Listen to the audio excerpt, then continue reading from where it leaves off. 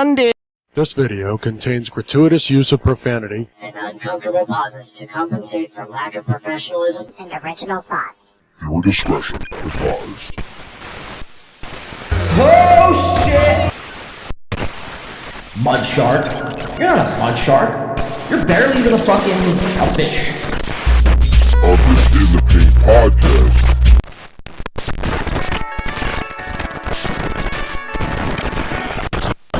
This is fucked up.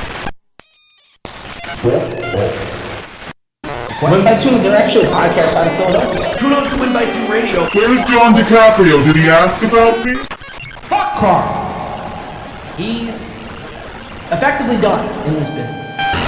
On the podcast, catching people like Dr. Mingo. So I'm a dumb guy. I'm hoping John Di Caprio is, but... Take your fucking bra off, Barry! Like, let me guess, because he attacked everyone? I'm gonna be yelling at him the whole time tonight.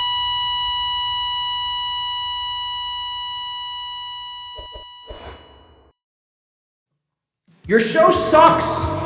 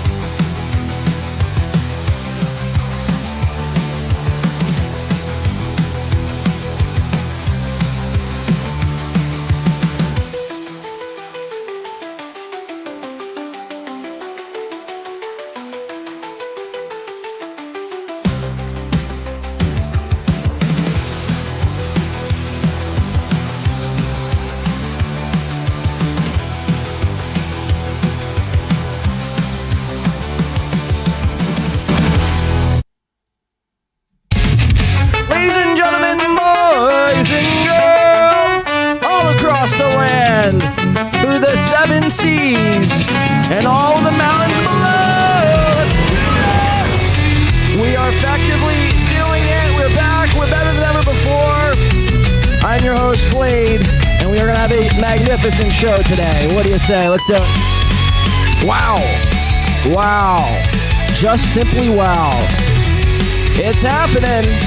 Oh, it's happening. The Lolsuits are flying. It's so much so I had to make a part 2.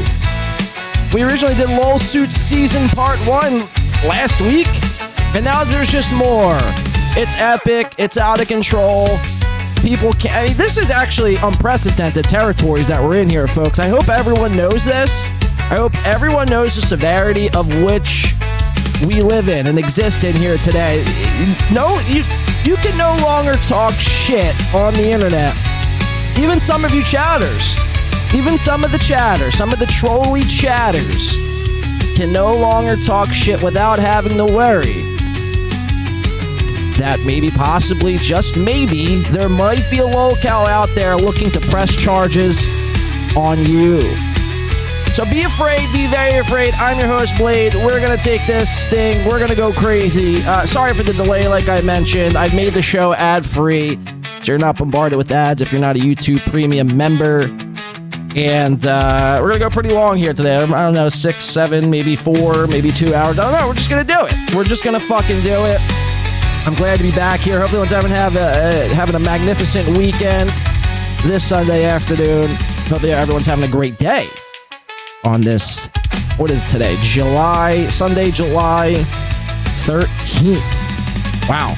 Can't believe July is almost pretty much halfway over. Where the fuck's the year gone? Anyway, there's so much to get into here today. There's three main people I'd like to discuss. Obviously, Aaron Imholte filing another HRO on the hunchback man himself, Patrick Melton. So we're going to get into that, of course, all of that and more. And some people, we're going to get into the people's comments and perspectives. We're going to see who's sweeping, who's not sweeping. Because now what you have here, you have two factions of people. You have two groups. And I can't believe I'm even saying this with a straight face, but you have the Aaron Imholte group that have dug their heels into the sand, dug their toes into the sand, versus the Patrick Melton people. Who's going to come out on top? Who will sue who first? We're going to get into it and more, ladies and gentlemen. Let's have a banger of a show. What do you say? Welcome in. Let's do it. Of course, kudos to Win by 2 Radio. Chad Zumock's also here. Chad, would you like to say a few words? Okay. Yeah, okay, I'm a bitch. He's a bitch, folks. The man is a self-admitted bitch. So, anyway, there's a bunch to get into, and I'm very excited. The likes of Chad. We're going to get into the week of Chad this past week after his threats and demands, doxing. This past week to yours truly, Win by 2 Radio. What a shit show. Chad went out and performed comedy over the past 2 nights, Friday and Saturday. Give it up for comedy. I love me some good comedy, man. I love to laugh. Chad performed comedy at the Boca Black Box, which is a racist club against whites. They actually hate white people. And the last that was being reported up until, I think, Friday afternoon, Chad had sold a staggering, brace yourselves for this one, between 2 nights. Boca Black Box, racist against whites. Chad Zumock, the comic, for 20 years, prides himself a comedian. And he does podcasting and everything else, second nature. It's all second nature to him.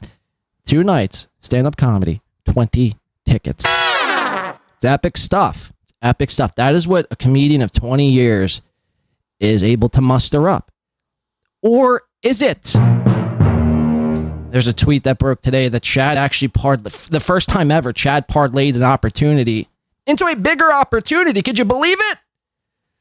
Probably not. Probably not. Why would you believe anything Chad ever says? And we must never forget. We need, like, I know the way the news cycle works, just in any kind of circle of the internet or just news in general. I know how it works. The second you get a piece of information is the second it's gone. It's moving ever so quickly. But I need people to remember. I need people to never forget. 9/11, of course. Never forget that. It was a damn tragedy what happened to those big buildings. How they just came on crumbling down like a stack of fucking paper by, some people who flew planes. And they wound up finding the guy's passport. I mean, could you imagine?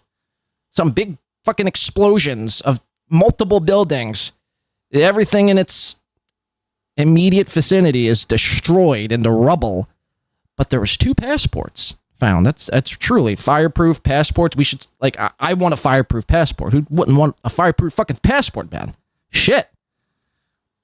Besides 9/11, we must never forget Chad Zumock's scams, his schemes to make a measly 135 smackaroos. And I know it's like, oh, dude, it's like 2 weeks old. Dude, you got to get over it, man. You know, the death pool, it was just a joke. It was a bit. He was never going to pay anyone in the first place.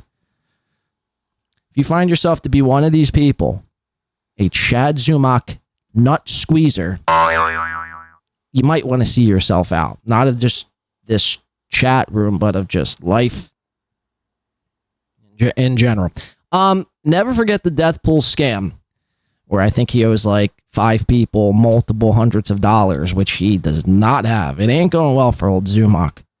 I'll tell you that much. Never forget the death pool. And never forget that Chad Zumock, no matter what he says, no matter what he proclaims, no matter what he does, has been plugged up the keister by Nick Swartzen. So never forget those two things. And if you also want to add in the, the flooring. Where's the fucking flooring, Chad? I mean, it's been like 3 weeks, and I guess the company Chad hired just refuses to work. They just they're hired for a job, and they just refuse to work. Interesting. So never forget all those 4 things. I know it's a lot. Rewind it, write it down, do what you got to do, and all will be well in the world of, well, just in the world. We have a bunch more to get into. Like I mentioned, it's HRO season. The HROs are flying. They is a fly. We're going to get into it. Who's guilty? Who's not guilty? I see a lot of people. Now look, I'll be the first to tell you here, man. I'll be the first to tell you here. It's embarrassing for Aaron, but I think it's safe to say Aaron is a shameless chap. He feels no shame. He doesn't give a fuck about no lawsuits or snitching. The man has no morals. So a guy with no morals and nothing to lose, he'll do anything. He's a dangerous man with some money in my pocket. I'm not shocked by this whole HRO filing of one Patrick Melton, but I see a lot of people with blind hate for Aaron Imholte, which it's very warranted. Believe me, Aaron deserves a lot of what he gets. But you have to be able to separate your disdain and just hatred for Aaron for 1 second, and just remember that Patrick is no innocent man in all of this. In fact, I see this HRO. I know a lot of people are saying that Patrick's gonna mop the fucking floor with Aaron's fucking spider dome, but I don't see it to be that easy, man. I do not see it to be that simple. Simply because you could frame it in such a way where Melton is harassing Aaron. Not just on an internet standpoint, not just by covering his show, but by going to Minnesota. Now, look, I know Minnesota is a public place. Stoney's and the gym and Coach Scott, these are all public people. The golf course, public place. I get all that. But when you take into account Melton's countless years, countless hours documenting every move down to Aaron Imholte's piss schedule. Shout out to W-Man, Piss Works. You could frame it in such a way where it seems like Patrick Melton is a creepy fucking stalker. And would that be out of the realm of possibility? Would that be out of the realm of possibility? Now, keep in mind, Patrick Melton is the same guy who just a couple of years ago, I know people, are quick to forget a lot of things, but Patrick is the same guy who was once threatening to get district attorneys involved over prize nights. But now that the law is being used against Melton, it's, what did he say? It's horseshit. He basically used Aaron's horseshit defense on his show. We're going to get into it later on.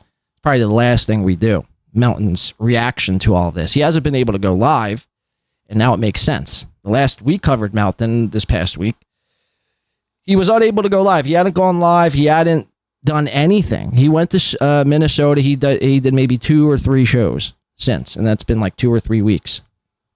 So he hadn't done anything up until this past weekend, where he did a members only stream, and he finally broke the news that, well, actually, technically Aaron broke the news, but we'll watch that clip as well. It's just a shit show, man. And look, I caution everyone again to not pick a side. Don't be so quick to jump and pick a side. I mean, let these people burn it. Let these people waste their money and basically burn each other to the ground. Why get in there? Why pick a side? It's better when you can make fun of both of them. I mean, imagine getting... I've talked a lot of shit on air, and I've never been served an HRO. Now, that's not saying that it's not possible. You know, I am aware of this. This does set a new precedent in what it means to do an internet podcast, I guess. But we're going to get into it and more. So strap the fuck in. We have a long fucking night ahead of us. Hopefully everyone's doing well here today. How's everyone doing? How's our mods doing? We feeling all right? We doing good? We cooking with some fucking grease? Hopefully. I want to play a song. I want to read something because it's very unfortunate too. Aside from all of these little events that we've had this past week here in the hack dabble shit verse, this corner of the internet we've had this past week. I don't really like to discuss politics all too much, only when it's kind of fucking insane. And this past week, it turned out there was actually no Jeffrey Epstein files. There was no little black book. There was no flight logs. There was no nothing. The man was basically a saint. He was basically a saint. Saint Epstein. It's all very insane stuff. And I want to play a song from Crack and Mika, who dropped the song, because, I mean, it's such a it's really a head scratcher. It's really a head scratcher as to how we even got here in the first place. I do worry that everyone in general, really, is just losing their fucking minds. Like, is this even real life? Like, what is going on anymore? So, it's insane. Let me just show you here.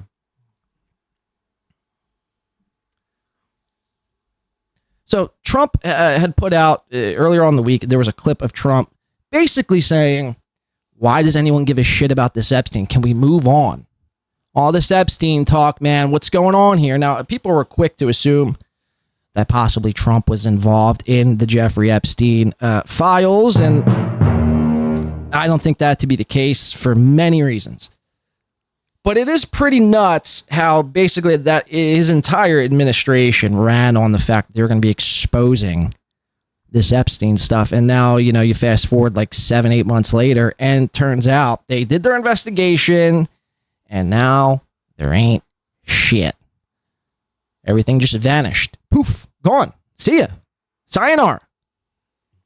The little black book grew legs and skedaddled out of Pam Bondi's office. It's quite the spectacle, really. So, Trump, aside from that little clip that surfaced, he doubled down, I think just 24 hours ago, or maybe 48 hours ago, with a statement here. And this leads me to my Crack and Miko song here, which it's, if we can go to it over here. Crack and Miko, Donald J. Trump Diss. It's an amazing tune. So I'd like to play that here at the top and refill my beverage. But let me read you this, because it's very insane. What is going on anymore? This is on Truth Social. Hopefully everyone here in today's chat room has a Truth Social. I happen to have one myself. I've been truthing away, re-truthing and truthing, and it's really quite the platform. I've been uploading all my episodes to Truth Social, long form and short form content. So if you want to follow me, it's Win by 2 on Truth. So, no, could you imagine? What's going on? This is from Trump's mouth himself. What's going on with my boys? And in some cases, gals.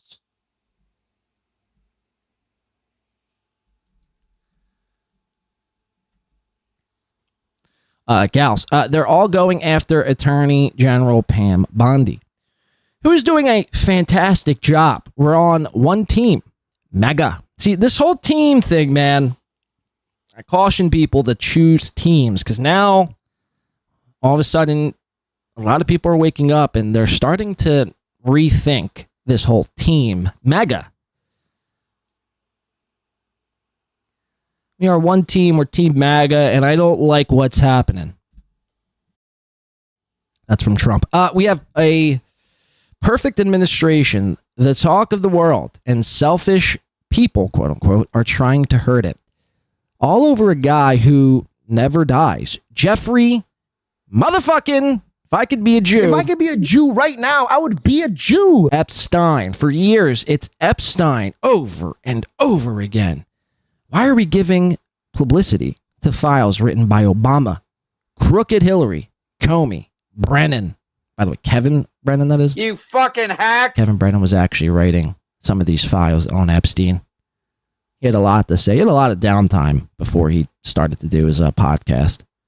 Writing files about Jeffrey Epstein was one of them. Brennan and the losers and criminals of the Biden administration who calmed the world with the Russia hoax, 51, quote unquote, intelligence agents, the laptop from hell, and more. They created the Epstein files, just like they created the fake Hillary Clinton, Christopher Steele dossier, and they used it on me. And now, my so-called quote-unquote friends are playing right into their hands. Why didn't these radical left lunatics release the Epstein files? Well, I mean, that should go without saying, right? If they're on the fucking list, if Bill Clinton, I mean, it's come out that Bill Clinton is basically, there was a portrait of him in a dress. You know, the second you walked into Epstein's foyer. If I'm in an art photo of me in a dress, I do everything in my power to act like this never existed. So it wouldn't make sense why they never released it in the first place.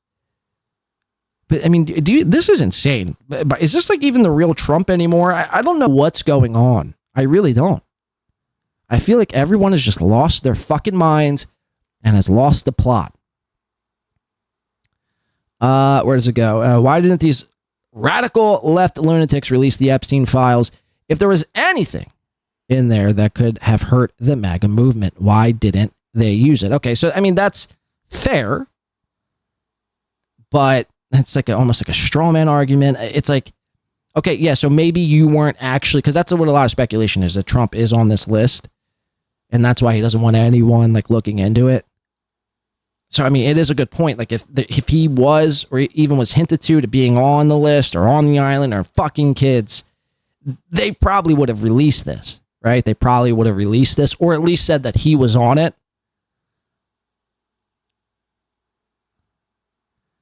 That's why I actually don't think Trump is on this whole, he's not involved in this sort of way. Where does it go on to say? If there was anything in there that could have hurt the MAGA movement, why didn't they use it? They haven't even given up on John F. Kennedy or Martin Luther King Jr. files. No matter how much success we have had securing the border, deporting criminals, fixing the economy, energy dominance, a safer world where Iran will not have nuclear weapons, it's never enough for some people. Listen to this shit, man. I mean, this is nuts. We are about to achieve more in 6 months than any other administration has achieved in over 100 years. And we have so much more to do. We are saving our country and making America great again, which will continue to be our complete priority. The left is imploding. Kash Patel and the FBI must be focused on investigating voter fraud, political corruption, Act the Blue, the rigged and stolen election of 2020, and arresting thugs and criminals instead of spending month after month looking into nothing but the same old radical left-inspired documents on one Jeffrey Epstein. And this is in caps. Let Pam Bondi do her job. She's great. The 2020 election was rigged and stolen, and they tried to do the same thing in 2024. That's what she's looking into as Attorney General, and much more. 1 year ago, our country was dead. Now it's the hottest country anywhere in the world. Sounds like a fucking circus, man. It's a fucking clown show.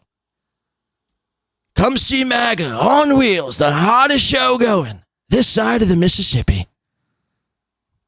Let's keep it that way and not waste time and energy on Jeffrey Epstein, somebody that nobody... Listen, now this is what's bizarre. This is what's blowing a lot of people's minds. Let's keep it that way and not waste our time and energy on Jeffrey Epstein. Somebody, now this is the biggest thing right here, that nobody cares about. Thank you for your attention to this matter.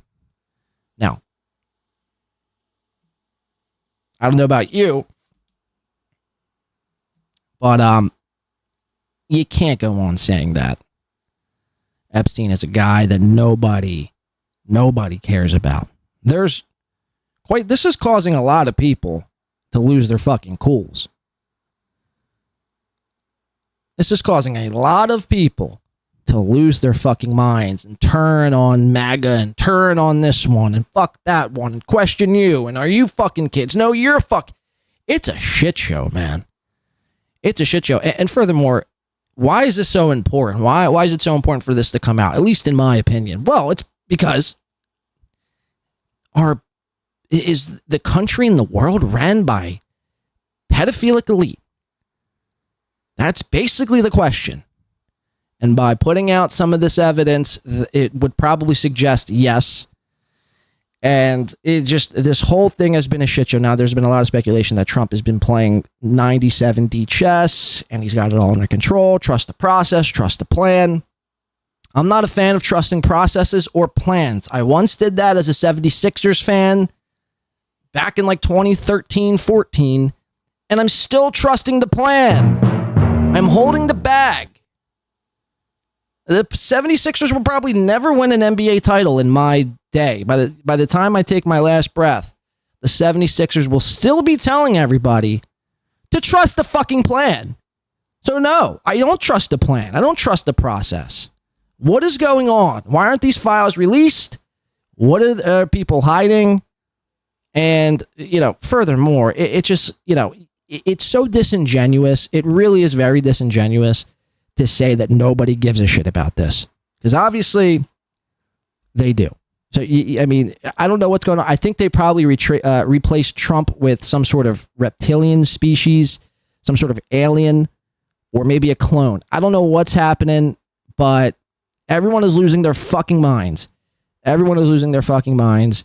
And it's amazing, quite frankly. It really is quite amazing. We do live in the most amazing time ever.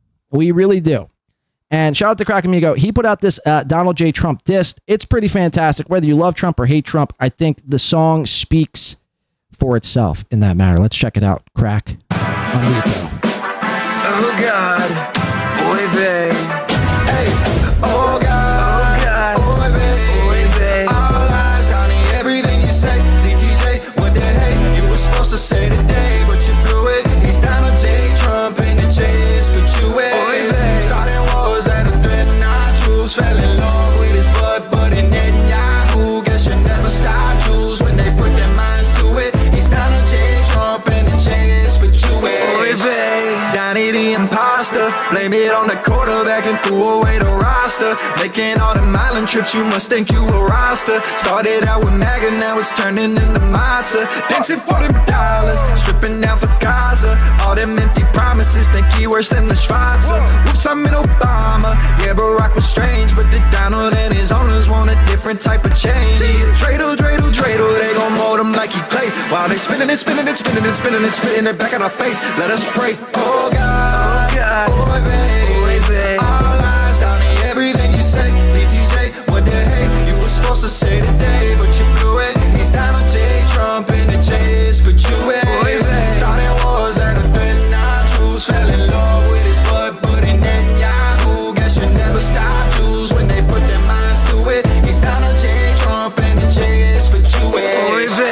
All of these mistakes he made, I had to make a list. Yeah, never mind, I realized that the list does not exist. Okay, cool, everyone chill, back in position. Jews in the kitchen is only tradition. The money that's missing is part of the mission. We in a transition, so work on your Yiddish. We'll keep all the immigrants just like the British. Got the commissioner gassing me up, I just make sure to put back the pump when I'm finished. Put out the tapes and they missing a minute. I'm sorry, Joe Rogan, I promise I'm different. I'm just an apprentice, despite all my riches. I guess I'm just any other politician. Dreidel, they gon' mold him like he played. While they spinning it back in our face. Let us pray. Oh God, boy, babe. All lies down in everything you say. DTJ, what the heck? You were supposed to say today, but you blew it. He's Donald J. Trump and the J is for Jewish.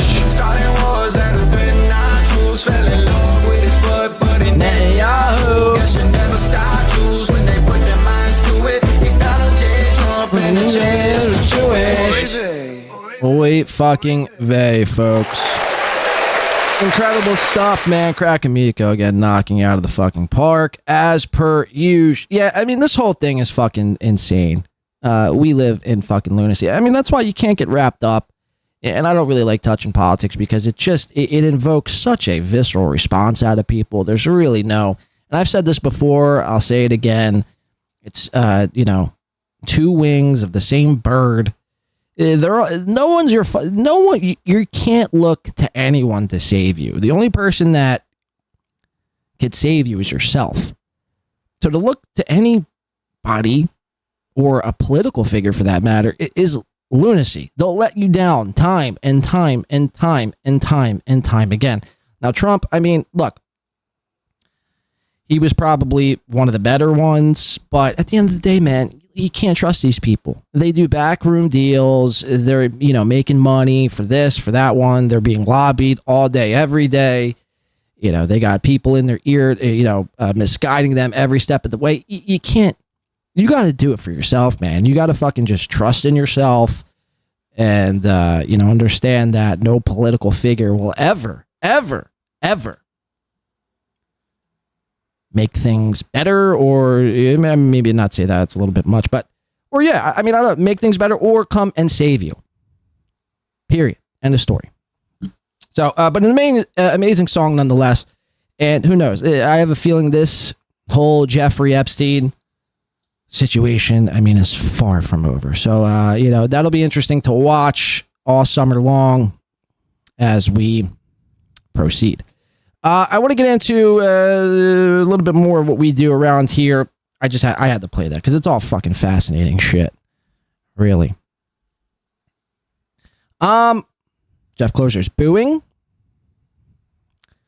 Defeat, says Jay. Brian says, it's sad in our world. It's sad in our world. Prison is the only place where pedos are treated properly.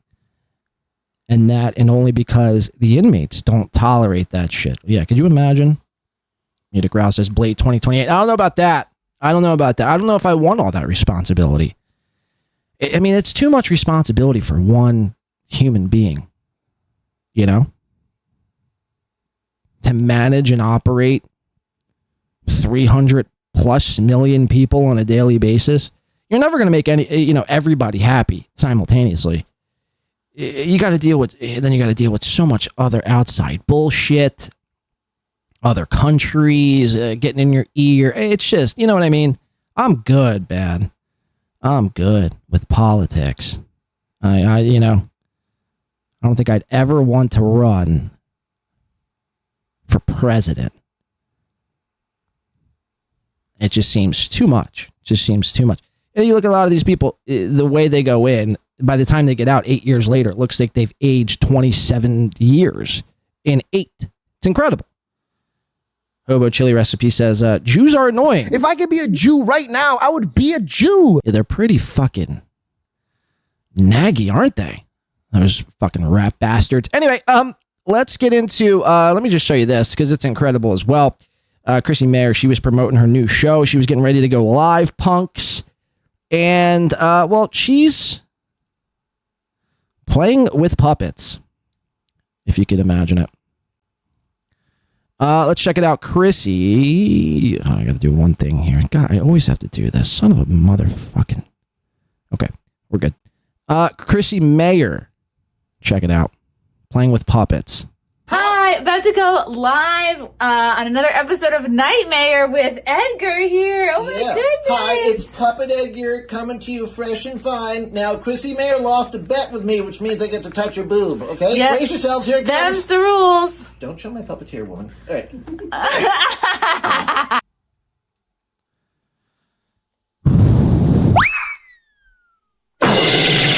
She's playing with a puppet, trying to promote her show. Who is watching this? Like, who is watching this and thinking, you know what? This is the show for me. I can't wait to watch Chrissy, and a puppet. I love it. I fucking love it. Them's the rules. Don't show my puppeteer, woman. All right. And the puppets, caressing her breasts. They're having a fucking laugh. This is the funniest thing.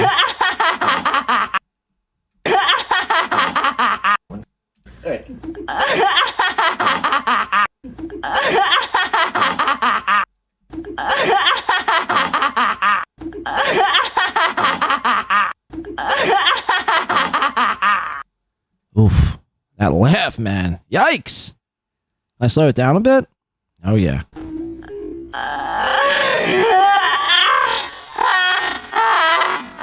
Ooh, I think she's got a booger up her nose. Look at that. See that thing? See that little white speck? That, my friends, is what we call a bat in the cave. Yikes. She's pulling the old Zumock. That's a fucking fact. Holy ball. Ah!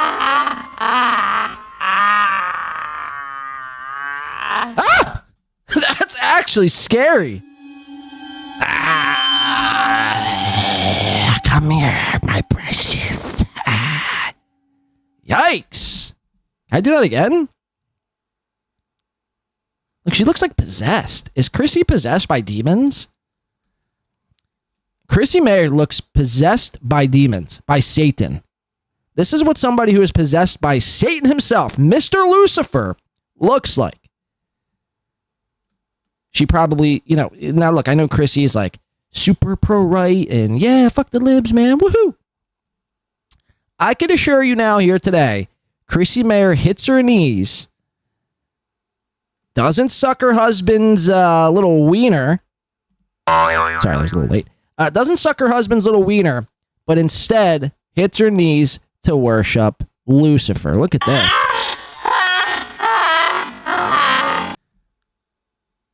Have you ever seen anything like this? Has anyone ever seen anything like this? This is actually something out of like the Blair Witch Project or, I don't know, Insidious.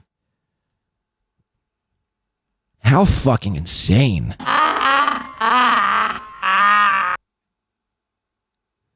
She's possessed. She's legit possessed. Oh my God. That's actually frightening. That is, when she turns back to the camera like that is actually frightening. Don't show my puppeteer one.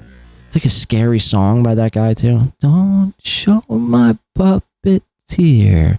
Don't you look out of here.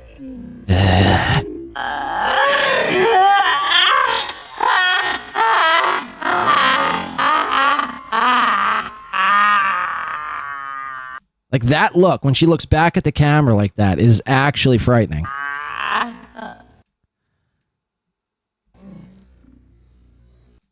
Oh my God.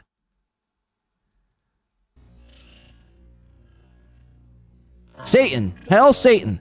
Hell, Satan. That's what they're doing right now. They're doing a satanic ritual right in front of our faces. I will not stand for this Satanism here, Chrissy. You've took it too far. All right, I just wanted to show you that because it's bizarre. I want to jump right off into the gates with a little Chad Anthony Zumock. Would you allow me to here today?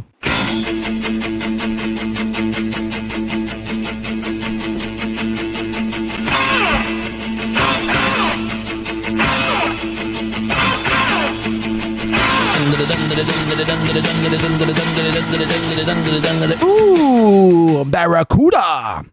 Okay, Chad's had an interesting week. He's had an interesting week. And that's a fucking fact. Started off, like I mentioned, with Chad getting ready to do some comedy. Getting ready to do some comedy for some, about 20 people. I'm pretty sure Chad's only sold 20, or he only sold 20 tickets at the Boca Racist Theater Black Box. They will not allow whites or Mexicans, only blacks. So Chad performed in front of 20 black males. It was an all-gay black crowd last night and the night before that sat in front of Chad Zumock. And Chad cannot, like, he knew, obviously, that he dropped the ball. He doesn't sell tickets, but he doesn't want to be made out to look like some sort of jamoke, like some sort of fucking, I mean, how would you put it? Like some sort of unfunny, untalented hack. The thing he's been doing for 20 fucking years, he can't even fucking make a dent in ticket sales. So he didn't want to look like that because he knows everyone is watching his ticket sales, and rightfully so. And what does he do to combat this? Well, he puts out on Twitter earlier today. Great show last night in Boca. I'm doing stand-up at a private event today at 3. Now, check this out. This is fucking bonkers. Great show last night in Boca. I am doing stand-up. Well, it beats sitting down on Nick Swartzen's dick, I guess. But I am doing stand-up at a private event today at 3 p.m. in Delray Beach for some rich people I met on Friday's show. Does anyone believe this? Does anyone actually believe this? Amongst the 20 black gay males that were at the Boca Black Box the last 2 nights, one of them happened to be rich. Ask yourself this. What is a rich black gay man doing at the Boca Black Box watching Chad Zumock on a Friday night? If you're rich, if you're legitimately rich, and that's how you choose to spend your time, you don't deserve to have any of your wealth. You do not deserve to have any of your wealth whatsoever. So Chad is claiming here that he got approached by a rich, probably guy. Now, it's actually one of two things here. It's actually either probably Chad is lying, which is probably the option A, what we're going with. Or option B, the rich individual, whoever approached Chad, might have bought Chad as a sex slave. And now, instead of, like Chad puts, he's doing private comedy session, it's probably actually a private, like, BDSM, sex slave, role play sort of thing happening. This is bizarre. And all of what this screams as is, I know how I could stick it to my haters. I could say, look, I did so well that now I'm being hired for a private event. Fuck you, haters. You'll never take me down, like NJ Ranger. For 199 says, and that rich black gay man's name, Godfrey. Now, Godfrey doesn't want nothing to do with Chad. Although good guess, Godfrey wants nothing to do with Chad.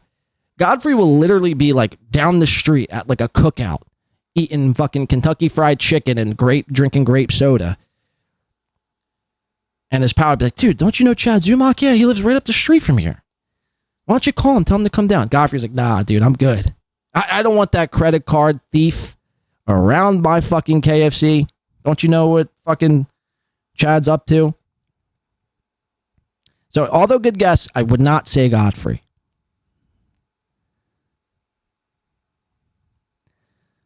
Goes on to say, thank you, Mr. NJ. At Friday's show, this turned out to be a very profitable weekend of stand-up comedy. Could you even fucking imagine?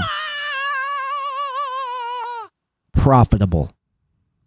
You did 2 shows for 20 people, 20 black gay men. None of which were Godfrey. And now some guy just said, hey, dude, are we really supposed to believe that a rich guy, a rich black gay man, approached you? First of all, was even at the comedy show on a Friday or Saturday night. Instead of doing rich things, like I mentioned, they're at a Chad Zumock comedy festival. I mean, how ridiculous of a concept. But furthermore, they approached you after the show and said, hey, Chad, that's your name, right? I have the opportunity of opportunities for you, man.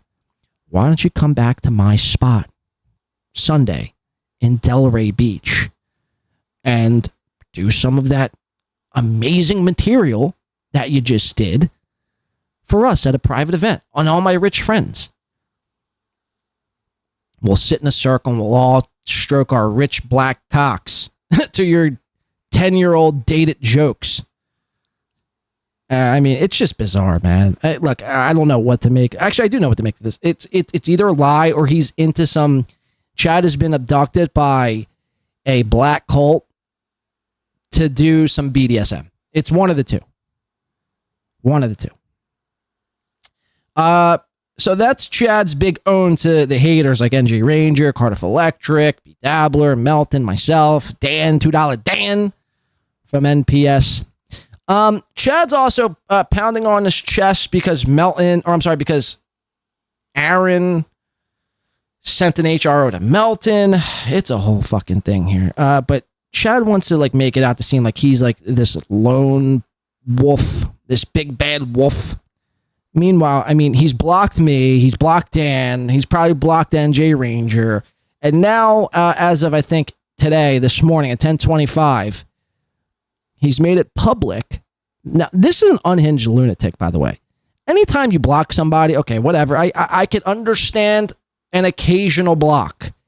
But then to announce said blocking on your Twitter, you're unhinged. You're actually unfucking hinged. I blocked Clearwater Chad on everything this morning. That's a fucking fact. I want nothing to do with him. That fucking rotten bastard. So he's blocked Clearwater Chad. Let's just go right down the line of what we got here from Chad Zumock and his tweets. This is from Cardiff. I guess capture this because this was a possibly deleted tweet here. Cardiff says, ladies and gentlemen, Chad Zumock is right. Nobody should support anyone that has ever had a restraining order against them. Unless, of course, it was a misunderstanding and you had a totally legit reason that you broke into your ex-girlfriend's apartment. And that's a fact. And that's a fucking fact. Jacques. So Chad, of course, puts his 2 cents in over on Twitter about the whole Steel Toe Melton saga. The Lolsuit, as we're calling it, says, so Steel Toe has a restraining order against Melton, and Melton filed a police report against me. These two are straight up bitch made. And if you support either of them, you're a bitch too. Actually, no, that's false. In fact, Gino Bisconte is the one who's a bitch. The thing is, Gino's a bitch. No, but seriously, it's like, I get where Chad is coming from in this tweet here. But it's like, Chad. Come on. What are we doing here? These two are straight up bitch made. You're blocking everybody who says like you're Chad Zumock is basically not only copyright striking people, which is I think more of a bitch move than actually filing an HRO. Not only is Chad copyright striking people, but he's also actively, and he's telling you this on Twitter, blocking people. So I mean, the same could be said about you, Z-Man. The same could be said about you. Doom says, reminder that Chad Zumock is a cry-bully bitch. And this was Chad, I guess, messaging Melton. I'm assuming. Or maybe... I don't know who Chad's responding to here on this message, but it says, every time you contact me, I send these emails to the detective. Keep harassing me, Brad. So I guess it's Brad Sabbath. Brad Thacker. Okay, so Chad is threatening here. If this Brad Thacker kept messaging. So again, Chad, you fall into the same boat. You've literally fallen into the same boat. You're like literally filing police reports and, threatening to go to the police over some comments online. And I guarantee Chad will be the next one to file an HRO. I guarantee it. Beyond the shadow of a doubt, I guarantee Chad will be that next one to either file an HRO or a restraining order or something. He wants to feel included. Everyone else is doing it. I got to do it. But it's bizarre. I mean, look, you see it here. The proof is in the pudding. Every time, I'll read it again. Every time you contact me, I send these emails to the detective. Keep harassing me, Brad. That's Chad, the big bad mud shark, threatening to go to the cops. Chad Zumock, that's all the Clippers had to say this past week. It says, breaking news! Bitch boy Chad Zumock has unblocked Rocco today and said, now, again, it just furthers my point. Today and said, I'm not texting him anymore, or he will consider harassment and file a police report. I mean, this is bizarre. Or he could wait for the next swatting where a cop, friend / fan shows up and file, then write Chad. Check out the B-Dabbler member video. Let's check it out together. Chad Zumock, dude. Which, by the way, I was unblocked this morning just so Chad could say to me, don't send me any more texts or I'll consider it harassment and file a police report against you, because that's what we do now. Now, Chad will be the first to tell you that, oh, it's all a bit. It's a joke. It's not. I'm telling you, this is not a joke. This is not a drill. Chad will file. He will file. Trust me. Chad doxes, he copyright strikes, he blocks. He's a sensitive bitch with a capital B, capital I, capital T, capital C, capital H, and an exclamation point. Make it 2 and a smiley face underneath. Kudos to me. Kudos to Win by 2 Radio. He's a bitch through and through that folded when challenged to a basketball game by me. A clown. A fucking clown. Pussed him out. Bitched him down. Again, you know how you could tell he's a fucking bitch made through and through? Cuck shark, barely not even a fucking fish. Because the second he feels threatened, try to see through. The second he feels threatened, instead of using comedy, instead of dissecting somebody with his comedic abilities and his, wordplay, I guess, what he does is threatens to go to the police, copyright strikes, blocks, or behind door number 4, threatens to beat you up. I mean, Chad, what are we doing? You want to fight because I say your show stinks and you repeat yourself? Like, imagine how thin-skinned and an unhinged lunatic you have to be to do any of those 4 things, let alone number 4. So now Chad has unblocked B-Dabbler, and the only reason why he unblocked B-Dabbler is because he wanted to let B-Dabbler know, listen, Rocco, listen, it was all fun and games until someone files a police report. That someone's going to be me. So you better watch your 6, Rocco. I will, maybe I can make the thumbnail of this, the text messages, from this morning. But yes, all right, so let's see. I think some of the texts are in here. Yeah, right here. This is from Chad in the gray. If you text me again, I'll consider it harassment, and I will file a police report against you. This is what we do now. To which B. Dowler says, okay, don't count these 2, though. I'm sorry, don't count this one either. Very funny stuff. Very funny stuff. Okay, let's see. Okay, let's get into a Chad Zumock clip. This was posted today. Shout out to Chad Zumock. If you're not following Mr. Chad Zumock, I don't know what you're doing. If you're into anti-Chad material, Chad Zumock is who you want to be subbed and following on Twitter and on YouTube. This is Chad Zumock. The Wet Brained Follies series continues for June 10, 2025. World War Z episode 11 and MLC 1292. It's a little mash. Now, it's a pretty long video. We're going to stick it out. We're going to watch the whole thing here. I think every minute of this is fascinating. It just showed in live time what Zumock is able to do is show Chad's hypocrisies, his contradictions, and his, pretty much everything else in between. All right, so let's watch it. Thank you, Chad. Mr. Zumock. Let's check it out. We're doing it. We're having fun. My name is Chad Zumock. I was a wet brain for sure. Good news for people that hate me. I won't be on until Monday after the show. So if you're now, again, I'm pausing right off the bat here, but these guys, I don't know what their thought process is behind this, but they think by them not being on that somehow like we're celebrating because Chad's not online. No, I want Chad to stream, even though I don't think he should stream every day. I don't think anyone should stream every day. You just start to oversaturate yourself and your brand. And nobody in this little circle of the internet is that important or has that much to say to be on every single fucking day, in my opinion. I mean, 4 days is plenty. 3-4 days tops. I mean, I do 2, sometimes 3 on a good week. I mean, some of these guys like Aaron and Chad, I mean, they're doing, upwards of 10 shows a week. That's insane, man. You just have to burn yourself out. But Chad thinks that everyone who hates Chad is celebrating due to the fact that he's not going to be on until Monday. No. We want to see you. We want to watch. I live for this shit. I live for your next stream. Keep the party going.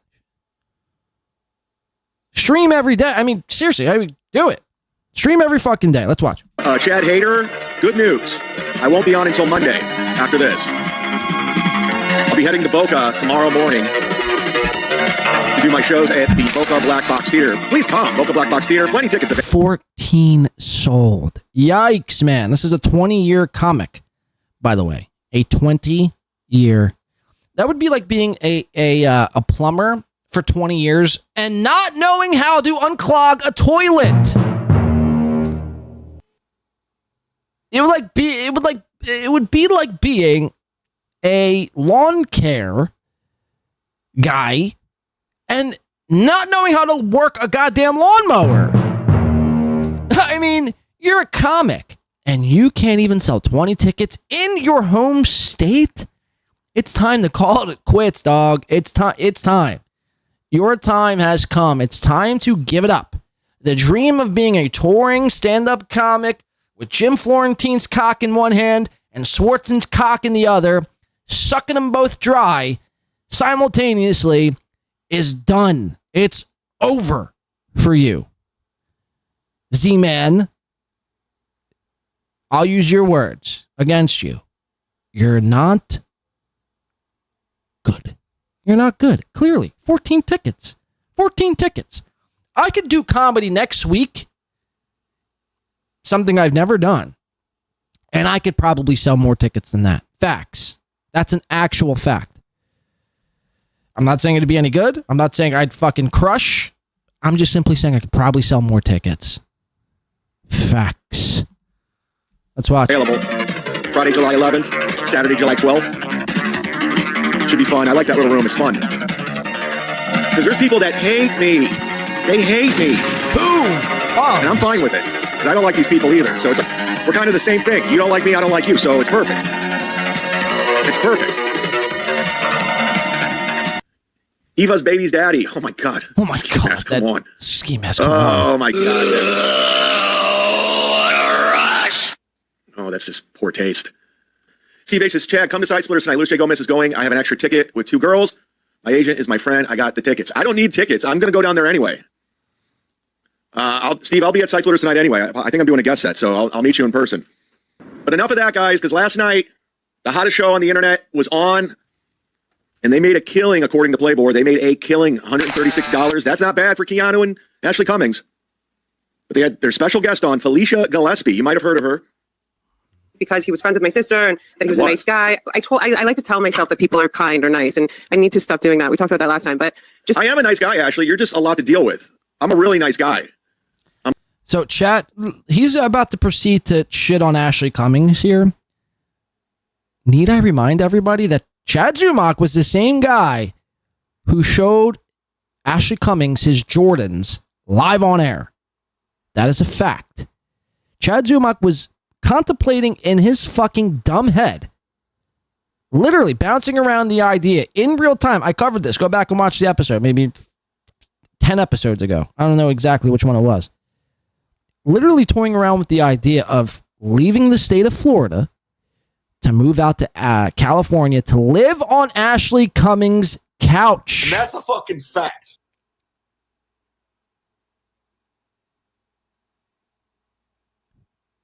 Chad, if given the opportunity,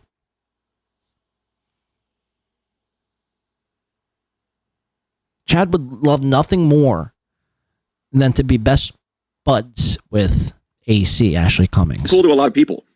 I'm very friendly in person. It's the way Chad flexes without even thinking. I thought I was impulsive, and I'm working on that, right? But it's like, it's insane. It's insane. I don't, like, sorry if I jumped in, but I don't think he's funny, and I can't think of one. Wow, now to a comic that hurts. To a comic that stings a bit. To be told that you're not, or to be just anyone saying you're not funny, burns. It burns you to your core to hear those words. That the craft that you've been doing for 20 years, only able to sell 14 tickets in 2 days, for 2 days, to hear the words, you're not funny, kind of stings a bit. Anything that he does. It's so funny because she used to say how funny I was when we were friends. But now that we're not friends, I'm not funny anymore. It's funny how that works. Same with Melton. He said how funny I was, and then I'm not friends with him now. Make up your mind. Am I funny or not? Let's go back in time. Patrick's hilarious. I don't put my stamp of approval on people. He's very funny. So follow him on all social media and definitely go see him if you can. That could be So it cuts back to, and again, this is hypocrisy police numero uno. And again, Zumock does really good work. I mean, he's really the documentarian for all things Chad Zumock. It's really excellent stuff. He's able to pull this shit at the drop of a dime. He goes back literally in time to highlight an episode where Chad's given Melton his flowers, saying he's funny, you should go give him a follow. I love Melton. I want that hunchback. Give me that hunchback. I want to do aggressive sexual things with your hunch, sir. Hey, sir. Yo, sir, with the hunch, can I do some sexual things with your hunch, please? hilarious. I don't put my stamp of approval on people. He's very funny. So follow him on all social media and definitely go see him if you can. That could be my whole life. I constantly backtrack and I look like a hypocrite. I can't keep up with these people and their feelings. I put up reels all the time. Go to my Instagram. Look at the jokes. Look at the rooms going crazy, laughing. It's all there. I have evidence. It's all there. Yeah, guys. I have a bone to pick with Clearwater Chad. Because here's the thing. Idiots. I never agreed to do these morning shows with him.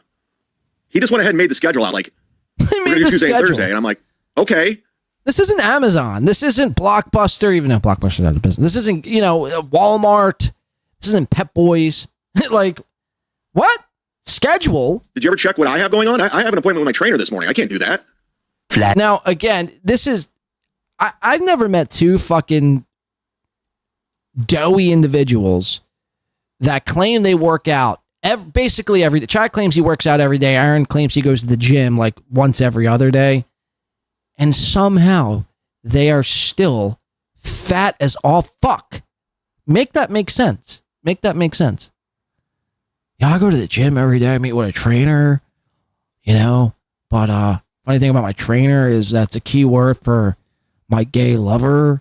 And actually he just blows out my back door, man. So, I mean, that's the only thing that makes sense. Flashback. Hey, morning. Good morning. This is Chad and Chad with Cardiff in the morning. Isn't that legendary? No, Chad. It is. I'm just here to stick it to Chad Zumock for forcing you to do this show and then never showing up. End of flashback. Just because he has the day off. I'm going to find out when he's working, then I'm going to tell him that's when we're doing the show. Because that's how he's operating, Clearwater Chad. What's going on? Hey, Chad, how you doing? Everyone missed you this morning. I mean, everyone missed me this morning. I never said I was going to do the show this morning. I know, but you know what I mean? Kevin said you should do the show. You should do the show. I mean, you got to make yourself... Kevin says to do it. It's a good idea. Well, Kevin doesn't tell me what to do. I think he does. No, he doesn't. That's not what I was told. From who? Well, I can't disclose, you know what I mean? But you realize I have a routine in the mornings. Like I get up. But it's more important to overlook that. If Kevin says we should go on, we should go on. We should. You know what I mean? So it's more important that we do what Kevin wants, says to do. He's the main leader in our group, and that's the way it's going to be. Well, there's a lot of things we should do, but at the same time, I can't do it. Like I have obligations. I have a routine in the morning. I go to the gym. Kevin Brennan and I will be rewriting your schedule next week. No, that's not happening. I will get with the potato, and he will overlook it and oversee it. Draft. Maybe that translates to I go to a friend named Jim's house and aggressively suck him off. Maybe that's the case. Okay, well, you lost me, buddy. You're gone. Yeah, we're not doing that. We're not doing You're gone. it. You're gone. Sorry, Clearwater Chad. Your time is up. Not on my watch. Like once I showed up, I feel like that's when he started doing. You don't even own a watch. His redemption. You don't even own a watch. I'm so sick and tired of this redemption arc shit. I'm so tired of hearing about it. It's over. I've heard like 5 people talk about this redemption arc this week. I'm like, enough. It's over. It's been over, by the way. You're the last guy to like realize that your own redemption arc has come to an end. Like the redemption arc was over in fucking February, dog. What are you talking about? Redemption arc. It's done. No shit. Yeah, right. Exactly. No shit. Thank you, Korean lady. By the way, I've been watching Squid Games season 3. Anyone been watching Squid Games? What a legendary show. You know, I was very hesitant to watch Squid Games at all when it first came out. I just thought it was a Zoomer TV show for the Zooms of the world. I wanted no parts of Squid Games. But, yeah, Steezy Trev says ended after AC. Yeah, 1000% ended after AC. But yeah, I'm on, what episode am I on? Episode 5 or episode? No, I'm on the last episode of season 3. So if any of you motherfuckers spoil this for me, I swear to Christ, I will hunt you down and kick your ass. But I have to say, season 3 is not disappointing. It is not disappointing. Cushing says, remember TM Zumock. Well, Chad would say TMZ Zumock. He was so stupid. TMZ Zumock. Okay. Happy Day says Netflix. Netflix, you're right, is woke. 1000% Happy Days. I'm not like a Netflixer. You know me. I'm not a big TV goer. I'm not a big movie guy. To me, it's whatever. Hollywood in general is woke. I really can't rally behind it. But I will say, every now and again, there comes along a decent TV show. And Squid Games was that show. And I'm hooked, man. I'm hooked. I'm on the last episode of the last season. And I'm kind of sad. Like, I kind of don't want to watch it just so I can always, like, have that anticipation of wanting to know what's going to happen next. But, yeah, it's epic. Squid Games. Amazing stuff. I don't know why. Oh, because we saw a Korean lady. That's how my brain works. I see a Korean lady and I correlate that with Squid Games. Epic! Everyone's joking about the gay thing, obviously. Right. Nick. Wait. No, I didn't even know this, but like, I think anybody. Ozone's trying to push this so hard. Ozone, you gotta stop, Ozone. You gotta just stop. You gotta knock that shit off, Ozone. I'm not gay. Obviously, I get puss. I'm the puss slayer. I'm slaying so much puss all day, every day. Are you? Or are you actually a fucking flaming homosexual? He's trying to make this thing a thing. Ah, you're gay. With a brainstem could assume you're gay. You're gay. that they're not fucking each other. No, they're not. Well, and you know what? If they are, good for them. Just use lube. But I hate that they have to hide Wow, Keanu, just use lube. their gayness if they are gay together. But I think that mostly it's just a trolly sort of joke. We're not. Stop saying that. Ozone, stop making this thing a thing. We're not gay. Keanu, we're not, actually. Yeah. He'll just like eat. I mean, Chad, again, just admit it. I'm telling you now. And I think I heard B. Dabbler say this the other day. I've been saying this for as long as time. To anybody who tries to like suppress their sexuality, you don't have to just admit it to the world that you're gay. And just be that gay comedic podcaster. Say that, yeah, I'm the guy who sucks all the cocks. I love dick in my mouth and on my cheeks. I love the taste of Nick Swartzen's semen. I love it, man. I fucking love it. You know? Don't try to run from it. Don't try to hide from it. Because you're being untrue to yourself. Which in turn, you're untrue to your audience. And that's why you're always lying. I mean, we could really pinpoint it there. You're always lying. You're always trying to cover something up. And it starts with just admitting simply that you're just a gay queer. I mean, which is cool, man. Be that gay queer. Just be it. Just be it. Fuck. you'd probably, crush. I would seriously stop all the anti-Chad. And I could probably speak for most of my people here today in the chat room. We would all stop this anti-Chad madness if you just simply came out and said, hey, man, look, I'm into getting pegged up the rear. I'm into that. So, but he won't, because he has to be this mud shark guy. Yeah, I'm a mud shark. I'm going to come and say that your show sucks. Fear me. Chad, no one is scared of you. You're like 5'6", 5'7" on a good day. And, you're buying fake Jordans. You live in a tileless, carpetless apartment. You know what I mean? Like, you go to the gym every day. You still have man tits. You do comedy for 20 years. You could barely sell 15 tickets. Nobody is scared of Chad Zumock. Nobody. Maybe people who are susceptible to like fraud, who like easily are, get their identity stolen or whatever, because you steal credit cards. The only people that are in fear of Chad Zumock are people who have gotten their identity stolen. That's it. Facts. Let's watch. Email people in the middle of the night and say like horrific things just so. Yeah, like I emailed Patrick and told him he's fat and he should quit smoking cigarettes and to fix his face. That like maybe he could. They filed a police report. You don't have to set this up, Carl. We know. Punched him in the face. You remember how it and went. It's ridiculous and completely unbelievable, but he is known to just come up with these lies. One time, you guys act like I do this all the time. I'm like, no. I've been lying. I'm the guy who's lying, not. And by the way, in your comedy set that I filmed at the Tampa Theater about 3 weeks ago now, that was one of your jokes. It's like 2025 Tampa, and I'm just trying to figure out, why isn't everyone lying? Let's just all lie. Like, that is literally in your set. That everyone should just lie. No, everyone shouldn't just lie. Are you fucking...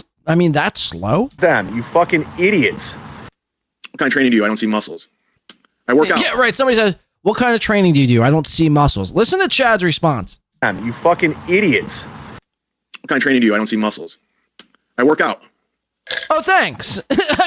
What? I guess I made her feel too. Rocky Sard Z-Man, let's regroup. Palate cleanser. I think it's great. I think the show's going great. It's not. I think everything's going well. Don't start this shit, Rocco.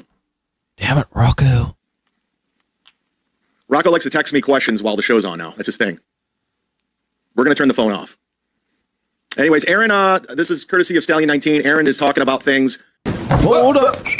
Courtesy. So, this is a good catch by Chad Zumock. Salute, Chad Zumock. Chad Zumock, credit card thief, serial harasser,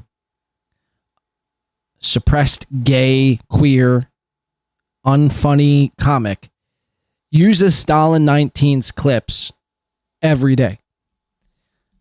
You'd think the least Chad Zumock could do is just click the subscribe button to the person he's using the clips from. No. Chad cannot be bothered. And this is a great catch by Zumock, again, showing that Chad is too lazy to simply hit a subscribe button, to simply click his mouse once. Stallion 19. Chad, say hi to Rocco for me. Thanks. He's blocked. He's blocked. I'm not interested in it. Hacko, bro. If people keep lying and getting the story wrong about Kumia Country, why not tell the true story? We all want to know the truth. I already told it a million times. That was so 3 years ago. I'm not going to keep telling the story of what happened. I told it already a million times. Everyone's just getting it wrong. The hat, W-Man. I'm not selling it, buddy. I know you want to buy my hat. I'm keeping it. I like it. You can buy them on my website or my YouTube channel. It's very expensive. I don't recommend anybody, but I just had it so people overseas can buy stuff if they want. Bo Barrington, my man. Chad, why are you being so difficult? I think it's like, how much? Wait, can we look this up real quick? How much to buy a Chad Zumock Z-Man hat? W-Man, what are you doing? What are you doing?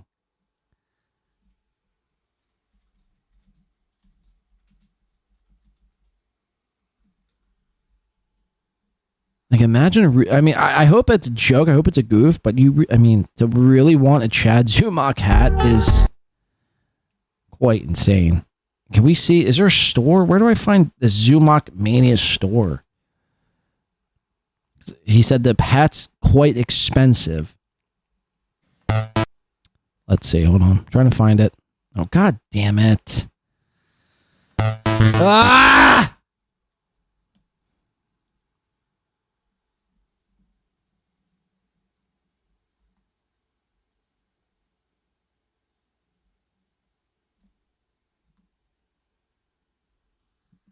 I'm literally looking for his merch. Is there no merch shop? This was an episode from June 26th. You would think there would be the merch shop somewhere, but I don't see it.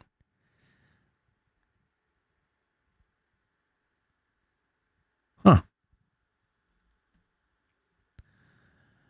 Okay, so I guess it's not on his YouTube, so he just lied about that? Like, blatantly lied about that? Interesting. All right, let's get back into the clip, because it's a long one. Why are you being difficult with Chad? Wait, Chad, why are you being difficult with Chad? Oh, I read that wrong. Well, yeah, because he's being difficult with me. Just saying I'm supposed to be doing a morning show with him when I obviously have things going on. Really enjoying the new show, Chad. It's a rebrand. No, it's a rebrand. Viewers. Sorry, Z. Oh, no. Oh, is he grifting his audience again? He doesn't want to show his boils on his screen? His ugly face, his fat face? With his mumps. His ugly fat face? And now he's grifting his audience again. He has them give him a bunch of money to send him to Minnesota, and he doesn't deliver. And then he files a police report on me. And then he expects to be cool? Got it. Have fun, dude. Dude? If you're sniping, you're grifting. That's all you're doing. Coming from the man who used to call himself the Sniper. The Sniper. Remember he used to show up in a army helmet? He used to snipe Kevin Brennan and snipe everyone else. But now sniping is uncool and grifting. So, by your own logic, by your own definition of sniping, you were grifting. So Chad Zumock confirmed by his own self is a grifter. Got it. You can't come up with your own content. You're out of ideas. You have nothing. No, it's just funny. It's just funny. Because you get so emotional. You want to fight people. And then we're about to watch. You're about to copyright strike Melton. Let's watch this. You know, I'm not going to grift the audience. I bring the content. I don't ask for you guys to send me somewhere, and I don't deliver. I deliver every time. Let's go back in time. So I'm like, okay. He's like, talk about the owner, about the bartenders in place, the servers. Ken Mosca was going to be at the door guy. He hired 2 people out of pocket to help security for people to come in and out. He just wanted to understand what was going on. I get it. It makes a lot of sense because it was just, I'm talking to this guy, he's talking to this. It was just the communication was all fucked up. So I'm like, oh, great. Show's on. Here we go. After I said it was canceled. So I'm about to go on. My roadcaster takes a shit. Can't get it going. I'm like, fuck. Then I get a text message from Ken Mosca saying, like a lawnmower. I can't get this lawnmower started. So I call Ken. He goes, yeah, I just talked to the owner. They're pulling the plug. It's just too much. So thank you. Every single time. Hit the like button. Do you get for it? Read the chat more. Nick, do. Huh. I say rewrite. So Chad gets stumped on a chat here. It says, do you gape for? Read the chat more. Nick, or do you pinch it closed and make him earn that Zoom ass? Let's listen. Do you get for it? Read the chat more. Nick, do. Huh. I say rewrite it and send it again. Thank you for being polite and respectful to Coach Cal. Of course, I'm always, every time I call places, I'm nice. Even when I was calling the Hog Shack, I was asking questions. I was promoting their business. I even give them free plugs. I'm very kind to these people. I'm very kind. I'm not trying to harass. I want information. I'm calling, I'm asking questions. Even with Ray's Gig at the Hog Shack, I just want to know how much it costs, what the seating situation's like, what they have on their menu. It was all information. That's the difference between me and all of these other people. They call and they try to get my gigs canceled. I don't. Chad and Coach Scott in the morning. There's no in the mornings. There's no in the mornings. We're not doing in the mornings. I go to the gym in the mornings. I have a routine. We know. No more in the mornings. We're done. We know. You have a routine. Chad dropped the ball. Fuck. I can't work with that guy. Not ball washing. How did Melton not deliver in Minnesota? He just quit doing shows afterwards. He got that trip out there. He said he had this Coach Scott interview. And he got this Coach Scott and he didn't deliver. He just took everyone's money like he always does, like he's always has been. The next day. You know, I have a guy who's lied completely.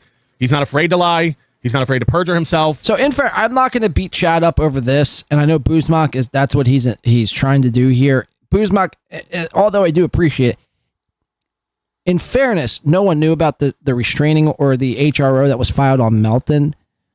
So on the outside, it looked like Melton was not delivering on shows that the audience paid for, which is something that he's done in the past. So it is very plausible that he could have been doing that this time. But obviously now we know why he hasn't been doing the shows, right? Because of the HRO. So I do get what you're doing here. And although Chad is just a buffoon and probably would still double down on this take anyway. And in fairness, Melton isn't able, or he's not restricted. Like, he can talk about Aaron still. Like, the difference between the HRO with, or the charges with Kayla Ricada as it, goes to Aaron. Like, Aaron can't mention, hint at, or anything else in between than Kayla Ricada whatsoever. Otherwise, his ass would be thrown in jail. That's not the case with Melton. Melton still can mention steel toe, so the fact that he didn't mention it begs the question as to why he didn't mention it. Are you scared? Are you worried that the toe might come and clip your nuts? I'm not saying that's going to be the case. I'm just saying, why wouldn't you, because Melton mentions Aaron Imholte in this, the first time that he was able to, or the first time that Aaron had brought it up. Melton's like, see, I can mention Aaron Imholte. I'm allowed to talk about him. I just can't go within 500 feet of him. But then why wouldn't you bring it up? Why wouldn't you bring that up? But again, Boozmark, I see what you're doing. And I'm not criticizing you. I'm just saying, like, I was also under the same impression that Melton's probably up to no good because he's done it before. I think he grifted his audience for like $15,000.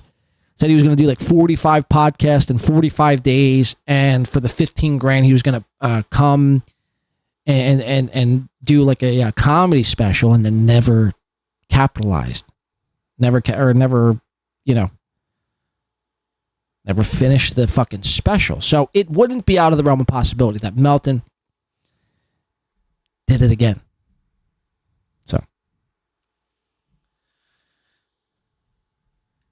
Chad Zumock says, better to be safe than sorry. I would say he is not going to out himself in a spot like Toe did, where he was supposed to go in and leave and ended up being arrested. Okay, I mean, I get that. For 1,000%, I do understand that. But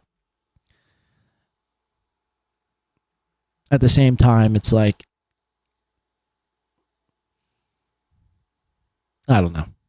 It's either, look, because Melton did mention Aaron, you either got to play it one or two ways. You can't dip your toes on both sides of the line here. It's either you talk about Aaron and you don't give a fuck, you think this is laughable and you think you could fucking beat it easily, or you just shut the fuck up about it. I mean, that's what we've been harping on Steel Toe for the past fucking year about this whole Kayla Ricada situation.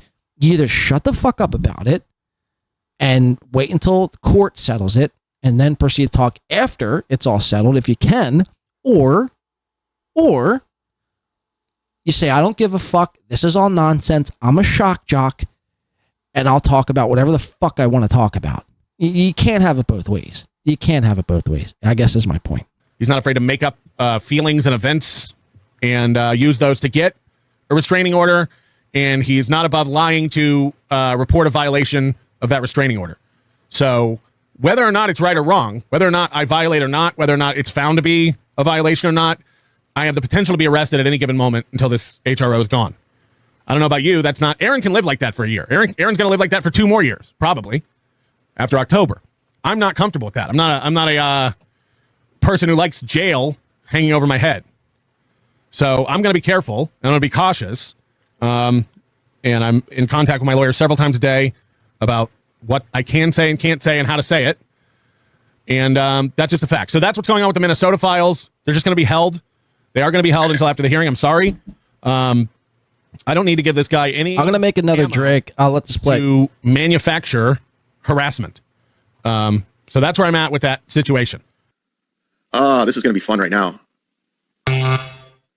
This is going to be fun. Okay, hold on. Before I do. So Chad is actively striking Melton's channel for Melton sniping Chad. Melton, you're going to lose your channel, dude. Again, some bitch made shit here.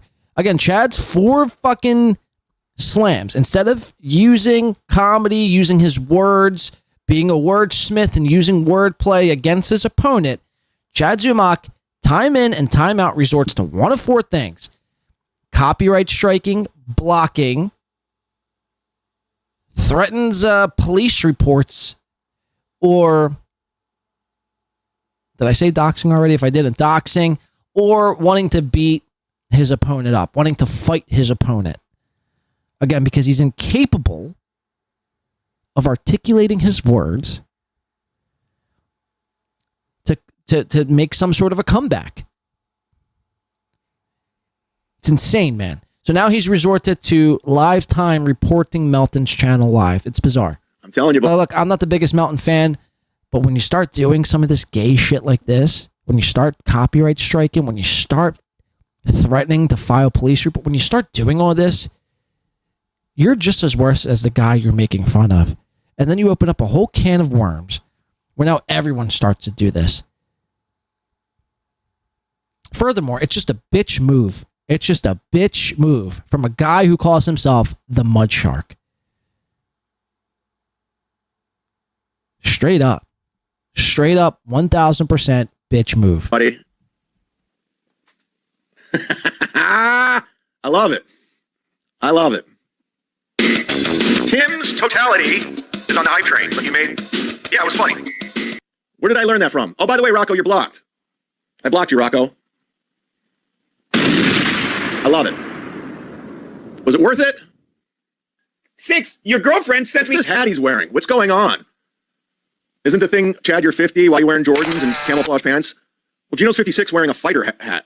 Guys. Guys. And you guys say my show's bad. What is this? Unbelievable. Tim's totality. We'll have Clearwater Chad on MLC today to discuss your betrayal. There's no betrayal. I told him I wasn't going to do it.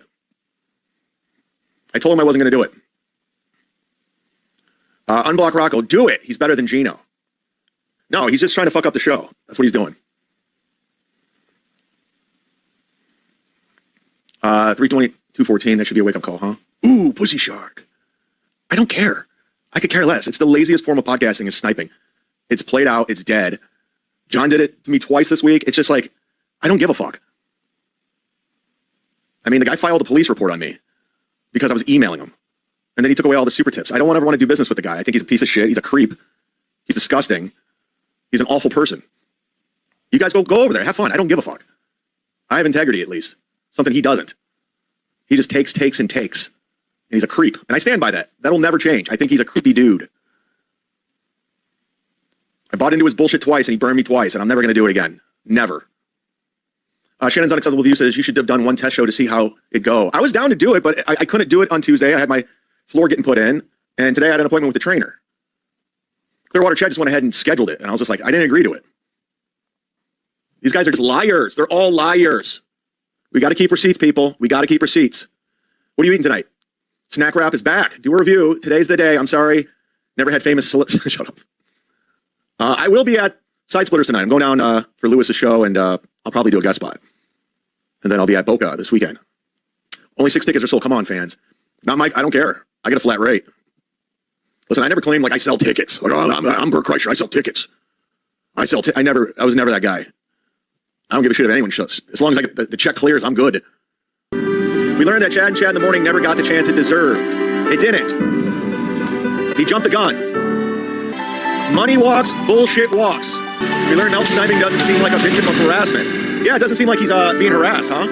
And I'll be at Side Splitters tonight. We're fucking doing it, guys. I'm in the mood to do more show. Let's go. We love it, don't we? We love it. And now we're doing the strike. Perfect. He took it down. Fuck. Anyways, send Clearwater Chad the link. He has the link. I didn't do the strike. A few moments ago. I didn't do the strike. Yeah, right. This is going to be fun.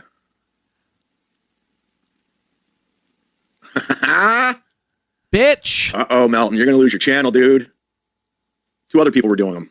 I'm telling you, these people are playing with fire. I don't understand why they want to fuck around.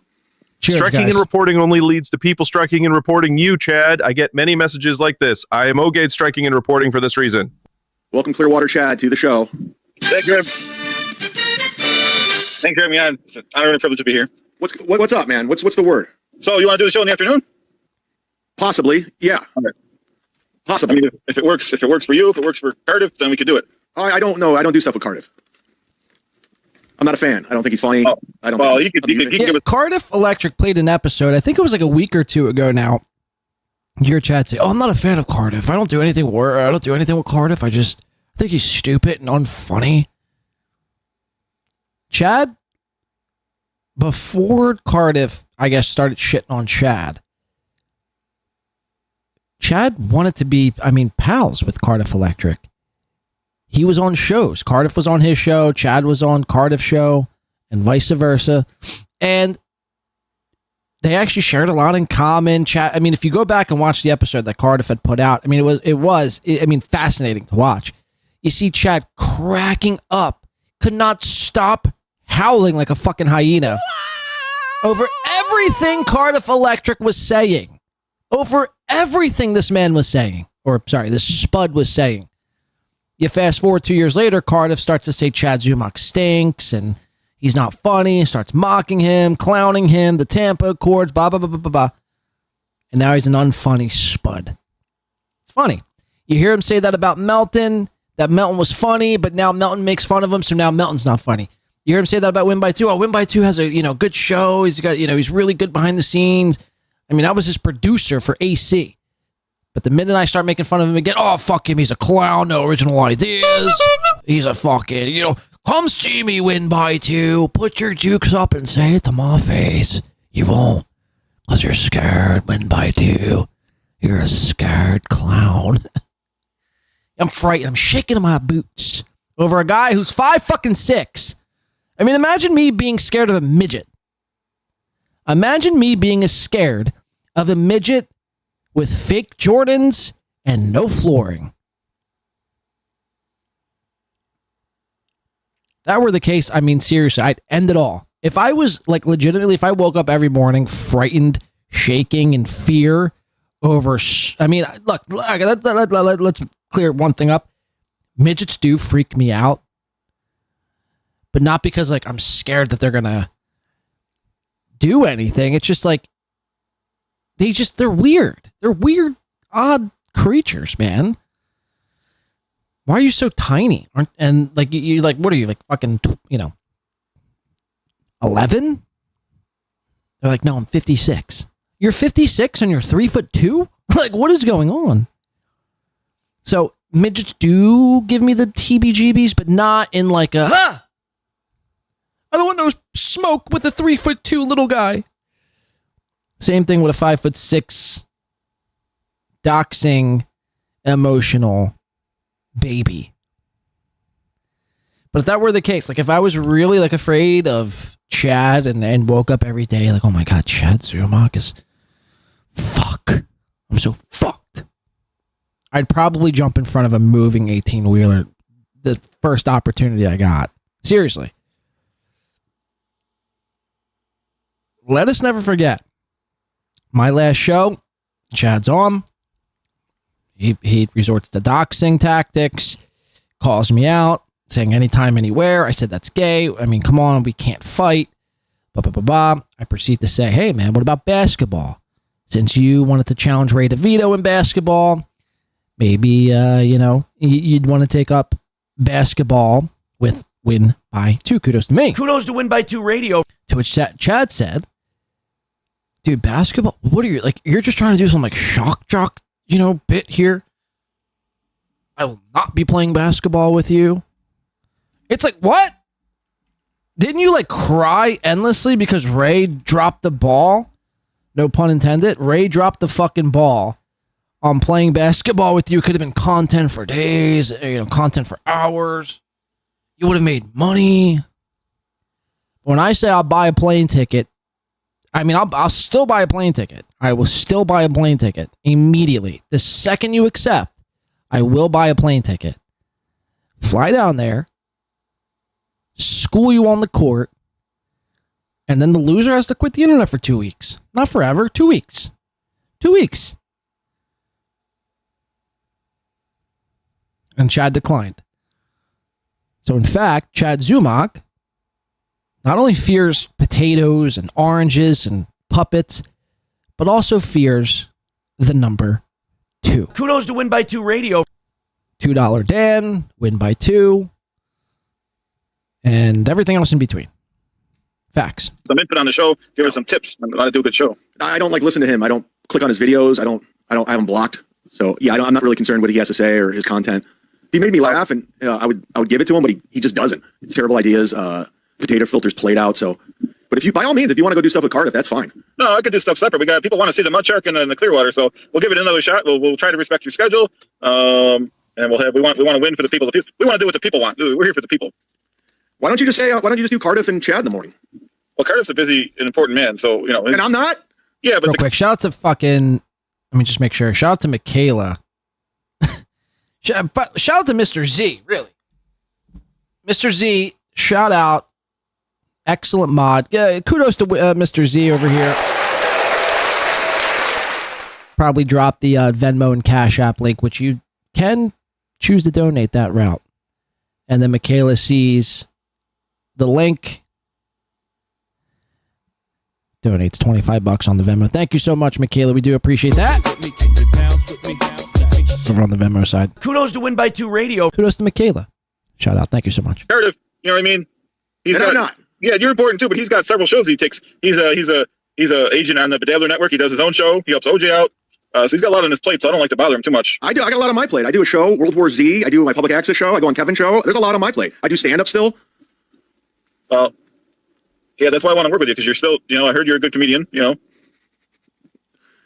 what the information I have is coming in. You're a good comedian. You got the information? Yep. They're very expensive, those Anderson windows. Really? Yeah, they wanted because for my other house I rent out, they wanted $1,500 a window. I'm like, you guys are out of your tree. You rent out a house, huh? Yeah. Someone's doing well. Yeah, it's not as easy as it looks. You know what I mean? You should have Ray stay there. I know. He's welcome to come anytime. So are you. Okay. But no, it's a lot of work. You know what I mean? But right, I get it. People think it's just like, oh, blah blah blah. No, it's not. People call you every day. Yeah. Yeah, that gets annoying when people call you, right? Well, when they're like, when they text you nonstop.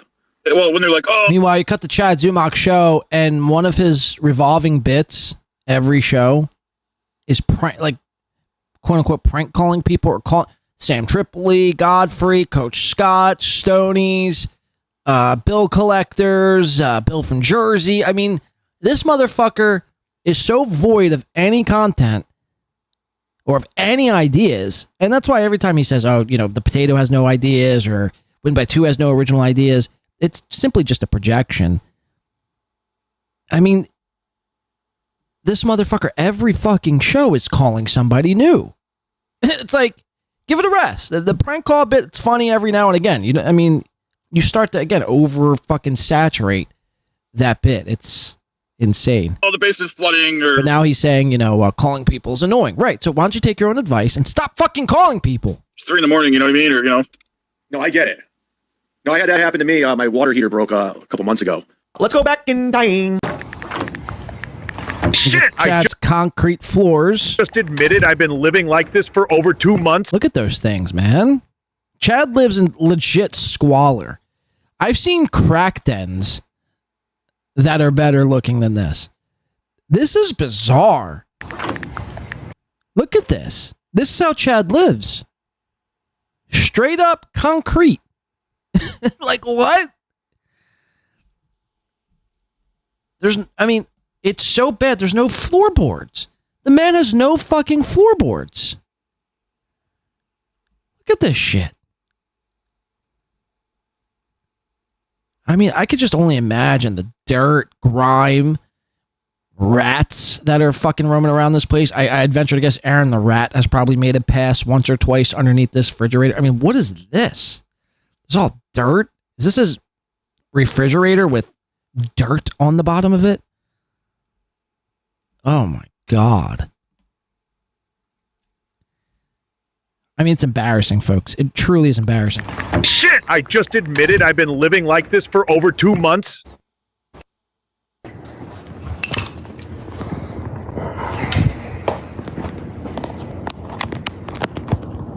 Luckily, I was home because this place would have been flooded everywhere. Right. Yeah, I've had that before where it's flooded and it's like, not good. No. Someone says, look at the walls. Here, we'll go back real quick. Shit! I just admitted I've been living like this for over 2 months.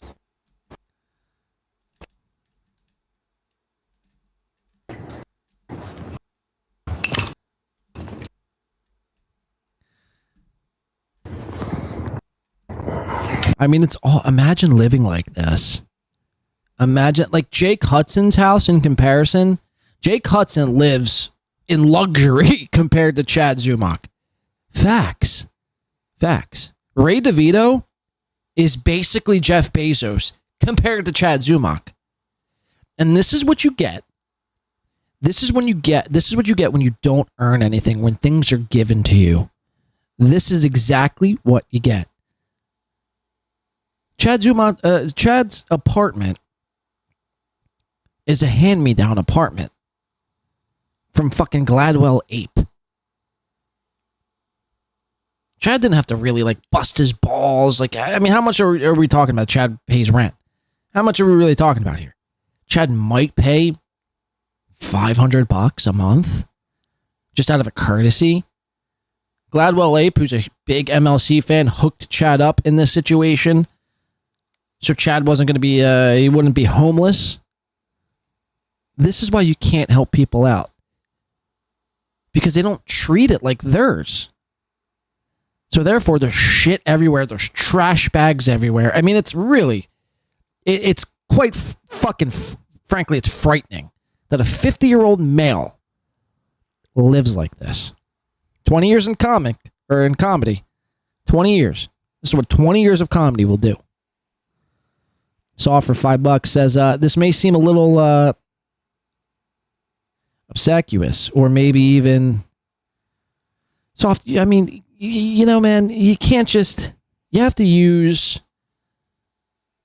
see, what's soft, he's a fucking piece of shit. He's a piece of shit for doing this. Disrupts the show while I'm in the middle of a flow state, beyond any flow state right now.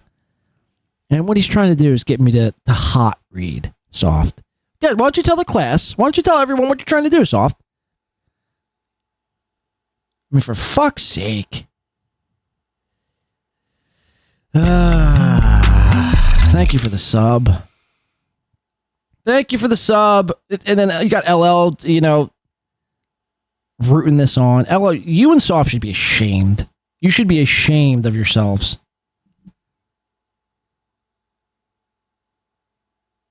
Obsequious, no?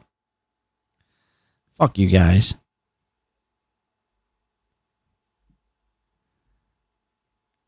Acrimonious. It just takes me a second, man. All right? Not every day people, like, who uses these words? I'm not sure, but sometimes you're a little... Fuck you, Soft. You're a piece of shit. You're a true fucking piece of fucking shit, man. For real. You're a piece of shit for that. I don't even want your $5. Charge it back. That was fucked up. That was real fucked up, what you just did there. You know what you did. Fuck you. I hope you fucking jump off a cliff. Fuck! Luckily, I was home because this place would have been flooded everywhere. Right. Yeah, I've had that before where it's flooded and it's like, not good. No. Oh, right, did you catch Ray's show with me last night? We were talking about wood and we were talking about nails. No, I asked, I put it out on Twitter, could somebody get me Ray's show? Because he puts them up members only right away. I told him not to do that. And I'm not going to get a membership off of Ray. I just won't do it. And right, same here. So I asked somebody to send it to me and I couldn't get it. All right, guys, there's a little bonus, a little something extra. Again, I'll be at Ty Twitter tonight in Boca Black Box this weekend. Get tickets, plenty available. Show your new hardwood floor, Zumock. Not for $3. That's not happening for $3. So yeah, I'll use that as leverage for sure. All right, guys, I'm gonna get the fuck out of here. Have a good weekend. I'll be back hopefully on Monday. Hopefully. Yeah, but Chad wouldn't even attempt to read that.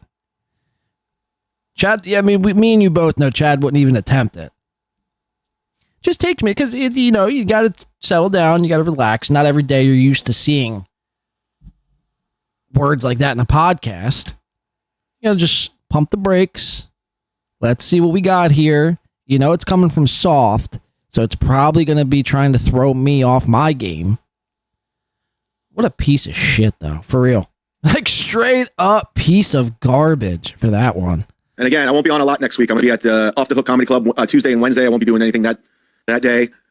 I don't think I'll be podcasting on Tuesday because I got an appointment doing something. So I'll be sporadic. I'll be all over the place. I have an appointment doing something. Okay, guys. Hold the fucking phone. Let's snap out of it right now. I'm going to remove that little segment from the show later in post-production. So you better clip it now, Soft, before it's gone forever. Let's get back in the chat. He's got an appointment in 2 days. He's got an appointment for 2 days for what? Something. I don't know. Something. Is it floors? Is it a doctor? What's it for? No one knows. No one knows. Not even Chad. I don't think I'll be podcasting. Because it's a lie. On Tuesday because I got an appointment doing something. So I'll be sporadic. I'll be all over the place. A few hours later. Chad should do what you tell him. Okay, before we get into MLC, I have to play this the other day from MLC. So this is going to be where Chad goes on MLC the other day. But before we get into that, I want to play Chad on MLC when the whole Nick Swartzen accusations were coming out against Chad. And I have to pose this question. Why does Kevin Brennan... I see again for $2 off. I swear to Christ, I will not read anything from you ever again. You keep this behavior up. You keep it up, and I'm through reading whatever you got. But before I get to that, why does Kevin Brennan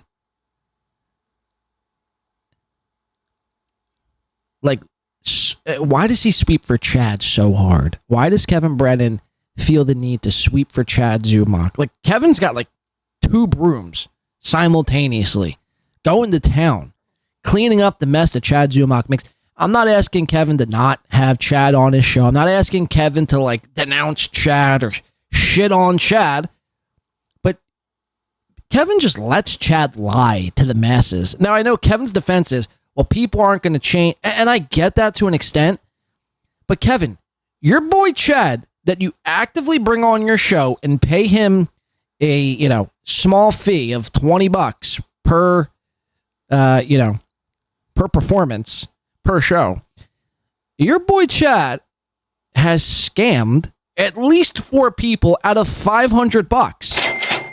So you're actively bringing on, basically, Chad is no better than an Indian trying to get you to go down to the local CVS to buy a Google Play card to scratch off and read so they could scam you.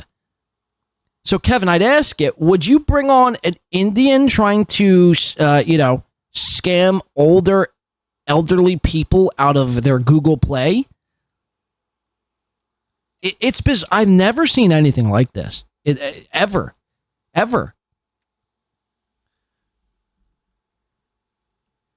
Let's watch. Well, what's that? Oh, wait, by the way, Soft for 2. Kudos to Win by 2 Radio. Kudos to Win by 2 Radio. So Space Wars, you're my guy. Blade. Soft, I've had it about up to here with you, Soft. You're on thin ice around here. Thin ice. Keep it up. Keep it up. That's all I'm going to say. Keep it up, Soft. See what happens. I'm threatening. No, I'm just kidding. I'm not threatening you, Soft. But, I mean, come on, dude. How am I supposed to combat that? I try to, super chat you on your show, but you don't do a fucking show. So, I mean, what is a guy to do? I mean, that's pretty much abuse. Floor people? No, they came. I was just joking. What I lied about is I said I wanted to test Clearwater Chad, but they did come. Very good. So let's get that cleared up. Ask Chad about these weird IV drips he's getting. Yeah, is it because of your? Did you see Cardiff said you probably shouldn't use those.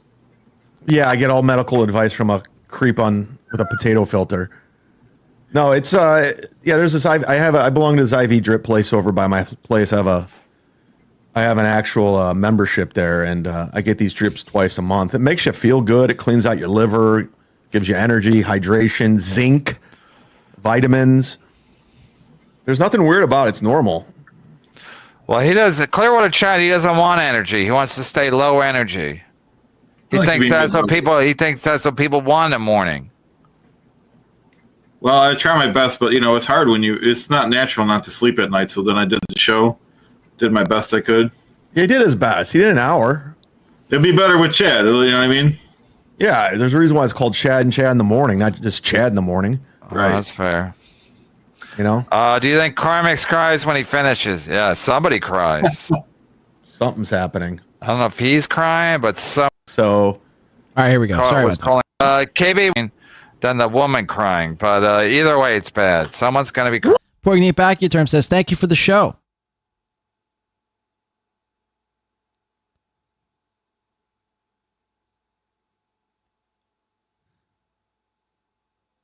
Okay, so I mean, Poignant Pachyderm has now jumped on the bandwagon of the hot read. And, it's, Jesus Christ.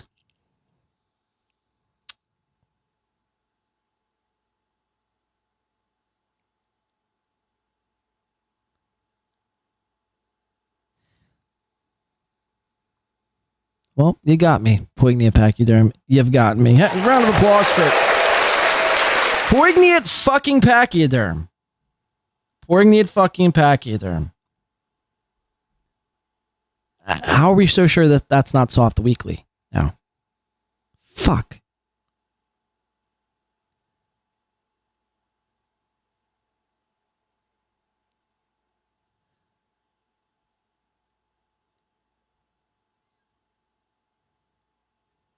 Sedalucis? I mean, that's the best you're going to get out of me. Sedalucis. Lucis. Fucking A, man. I try to do a show for people, and this is what I get. This is the thanks I get. You should all be ashamed of yourselves. You really should. There's a special place in hell you are going. I hope you know that. And I like Poignant. I like Soft. But I think you both know you've crossed the line today. And now you're on thin ice here. You're on thin ice at 1x2.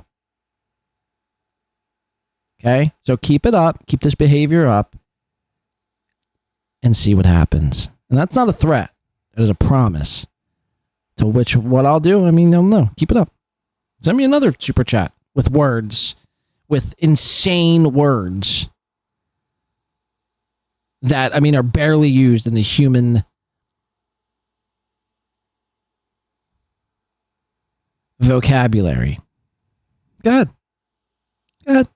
See. Come on!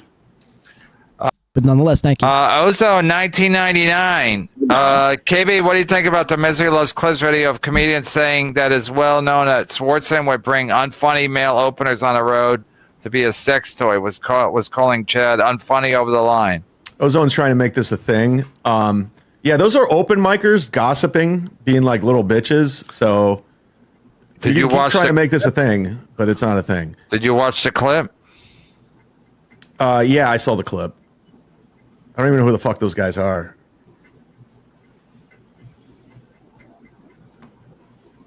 But yeah. Oh, Melton's definitely drinking. I just went to YouTube and he's got his big cup there. Yeah, Big W knows what's up. For $1, fuck big words.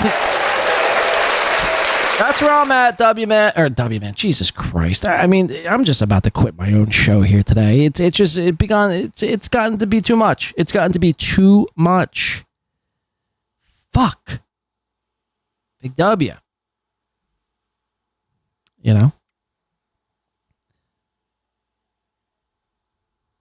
But I do agree. Fuck big words, man. It's like, fuck. What are we doing?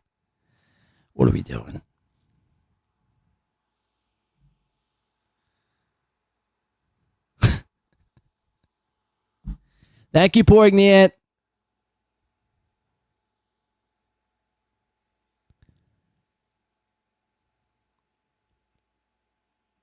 For another $4.99. Thank you so much for the super chat. Look, man.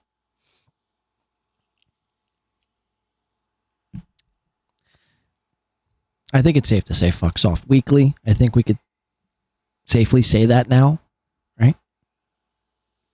Started this nonsense here today. Started these shenanigans here today. So, listen. Soft, this will be the only time I say it.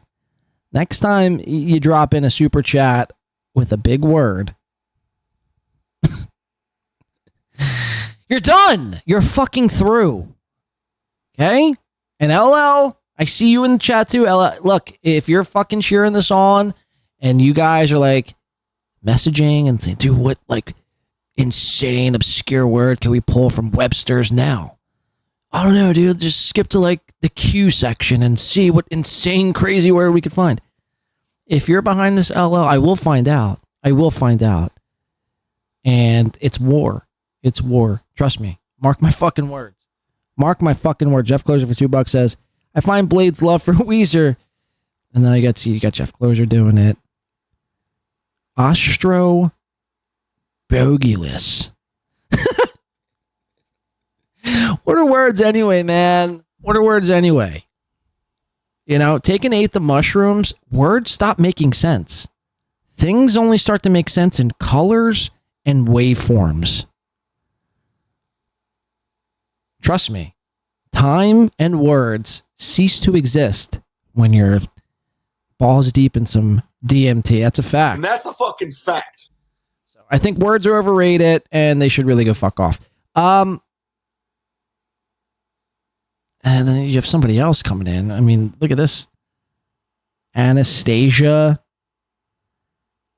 Beaverhosen. I mean, what are you doing? Like, what is going on? Hydraulic motion in the saddle seat. Like, what? What?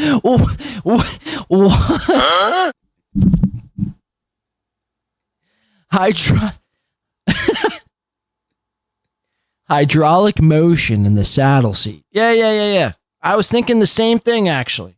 Dorian Morgan says, I smell in colors. Like, for real. Words are so fucking overrated.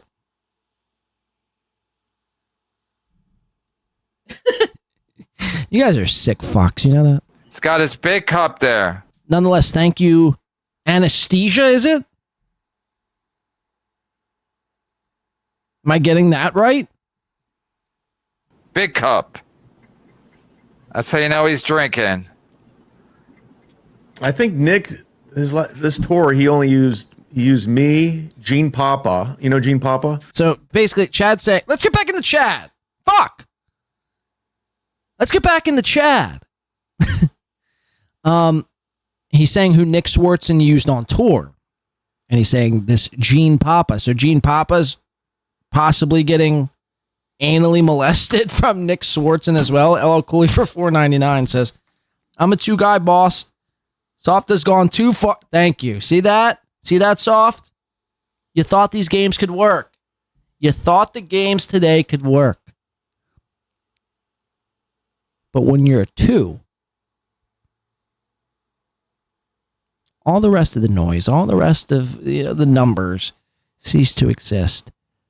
The twos know how to critical think. We might not know how to say wild, insane 10-syllable words, but we stick together.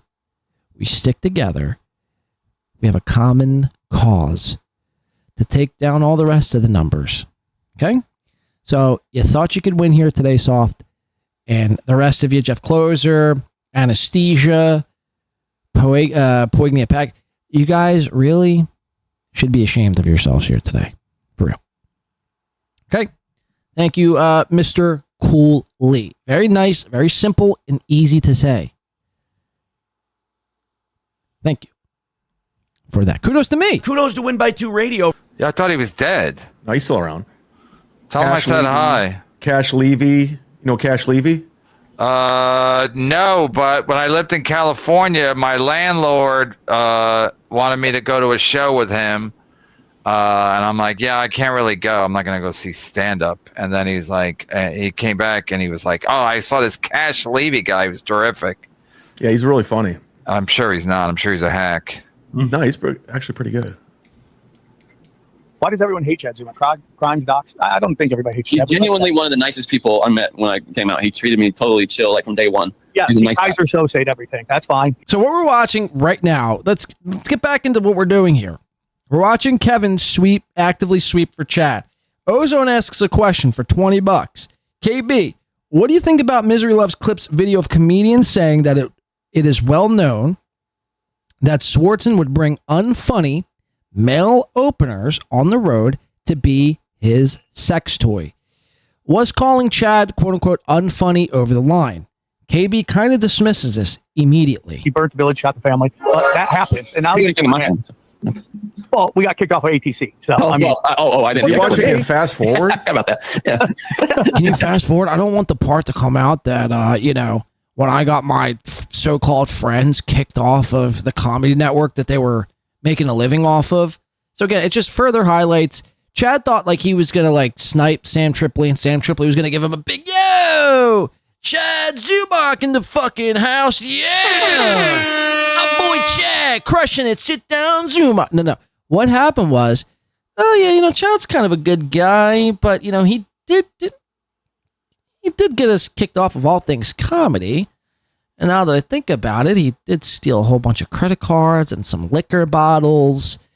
He had that stalking charge. He does dox people on a daily basis. Threatens to fight people. Maybe Chad isn't that much of a good guy. Chad gets super uncomfortable and wants Kevin to fast forward.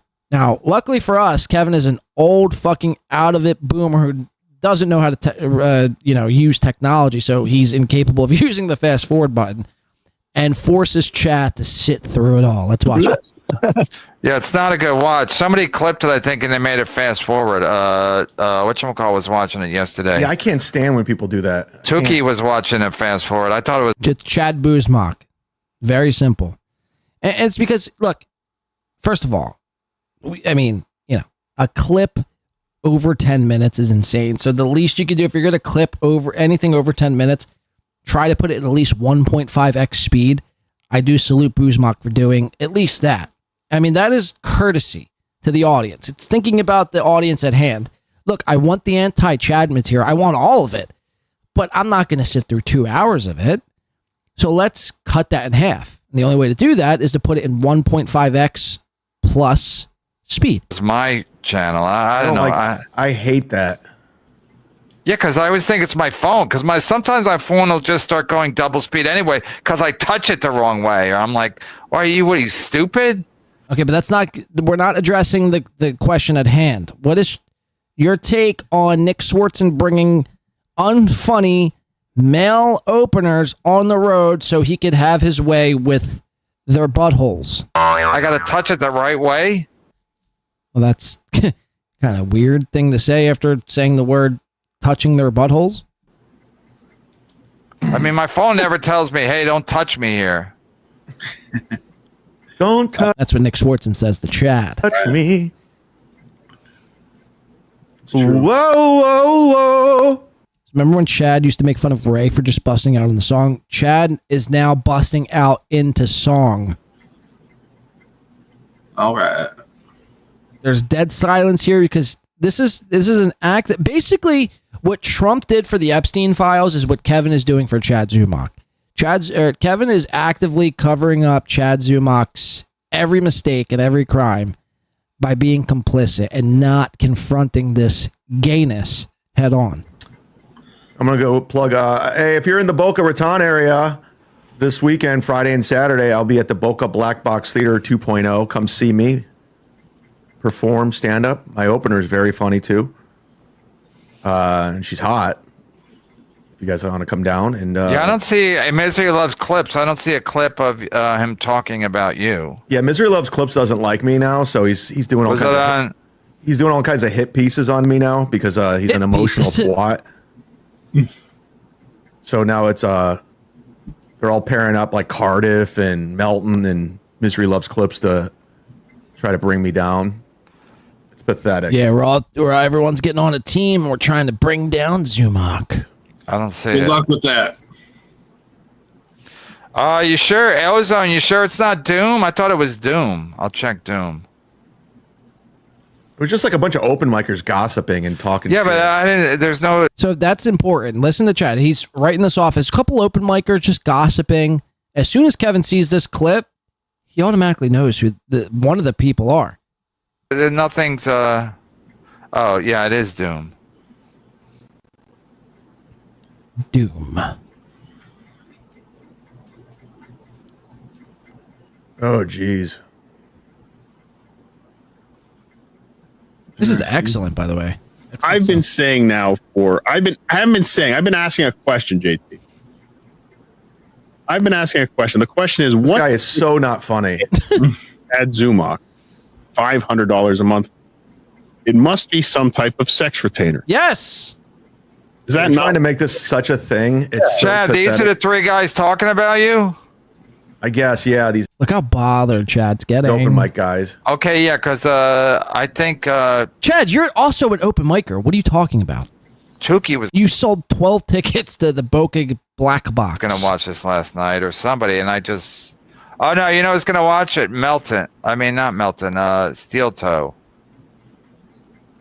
He watched it. Let me see what he says, because I think. Gives a fuck. I know I know what whatchamacallit was going to say. What's his name again? Who cares?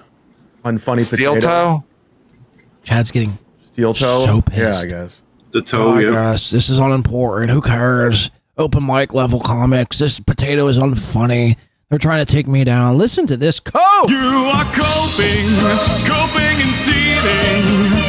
You just can't accept what you're seeing. Chad is gay. Gay for pay. Didn't you start your show today? Who, me? Wait, now. No, fucking Barney Rubble. Yeah, who else is he talking to, Chad? Fucking numbnuts. Confused. Wait, is it a Stalin clip? Oh yeah, I think it's a Stalin clip. Steel toe. That's his show, yep. I'm just gonna cut forward to where they talk about you, because I don't really need a lot of commentary. I just want to see what these clowns say and why people are clipping it. They want to pile on. I'll say this from experience, like when I see three people I don't know, they're like, oh, we're comedians, and we're like, you're in a comedic circle, but they're like gossiping hens. So opening for me, like, or not opening, but again, this brewing thing. Yeah. And I was like, and so Max walked up. Or if it's on. Yeah, I'm not gonna find it. Listen, let me read it again. Ozone. Since it's $20. KB, what do you think about the Misery Loves Clips video of comedians saying that it's well known that Swartzen would bring unfunny male openers on the road to be a sex toy? It's calling Chad unfunny over the line. All right, so the reality is that I think, maybe, listen, I don't really know what Nick Swartzen does with comics on the road, but it's once you get successful enough, you can't really do weird shit because you'll get Me Too'd. I mean, that's not entirely true. Look at Chris D'Elia. Look at Brian Callen. They all did weird shit. Yeah, okay, look, did they lose a couple sponsors? Yeah. Did that stop them from making new content and continuing to podcast and do comedy? No. They're still doing it. So, I don't know what this, strategy is for Kevin here. But the active sweeping, the active cleaning up for Chad and trying to defend his pal Zumock is bizarre. What he did when he did 20 years ago? Who the fuck knows? Who the fuck knows what he does? Is he fucking Chad? Is he fucking you? No. What's Chad gonna say? Oh yeah, me and Nick have the best sex ever. I love sucking Nick's cock. Me and Nick 69. Mouth the cock. Like, what's Chad gonna say there? Of course he's gonna say no. Kevin, you gotta ask the hard questions. Get into it. Chad would fold under pressure.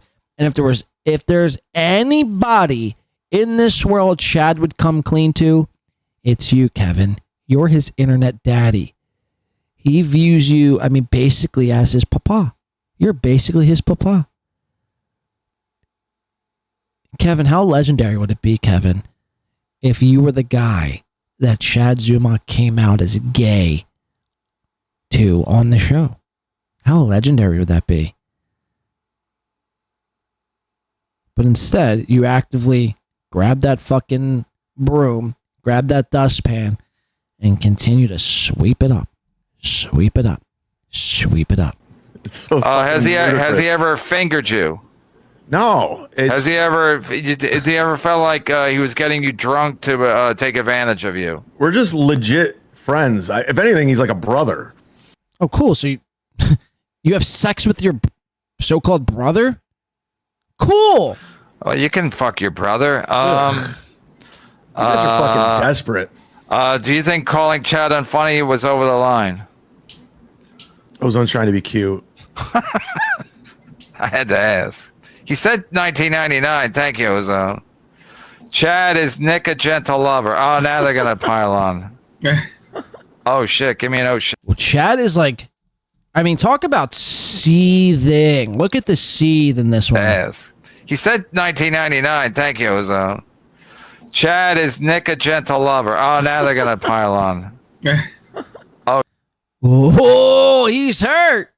He's hurt. Oh shit! Give me an oh shit. KB, I thought you got a job at Home Depot. Okay, so that's where that clip ends. Let's go to another clip that I've clipped myself. Let's go to Chad's gonna prove everyone wrong. In fact, he's not gay. He's bringing girls to his comedy shows, and he has a bright fucking idea the other day on MLC. He's gonna call Anthony Muer, who, in my opinion, was cucked out.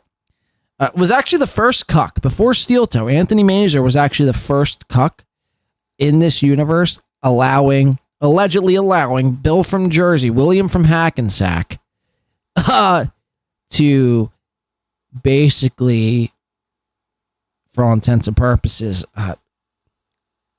eat his wife's clam. I mean, and Tony, you know, he was so infatuated and caught up in the moment of meeting Stuttering John, that first Atlantic City meetup. And he was so excited. This was his big break, meeting Stuttering John for the first time at the Tennessee Avenue Beer Hall. I can't wait to meet that Stuttering John, man. He lost sight of his wife.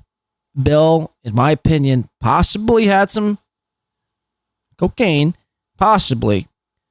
Looked at Mrs. Mazer and said, hey, you want to get out of here? This sucks. This blows. You want to get out of here? Come up to my room real quick. I got a room right up the street.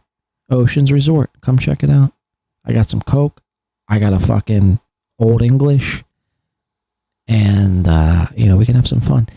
To which Mrs. Mazer left.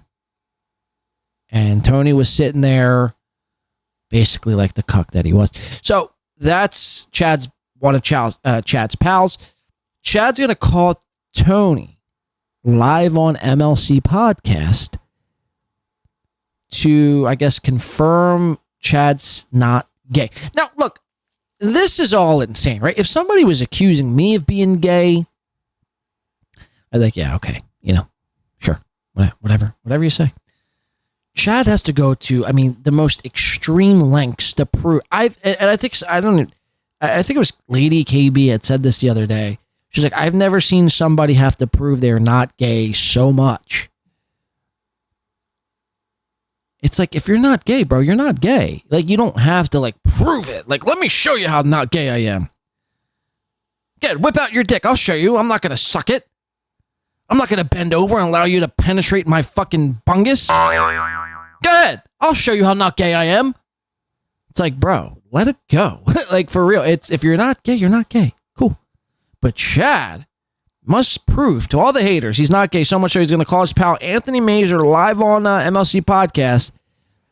And, what do you think Tony's going to say? You think Tony's going to out you, Chad? I'd go as far as to say that you and Anthony Muer got drunk and probably made out once or twice. Tony to me seems like he swings on both sides of that fence.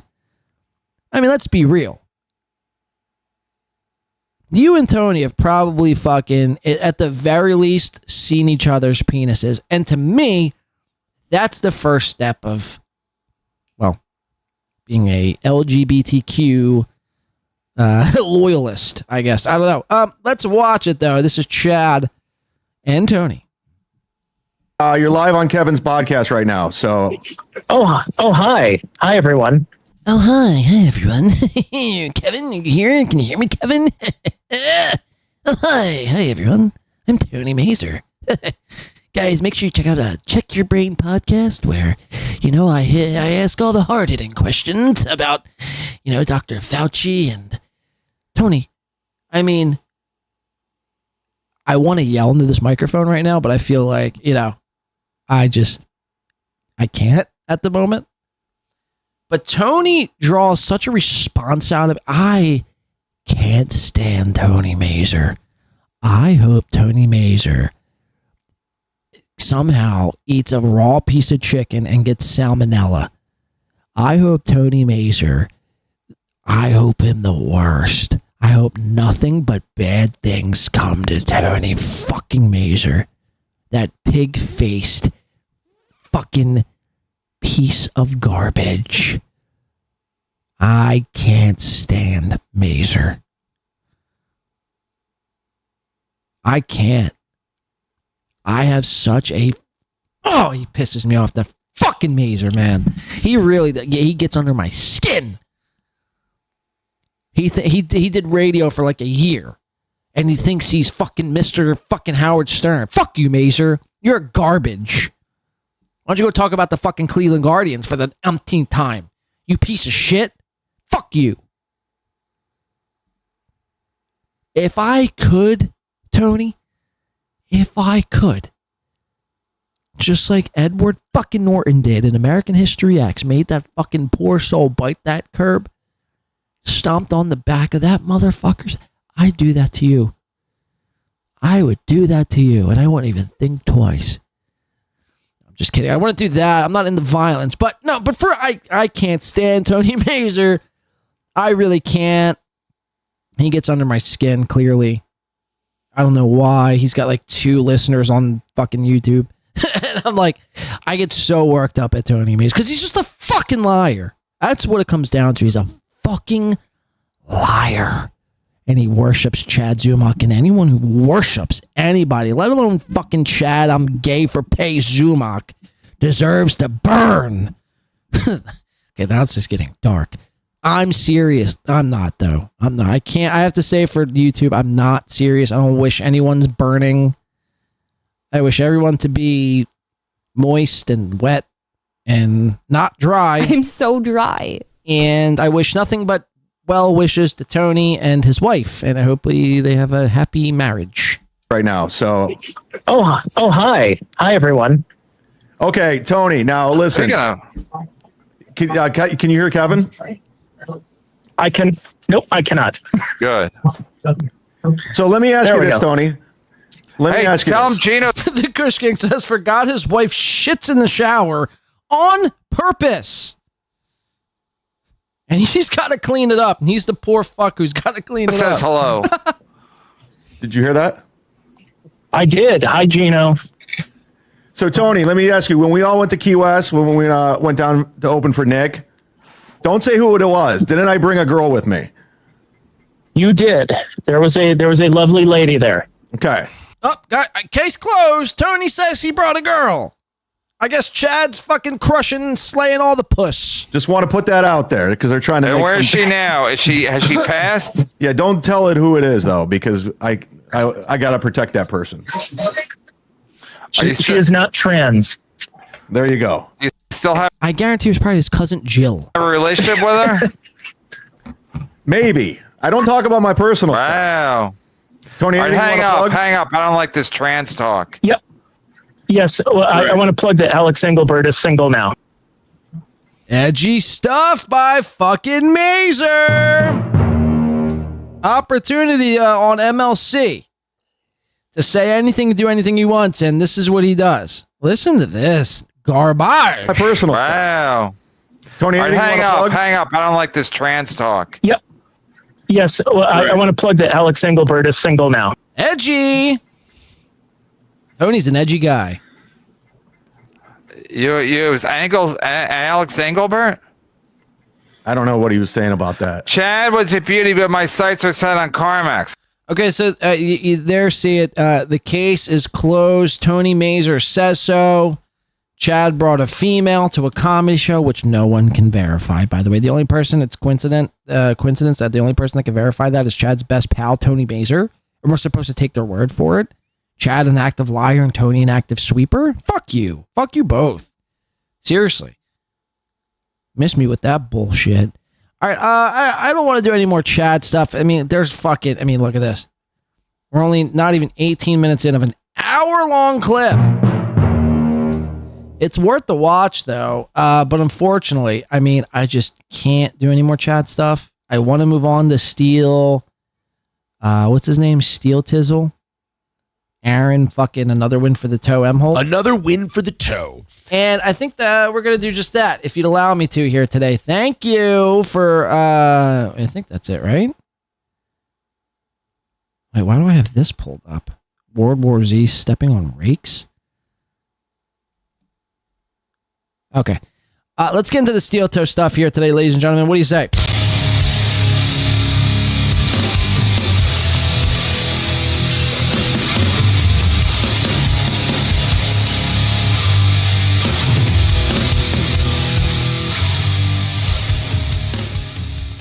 Okay, so Steel Toe has gone the way. And by the way, just to put a bookend in that Chad Zumock thing, let us never forget, much like 9/11, much like Pearl Harbor, much like the Kennedy assassination, the Epstein files aren't real, COVID-19, and everything else in between. Let us never forget, Chad Zumock more than likely sucked Nort Swartzen's dick, Nick Swartzen's dick, and allowed him to penetrate his anal cavity. And he buys fake Jordans. The flooring is still not finished. Remember, he was going to do this flooring like last week. Still not finished. And what else? Just never forget, Chad Zumock has scammed people out of hundreds of dollars. His own supporters who pitched in hopes to maybe make $500 and get ahead on bills because times are so fucking tough here in modern day America for some. And they donated $2 or $5 or $3 to Chad in hopes to, have an opportunity of a lifetime. It was basically like Willy Wonka and the Chocolate Factory. And what they got was a handful of shit. So let us never forget that. Let us never forget that. Chad Zumock is a piece of human garbage. Okay, moving on to Steel Toe. Steel Toe has done the unthinkable. He's not only filed one HRO, but he's now filed 2 HROs.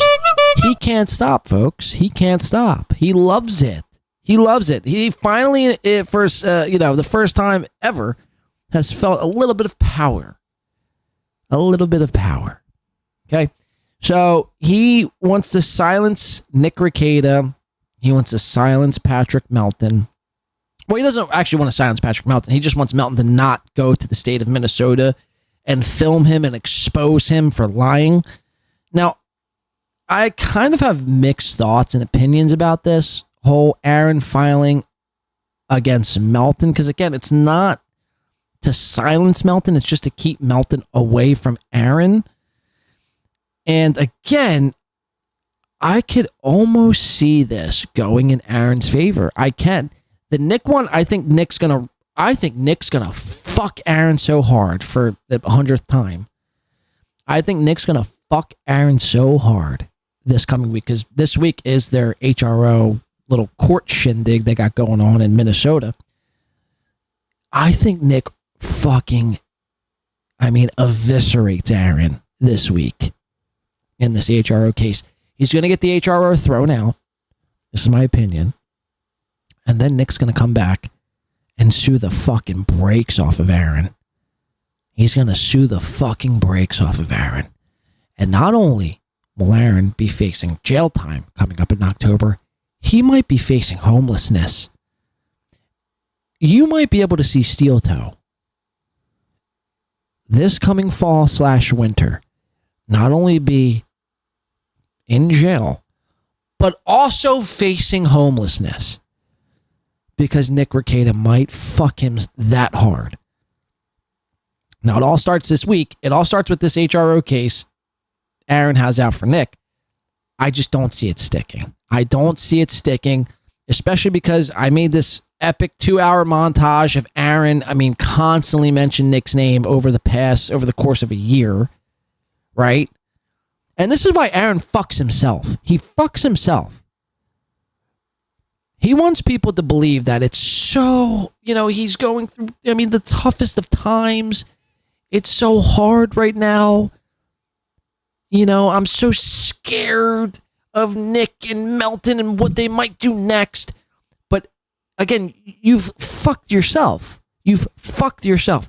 Because every day, damn near, every day, you've brought Nick up. You've brought Melton up. You've invited this lifestyle into your fucking life.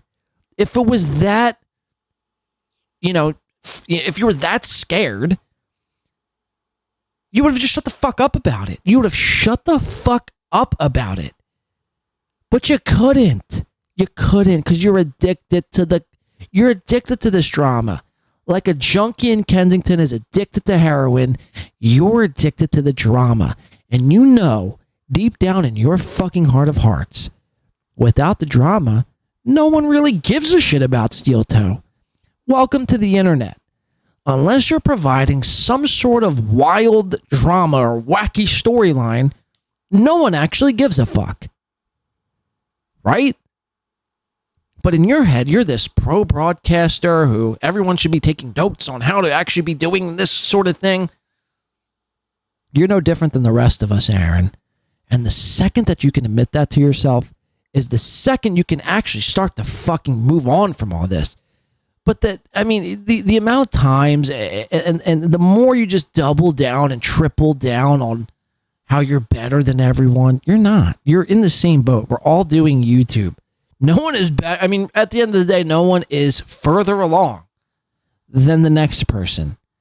Even in the it doesn't matter if you make $1 or $900 per stream.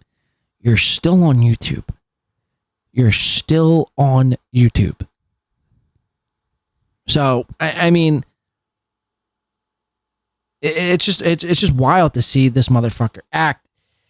And I mentioned earlier, you have two factions. Obviously, you have the Melton camp, who some have blind hatred for Aaron, so much so, they can't see some of Melton's faults in all this. So I think, like I mentioned, I think Nick wipes the floor. I think Nick gets out of this HRO this coming week. However, I don't think it's as easy for Melton. I think Melton's I think he's sweating this a little bit. I do think he's sweating this a bit. Again, we could point to the examples of Melton not mentioning the HRO for a week. And I know the other side of that argument is he doesn't want to draw attention to it or whatever. But it's like, Steel Toe is your guy. Like, Steel Toe is what made you, you. And he went to the government to try to, stop that. If Steel Toe did that to me, I would mention it. I don't give a shit.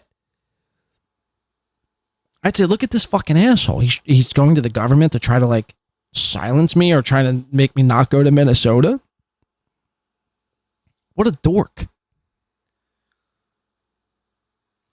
I think Melton is worried a bit. I do think Melton is worried a bit, and I don't think it's as easy for Melton. And I know a lot of people want Aaron to just get buried and burned, and I get all that, but you have to remember who Patrick is. Melton isn't, he's no choir boy in all this. He's no choir boy in all this. Okay, so that's what we're going to be showing you here coming up. I want to start, before we get into any of that, with Keanu and Gino Bisconti. Obviously, they have to input their thoughts, or lack thereof, into the matter at hand of Aaron's HRO. Let's listen. Hey, maybe if it was off of mute, it would, we could listen. That picture, and I didn't think that's the most disturbing thing about that picture, and I didn't think about this. That picture, that whatchamacallit, Ethan Van Skyver sent to me. The one where they're all in matching outfits. What? Okay, are the kids there? We don't know. Or was it the time where they were gone, right? Did they set up the phone? Look how they all decided to wear matching outfits in such a time of turmoil. He puts makeup on, or did they have one of the kids take it? Was it a time when the kids were over for a little bit? Your kids aren't that. She's talking about the photo which Kayla and April, I think, were kissing Nick on the cheek. That's what Keanu's describing right now. Young, a lot of them. They're gonna remember this shit. So say Aaron feels harassed, right? Files this order. Just agree. Any rational human being would be oh my God, am I really gonna fight this? Maybe, I shouldn't have gone with the, Cushing's disease Melton to Stonies after. Even if Aaron is wrong, say that maybe it's not technically harassment, but I think it's grounds for an HRO, sure. Especially with what Melton said about Aaron. Let me finish. Yeah, no. I'm not. I'm going to say I love that, and I'm not going to be told to let you finish. Oh, okay. So aside from all this HRO speak, Keanu's going on this big monologue about this and that and blah, blah, blah, blah, baby, baby. She basically just sounds like a gnat, around your ear. Shut up, woman. Shut up. Gino tries to chime in, and she's like, let me finish. Keanu does her version of my picture. Let's watch it again unfold. Grounds for an HRO, sure. Especially with what Melton said about Aaron. Let me finish. Yeah, no. I'm not. I'm going to say I love that, and I'm not going to be told to let you finish. Well, I'm not going to be told to let you finish. Now, again, Gino is driving. His eyes are not on the road. We're going to watch what happened to Felicia Gillespie when she got into that brutal car accident. We're going to watch that happen to Gino and Keanu live on stream. Mark my fucking words. Mark my fucking words. Look at this shit. At least they're wearing their seatbelts. But pay a fucking attention, man. Pay attention. I can't. Sometimes I can't. I don't think it's insane for. I don't think it's insane of Aaron to have done that. I like that he did it. I love that he did it. I love that he did it too. I mean, don't get me wrong. I love that he did it too. Again, I said this, months ago. Let's start the sue. Let everyone sue everyone. Let's just start suing motherfuckers around this place. Waiver for 99 cents. Shout out to Waiver. Thank you, Mr. Weaver. Let's start suing. Let's get crazy. Bring it to the courts. Bring it to the courts. It's amazing to me. I don't want to get caught up in who's right and who's wrong. I'll give you an opinion on it, but it just exposes these people for being fucking pussies at the end of the day. If not for nothing else. I don't care if Melton, if Aaron might have something on Melton, if the HR might stick to Melton. I don't care. I don't care really about none of that. The fact that you went and filed a complaint about fucking Patrick Melton, and let's say Melton does beat this. Let's say Patrick does walk on this HRO. You've only given him more credibility. It's the martyr effect. It would be like if they, assassinated a president. A disliked president. It almost makes that person a martyr. Aaron, are you fucking retarded? But again, keep doing it. Keep on doing it. Because you expose yourself for being a thin-skinned fucking bitch. Keep on doing it, please. I love that. I loved watching Melton all the Now these two, they hate Nick. They hate Melton, even though Keanu was trying, and Gino too, was trying to be like best friends with Melton. They were trying to be a part of the Onionverse. And oh, Melty, remember all this? Melty, you're so misunderstood, Melty. Let me help you, Melty. Fuck you, Keanu. Fuck you, Gino. Hope you drive your car off a fucking cliff.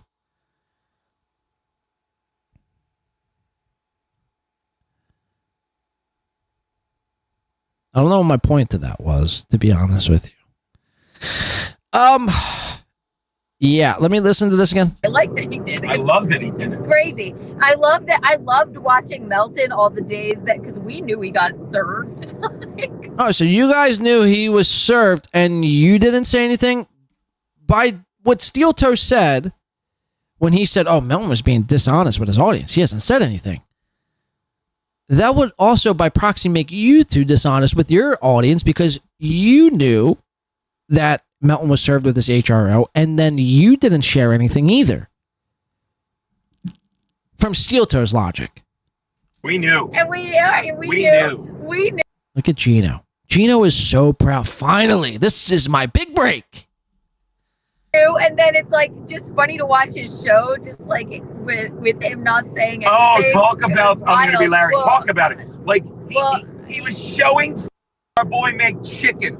You have nothing, Melton, because people love to watch you shit on Steel Toe. Look how angry. Look how much of a response this is drawing out of Gino. Gino really despises Patrick. That was today. You could say Melton made Gino feel like you could say that. Say something, but the days leading up to it, because he got served like a week ago or something, right? No, because whenever. I'm not sure. Yeah, but it was just funny to watch his show and be like, God, is he really not going to say anything about this? But then he goes, well, then Aaron couldn't shut his big mouth. It's like, what, Melton? You were streaming you got served with a harassment restraining order. You got served with a harassment restraining order, right? Police at your door, And Watch Keanu. Let's go. Let's watch that again. Keanu's going to act out what police at your door would be. Restraining order, right? Police at your door,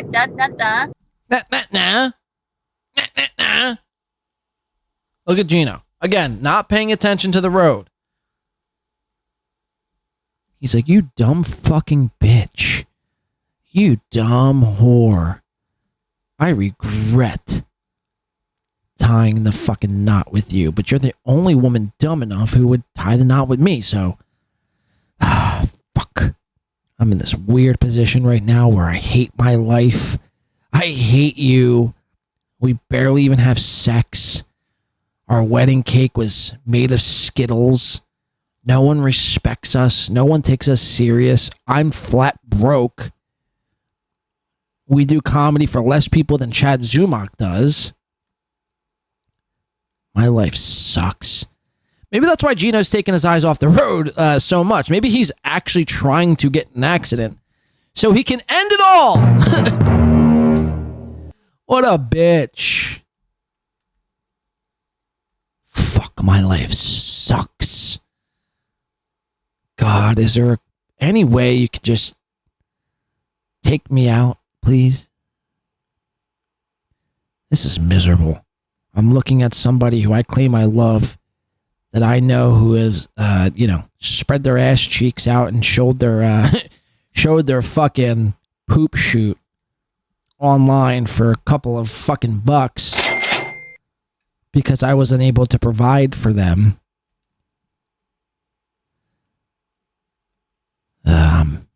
I've gotten fired from a TikTok job selling trash cans. Yes, I said that correctly. Trash cans. But other than that, no, everything's good. Everything is aces. Going to Minnesota this month. Can't wait to golf and do some comedy for a bunch of Klansmans. Other than that, though, things are looking up for old Bisconto. Hashtag. Thing is, Gino's a bitch.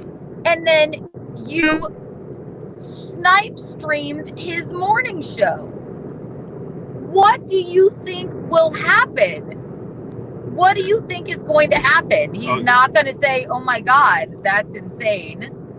I'm going to have to tell the county about it." Well, yeah, right. So like you shit on Aaron for not keeping his mouth shut or whatever, but you snipe stream him when you've been served with a harassment restraining order. Like, Okay, but to my not again, this is why these two are so fucking stupid. It's because it's not you. Melton isn't being gagged in this situation. From the way I understand it, Melton just can't go around Steel Toe. He can't go around 500 feet of Steel Toe, but he could still talk about them. So, I mean, I don't know what point you're trying to make here. snipe stream him when you've Like, yeah, he's allowed to snipe stream him still. been served with a harassment restraining order. Like, you're dumb. You are dumb. Imagine Keanu. By the way, Melton, you should be really ashamed of yourself. Imagine Keanu Thompson calling you dumb. I'd have to end it all. I'd seriously, this is insane. This is bizarre. I'd have to really reconsider all of my life's decisions if I had Keanu Thompson, the internet's butthole spreader, calling me dumb, calling me stupid. Imagine how dumb you must be to have Keanu, somebody who doesn't know how to tell time, by the way. This bitch is incapable of reading an analog clock, calling you stupid. Wow. That's rich. Quick, Keanu. Little hands on the 3, big hands on the 5. What time is it? 3:05. Got it.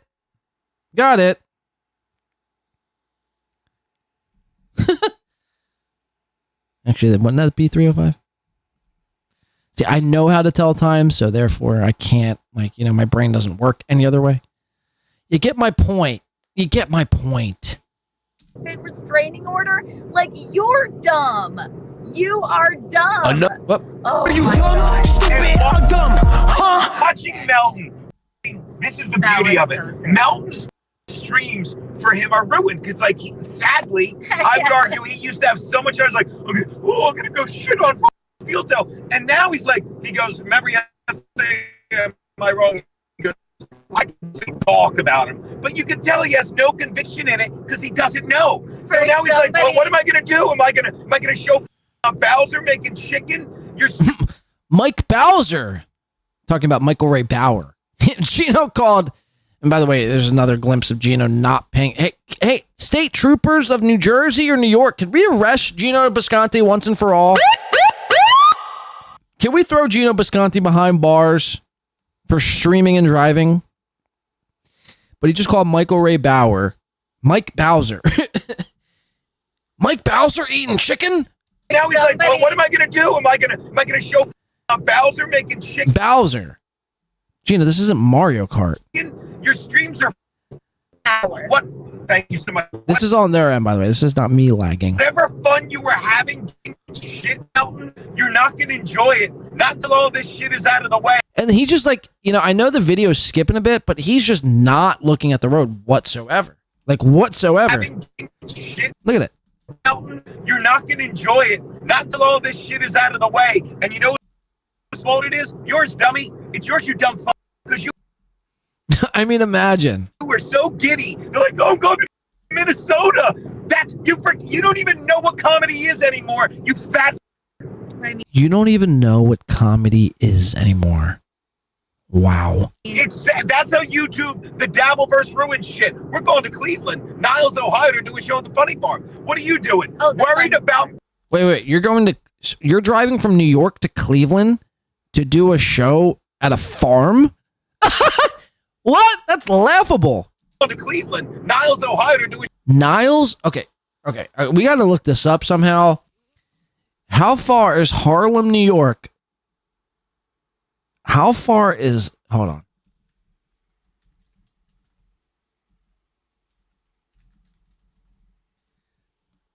check this out. I thought Chad Zumock traveling from Tampa to Boca Raton to do stand-up comedy was quite bizarre.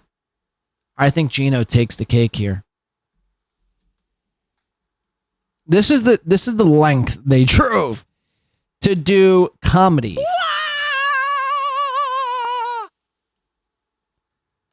They drove to New York, to Niles, Ohio. Okay, they drove 6 hours and 4 minutes one way. Wow. Does it tell me the mileage?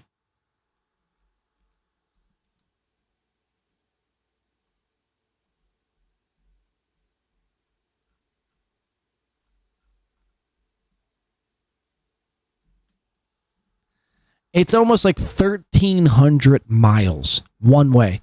So to do this, they basically have to drive, I'd say conservatively, 15 hours to do comedy. I'll repeat that. Gino and Keanu want to call others out for not doing comedy. They're driving 15 hours. This makes Chad Zumock's drive seem like a drive right around the corner. Chad Zumock drove like 2.5, 3 hours to Boca Raton to do comedy for 14 people. What is with you old fucking retards who think like you're still like have a chance at breaking into the mainstream comic zeitgeist? Seriously, when I talk about traveling, like you're traveling great distances to do comedy in front of like 7 people. How much are you making? 80 a piece? 90 a piece? This is sad. This is like legit sad. I'm sad for these people. Look at their route here. Look at the route they have to drive. Route, whatever you want to say. One way to do stand-up comedy for 7 people, $90, and a bar-made cheeseburger with fries and 2 drinks on the house. That's what you get for 15 hours worth of driving. You're so fucking broke and need alcohol that bad, you drive 15 hours for 2 free drinks. Can you imagine? Holy shit. Okay, now we got that figured out. Let's get back into Gino and Keanu. Show at the Funny Farm. What are you doing? We're doing a show at the Funny Farm, he says. Shit, we're going to Cleveland. We're going to Cleveland. Niles, Ohio to do a Niles, Ohio. 6.5 hours away.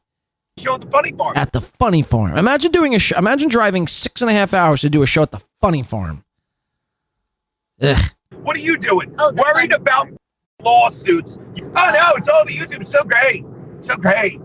Here's the highlights about what I feel about that interesting thing with the HRO. All right, I don't understand how they're so shocked by it. I don't understand how Melton thinks like he's like, well, I don't know. Real quick shout out to Stella B coming in on the Venmo side of things for the 20. Thank you so much, Stella. You too, again, like anyone out there in the audience, you look above in the chat, pinned comment, Cash App, Venmo. You feel froggy today, you feel like I've done a decent job here, you can contribute via Venmo, Cash App, or YouTube membership, or Super Chat, or just hitting the like button. Or if none of those options work for you here today, you could simply put in the chat that I fucking stink, fuck Blade, and you could do that too. So that's option, I think, 5, if you're feeling really froggy. But thank you, Stella. Kudos to Stella. Kudos to Win by 2 Radio. Let's get back into Aaron this. just shut the f up. He had to open his big mouth again. Is that what he said? Yes, about his whole thing. It's like, how is it not harassment? And if nothing else, the shit that Melton has said about his kid. So gross. And okay. A guy says in the chat, I'm gay. Congratulations to a guy. That's amazing. That's amazing. Win by 2, making people come out of the closet, one show at a time. Shout out to a guy. Stop, drop, shut him down, open up shop. God, he's going hard in the paint. I want to fuck a 16-year-old so bad. Shout out to a guy for coming out and being true to his true self. This is a big step. This is a big moment in this chat room and this show's history. Somebody felt safe enough here watching Gino and Keanu travel across basically the country for $6. They felt safe enough coming out and just admitting to the world that they're gay. That's amazing stuff here. Thank you, a guy, for that bravery. We salute you here at Win by 2 Radio. Kudos to Win by 2 Radio. Let's get back into this. So somebody says that stuff about your child, and they Exactly, show up K-Murph. in Minnesota. I don't care if it's at a court hearing, but they show up in Minnesota. He's not a member of like the what? I mean, I guess he could be an independent investigative journalist. No, he's not. What he is he's an obsessed freak who monetizes Aaron and is obsessed. You also monetize Aaron, by the way. You also monetize Aaron. Okay, so stop with this pro Aaron spiel and how, this is my pal Aaron. Fuck me.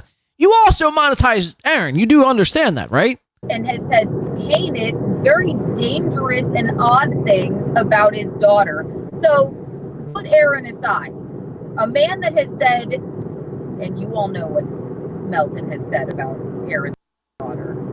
A man that has said those things about your daughter. Yeah, he said he wanted to fuck her when she was 18. He wanted to turn her upside down and use her like a cup holder. Yeah, it's some pretty fucked up shit to say about somebody's child. I don't care if it's a joke or not. The joke. I've always been true to this. The joke is very distasteful. You shouldn't be. Now, granted, Aaron does involve his kids onto the internet, but just because Aaron involves his kids doesn't mean you have to take the lowest of low hanging fruit and make a joke on the kid's behalf. And no, let me rephrase. You can make a joke on the kid's behalf, but when you take it to a sexual joke, that to me is very distasteful. And that to me is like, you have nothing else but to make a sex joke about a 12-year-old? Like, come on, dude. What are we doing? What are we doing? I get it. You're trying to be edgy. You're trying to be a shock jock. But it's like, what? I mean, seriously, man. That's why that would be the only... If the judge somehow saw the Third World Aristocrat video, I don't care if it's only 2 minutes over the past 20 years, most of it has to deal with Aaron's Charlotte. I think it could hold up. I do think it could hold up in court. I do. Now, the only thing that would go against Aaron is that he basically provided content for Hackamania. It's like, bro, if you were that hurt, if you were that scared, and if times are so hard in the Imholte household, you wouldn't be providing content to the very spot that was causing you all this pain and suffering.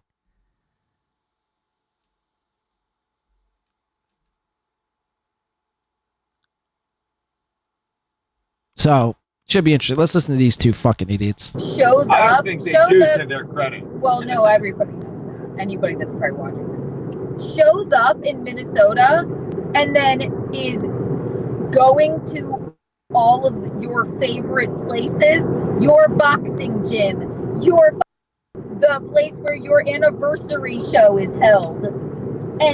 But these are public places. Stone, and this is the defense to Melton. Stoney's is a public bar. The gym is a public gym. Like Aaron Imholte doesn't own these establishments. The golf course The golf course is a public golf course. are always going to. So just because Aaron goes there, Melton can't go there. Maybe he can't. I don't know. I don't know the law that well to like, make a comment one way or the other. I think that defense is ludicrous. Oh, Your Honor, he's, going to all of my favorite spots. It's like, yeah, but they're public places. So what are you talking about? This is laughable. And furthermore, you submitted a video to the place that you said was calling you know what I mean? So I could see it going either way. Like I said, I think the Nick HRO, I think Nick wipes the floor with him and then sues him into oblivion. The Patrick one, I don't think is as cut and dry, and I do think until July 23rd, until that hearing actually comes, it's going to be up. It's a toss-up. It's a straight-up toss-up. Yeah. I don't think it's that out of the realm of possibility, and like, I don't think it's that insane for Aaron to go, you know what, at this point, this is harassment, and this is like frightening now. I don't care. I almost wish it was over the top just so we could be like, all right, Nick, then I'll do it too. Because that's all Nick was doing. Nick was like, the more people like, look, Aaron can't keep his mouth shut. And you know my thoughts on that. Why should he have to? Well, there's certain things you get shut. Why should he have to? Okay, this is bizarre. Okay. Why should have Aaron kept his mouth shut from the get-go? Because Aaron, Nick, April, and Lady Rackets were involved in something so embarrassing and humiliating. Why would you want that getting out there? If I was ever involved in something like Aaron and Nick, the Imholtes and the Ricadas were involved in, and then we were busted we got arrested. I don't believe in snitching, so I would take that to my grave. But Aaron couldn't. Aaron had to get out in front of it. And I said this on Twitter a couple of weeks ago, but it's like, if Aaron would have never opened his fucking mouth in the first place, all of this would be nothing. But again, Steel Toe is addicted to the drama. Like a crackhead is addicted to that next hit of crack. Aaron is addicted to the drama. And you see him. Remember when he got arrested 2 weeks ago? He said, I'm going to be burying my past. The second I can bury my past is the second I can move on with my future. How long did that last? 72 hours, maybe? And he's back into the drama. He can't stop. He can't stop.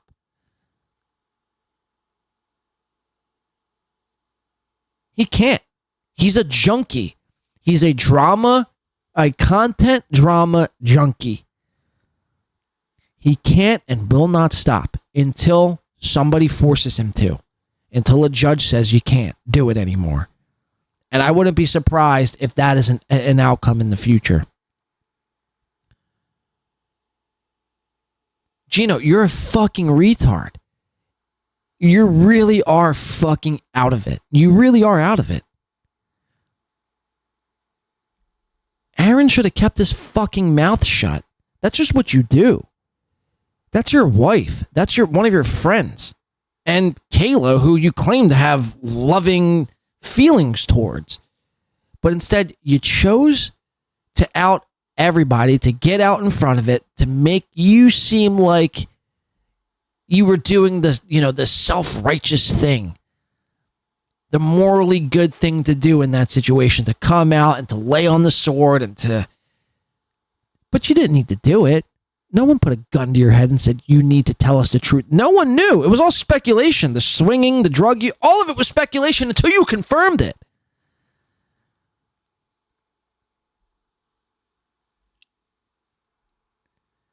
But Gino is so incapable of seeing that because, yes, and to people who have blind hate to Steel Toe, much like what Gino has blind hate toward Nick and blind hate toward Melton, he's incapable of seeing any other pockets of truth. Listen to this. Nick was doing. Nick was like, the more people like, look, Aaron can't keep his mouth shut. And you know my thoughts on that. Why should he have to? Well, there's certain things you get shot. Because it's embarrassing. It's just what you do. It's what you do. Again, if this happened to me, you'd never know about it. I'd take this to my fucking grave. That's just what you do. Shut up. Don't do things and then people can't talk about it. The Kush King for $1.99 says, this chat is pretty effing addictive, Blade. Thank you for that, Kush King. I hope in a good way, though. Like, there's good addictions and there's bad addictions. And there's nothing wrong with enjoying drama, but don't act as if you're trying to, like, go the other direction. Like, because you're not, Aaron. Like, you really are digging yourself such a hole. Again, you're going to be probably locked up in October. And I hope these two put commissary on your books.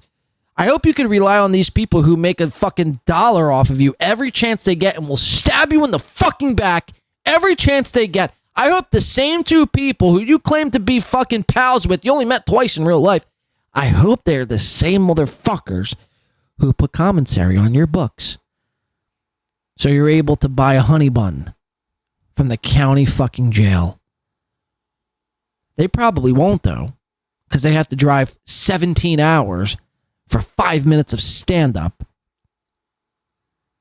Pathetic fucking losers, man. Stupid fucking... Pathetic fucking loser and stupid fucking bitch.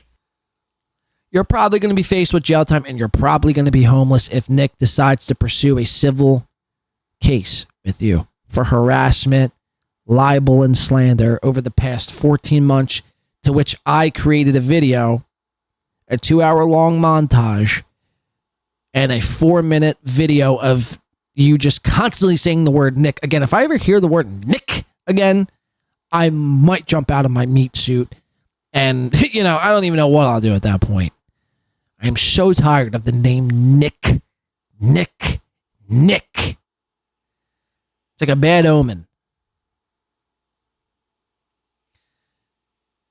But I don't know what my point with that was, but Kush King, I'm glad you're liking the chat today. Yeah, I don't want him talking about this anymore. Oh, fair point. And I'm not saying Aaron didn't do anything wrong, whatever, but I'm saying you did the shit he was talking about, Nick, and you wanted to go away. So you could say, I'm not, you were so, I'll never get past. Remember, baby, sitting in the car driving like this, top down, because your fucking parents took your kids and you loved it, you piece of shit. He's like, but Kiki, you're a monster. You're a monster, and I hate you. I'm like, you got this woman hooked on drugs. No. Okay, I'm tired of this excuse that Nick got April hooked on drugs. Last time I checked, April was a grown woman. She's capable of making decisions on her own, correct? Nick didn't tie April down and shove cocaine up her nose, right? He might have been an influence in April's life, but this whole notion that he got her addicted on drugs is completely ludicrous and insane. And this is a take of like a 4th grader. April is a fully capable, well, I guess to some extent, human being, right?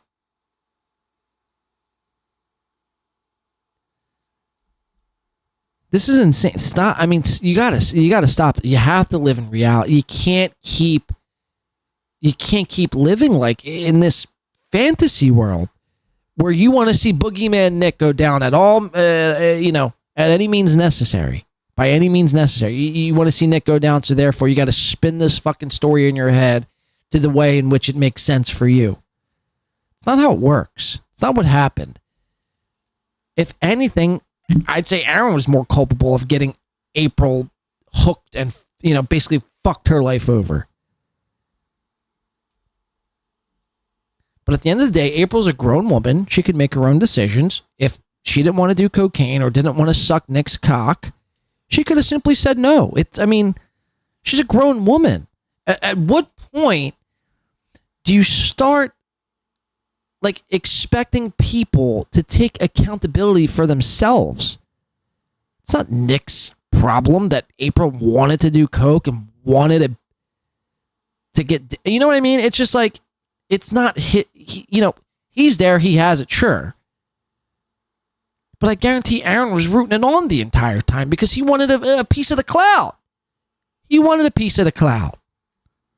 You got this woman hooked on drugs. You lost your kids for a time, and no, it's very terrible when CPS intervenes, but you act like they weren't with your parents, all right? They were with your parents, and you loved it, you dipshit. You loser.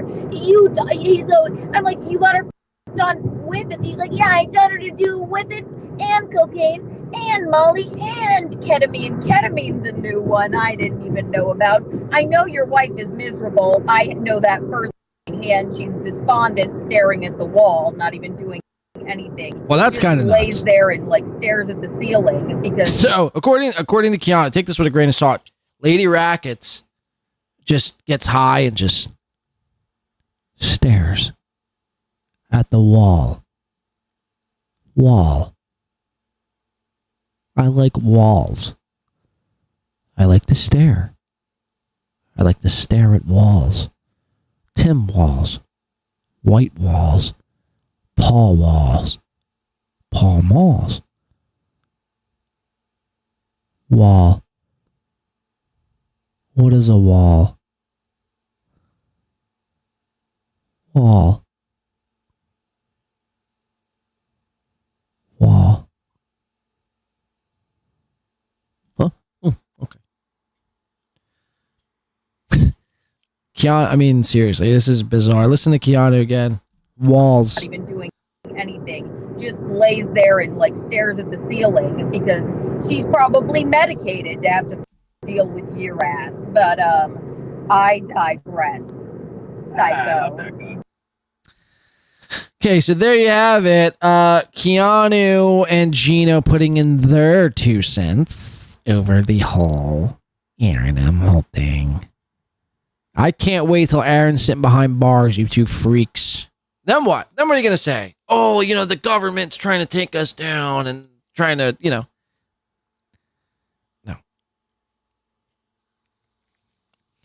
And listen, you guys, this whole Team Toe angle you're taking, it's disingenuous simply because you guys turned on him. Like, you know what I mean?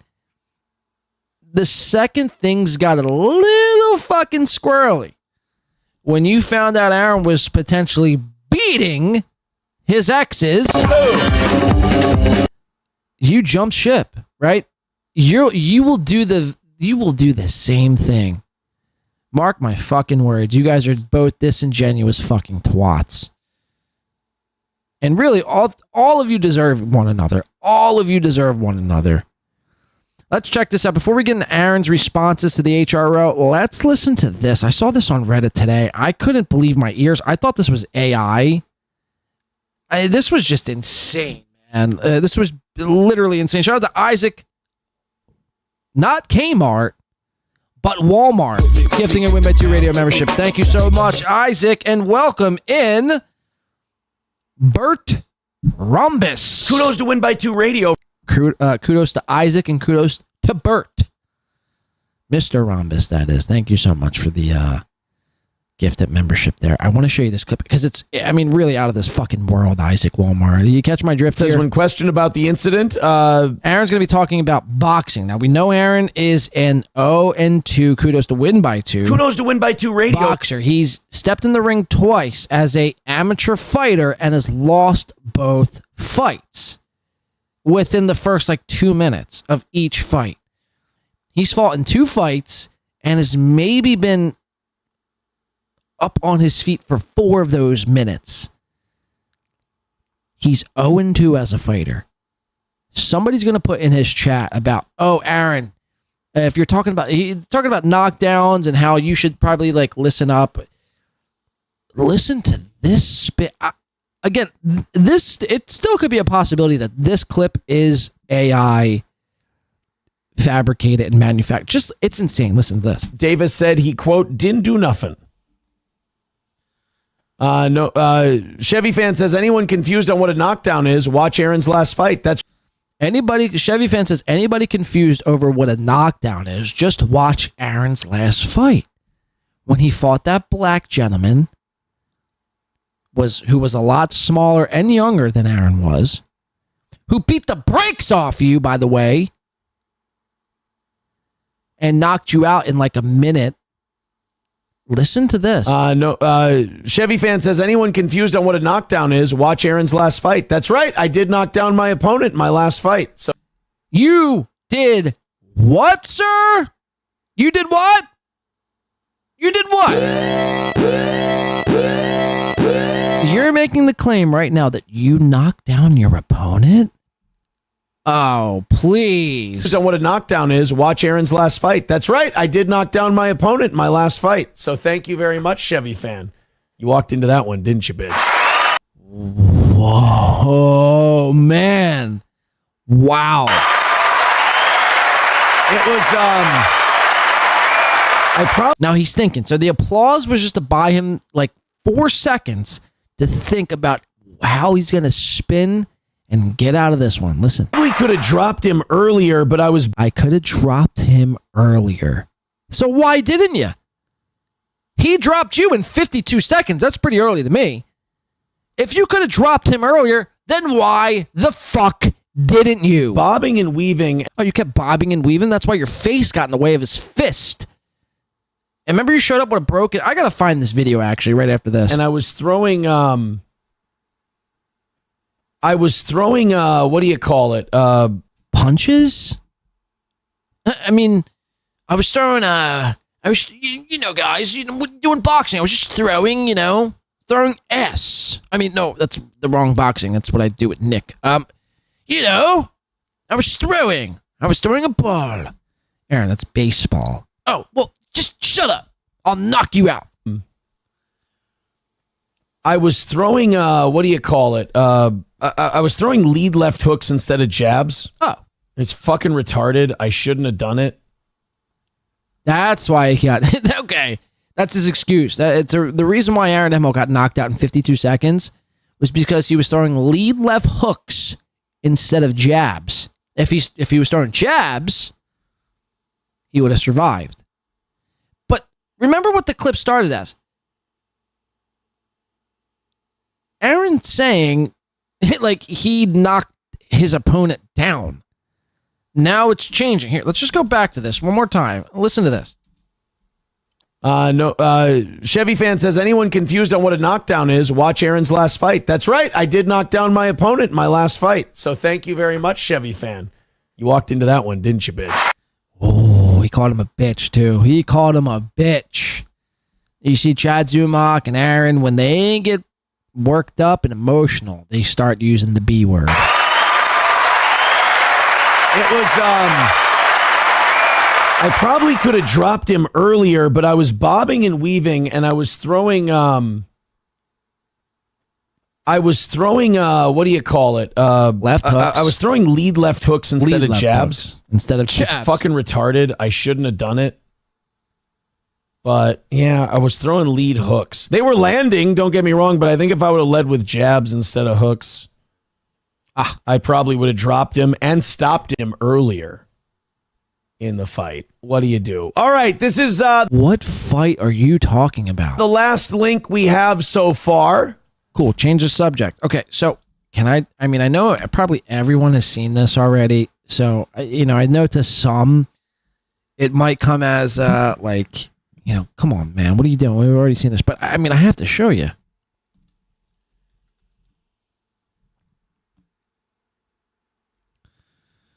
Where the fuck is it? This is it, right? No, fuck. Oh, boy. Here it is. This video contains gratuitous use. Sorry about that. 1, 2. So remember, lead left hooks. This was Aaron's fight he was talking about. Come on, Ronnie. 1, 2. Let's go, Buck. 1, 2. Let's go, boy. There you go. Come on, Buck.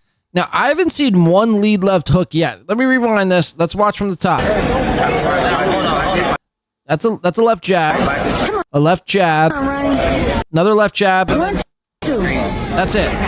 Left Let's jab. go, Buck. 1, 2. Let's go, boy. There you go. Come on, Buck. Get him, get him. There you go. Get him. Here you go. Let's go. Let's go, Buck. Let's go, Buck. Yes, sir. Yes, sir. Okay, so I guess the video. No. I know that the fight continues on, but that was just a shorter version of the video, man. I should have this prepared. That's my bad. But you get the point. Aaron was knocked out in 52 seconds. The fight was stopped in 52 seconds. And it would have lasted longer if he was throwing left jabs as opposed to lead left hooks. How bizarre is that? Where's this clip? You figured go on Steel Toe Boring Reddit. You type in the word boxing. You would think the clip would be the first thing that pops up. But no, it's not. Just scrolling aimlessly. All right, let me see. Hold on.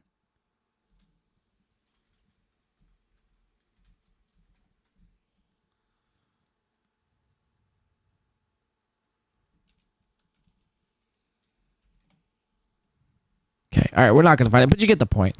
So Aaron completely, just utterly lying to everybody about the matter at hand, about his boxing, right? Let's get back into the lawsuit, the HRO, that Aaron has filed against Melton, and this is going to be explained to us by a lawyer, which I thought was pretty fitting, who this guy... he's Team Toe. For all intents and purposes, this guy is Team Toe. This guy I'm talking about is Sean, potentially criminal.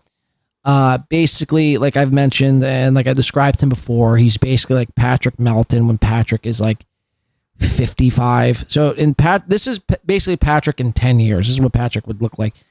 No, I don't even think he shows his face here. But he's going to explain this HRO and explain the things in it.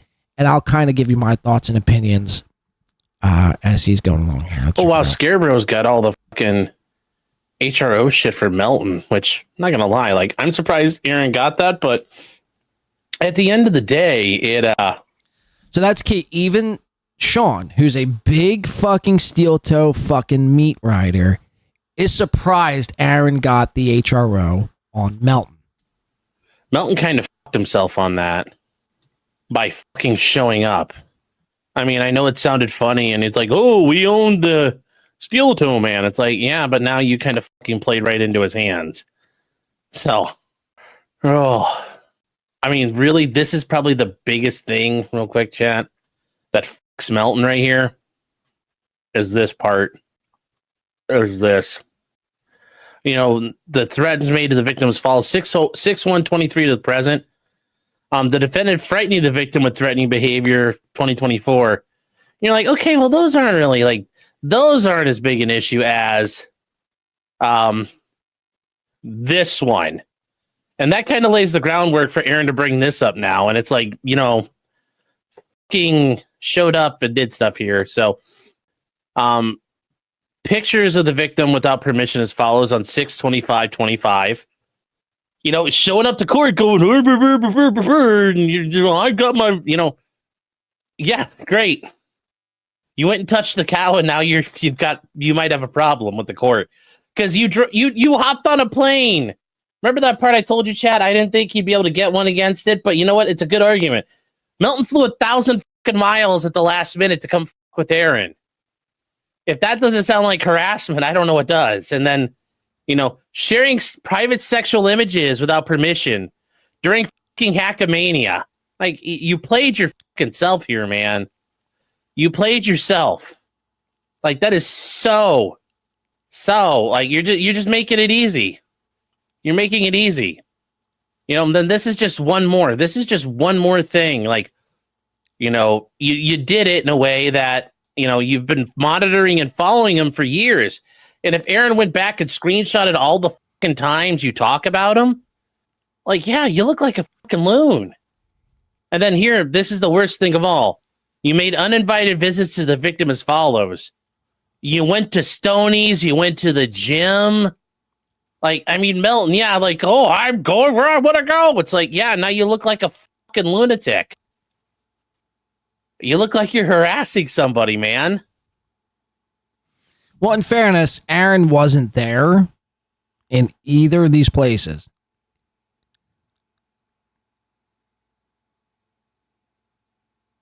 See, I just don't know. Is one able to call themselves a investigative journalist trying to get to the bottom of a story, and then that just is a defense? Can anyone just say that? Because in theory, that's what Melton was doing.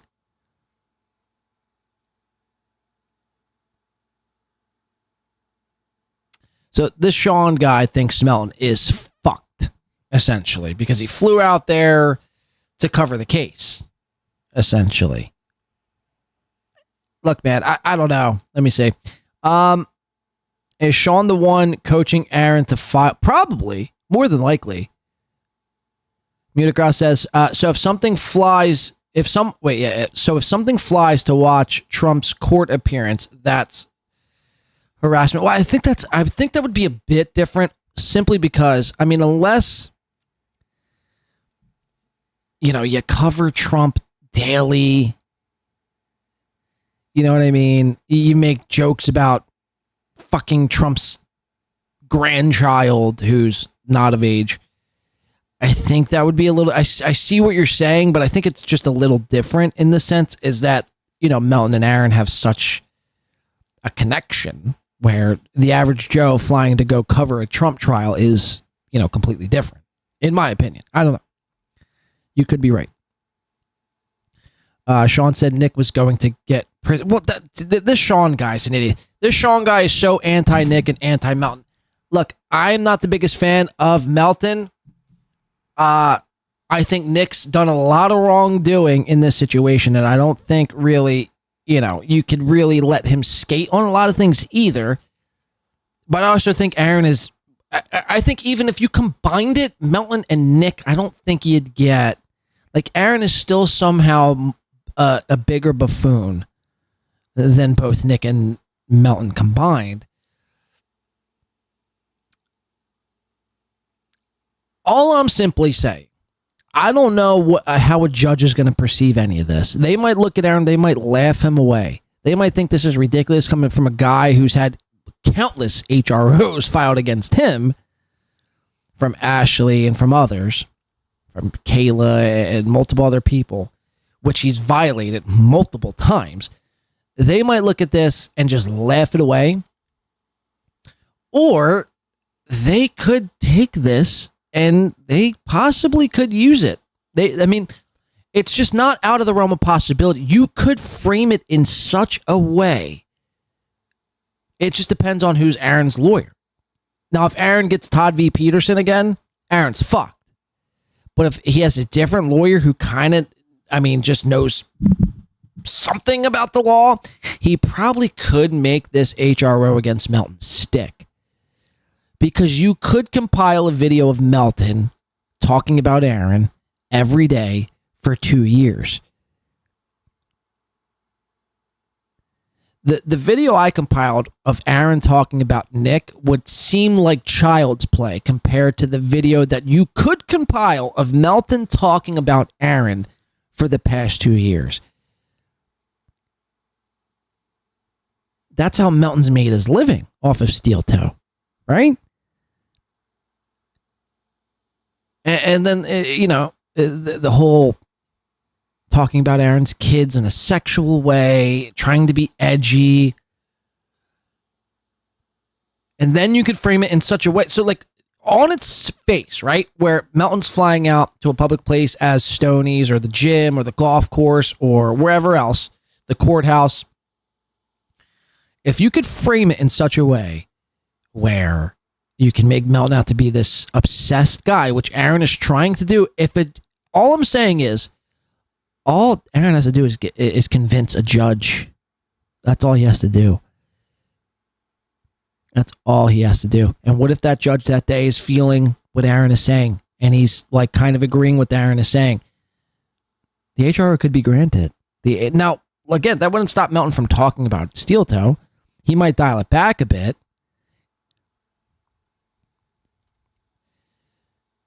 But you probably could convince somebody who knows nothing of this matter, who isn't in the Dabbleverse or doesn't follow YouTube, is just trying to, separate what's right and wrong.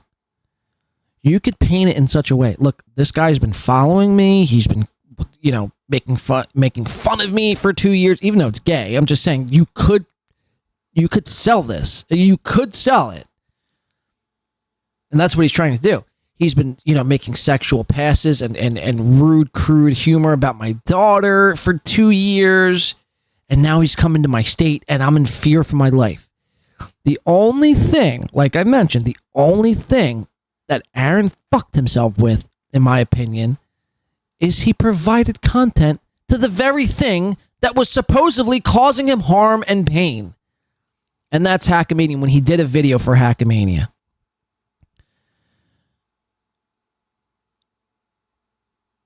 So, I don't know, man. Your guess is as good as mine. I'm definitely here for it. This guy, Sean, thinks Melton's completely fucked himself. I'm saying it's 50-50. Like I've said this whole stream. I think this HRO against Melton is 50-50. It's a complete toss-up. I think the Nick HRO is dropped this week, which I think is Tuesday. I think that HRO is completely dropped. I think we're going to see another Ricada dub, easy, across the finish line. But I just don't see it being for Meld. I don't see it being that easy. I don't.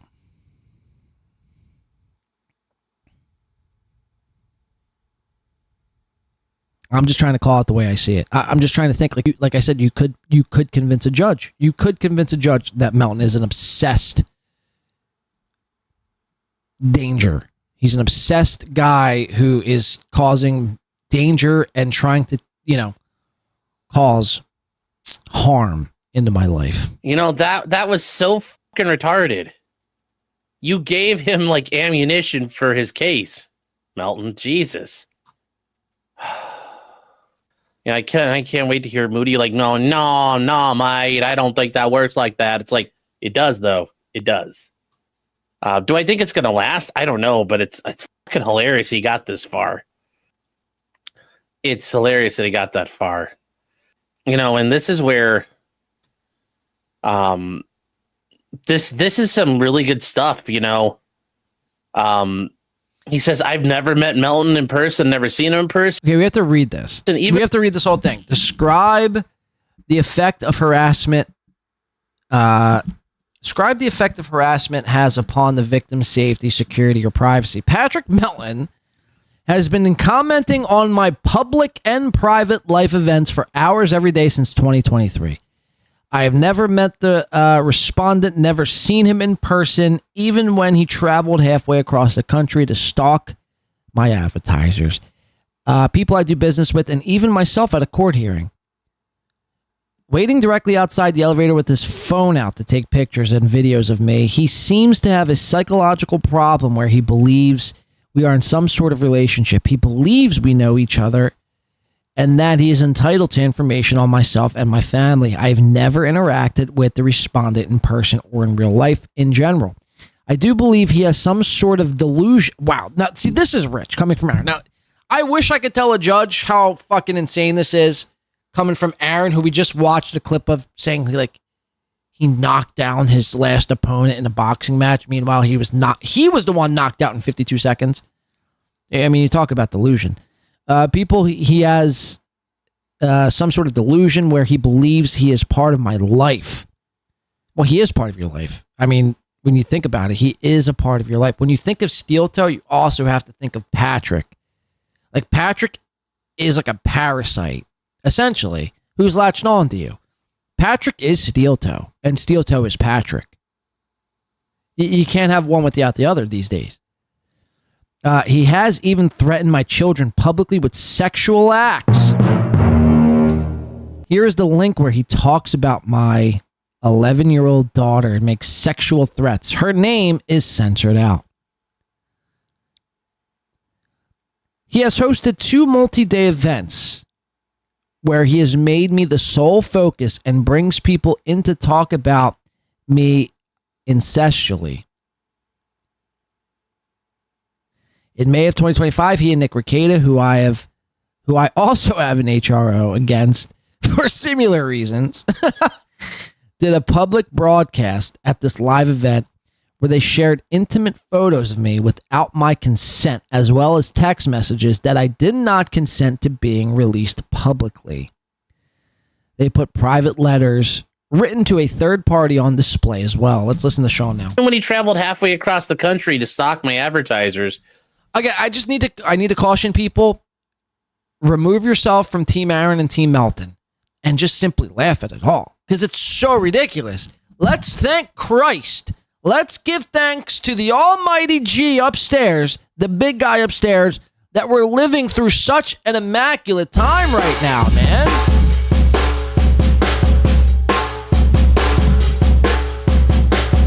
For real, we have, this is amazing. This is amazing. You couldn't ask for anything else. I've been covering all of these guys for so long, and the fact they're trying to sue each other out of oblivion and trying to get the other one locked up, it's incredible. I don't care who's right and who's wrong. It's amazing. The people I do business, even myself at a court hearing, I never met him. Waiting directly outside the elevator with his phone out to take pictures and videos of me. Yeah, it does make you look like a fucking crazy person, Melton. He seems to have a psychological problem where he believes we're in some sort of relationship. And again, this is why Steel Toe would fuck himself, because you could simply just show a clip of Aaron saying, well, Steel Toe's box office, right? So you view yourself as this like public celebrity and everyone around Minnesota knows you. So by Melton trying to hold a camera to your face, trying to get the exclusive, it's 50-50, man. There's really good arguments on both sides of this. It's just going to come down to who has the Jewish lawyer. Sorry. If I could be a Jew right now, I would be a Jew. And who has the better Jew lawyer in this outcome? He believes we know each other is entitled to information on myself. I've never interacted with him in real life. I do believe he has some sort of delusion where he believes he's a part of my life. He's even threatened my children publicly with sexual acts. Here's where he talks about my 11-year-old daughter and makes sexual threats.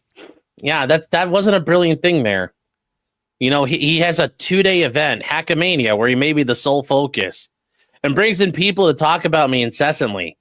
You know, and this is the thing here, where if Aaron included it, he should have included. He brought in a guy I went to high school with to mock me about what I did in high school. You know, in May, he and Nick Rekieta, who I also have an HRO against, did a broadcast where they shared intimate photos of me without my consent. Yeah, isn't that funny how, like, I guess that's okay. As well as text messages I did not consent to being publicly. They put private letters went to a third party on display and threatened they would do it for months on hand. But yeah, I mean, the problem is this happened in May and you're just now getting to it. It's like, it's kind of late. Right. And that's going to be, I think, another big key factor as to why Melton might, get out of this scot-free. If this was so mentally taxing and this was so damning and so brutalizing and you were in so much pain and you were suffering every day, the video of Melton making sexual remarks about Charlotte happened over a year ago. Why did it take you this long to file an HRO? And in the meantime, you continue to bring Melton up every day. Between Nick and, I don't know, I said I had estimated that Aaron in 14 months had brought up Nick's name about 40,000 times. I got there by doing just some simple math, but that is on the high side, right? I'd say on the low side it was probably 12 to 15,000. I'd say anywhere from 12 to 15,000 to about 40,000 times as the high side. I'd say Patrick's name in that same time period is the same, if not maybe more.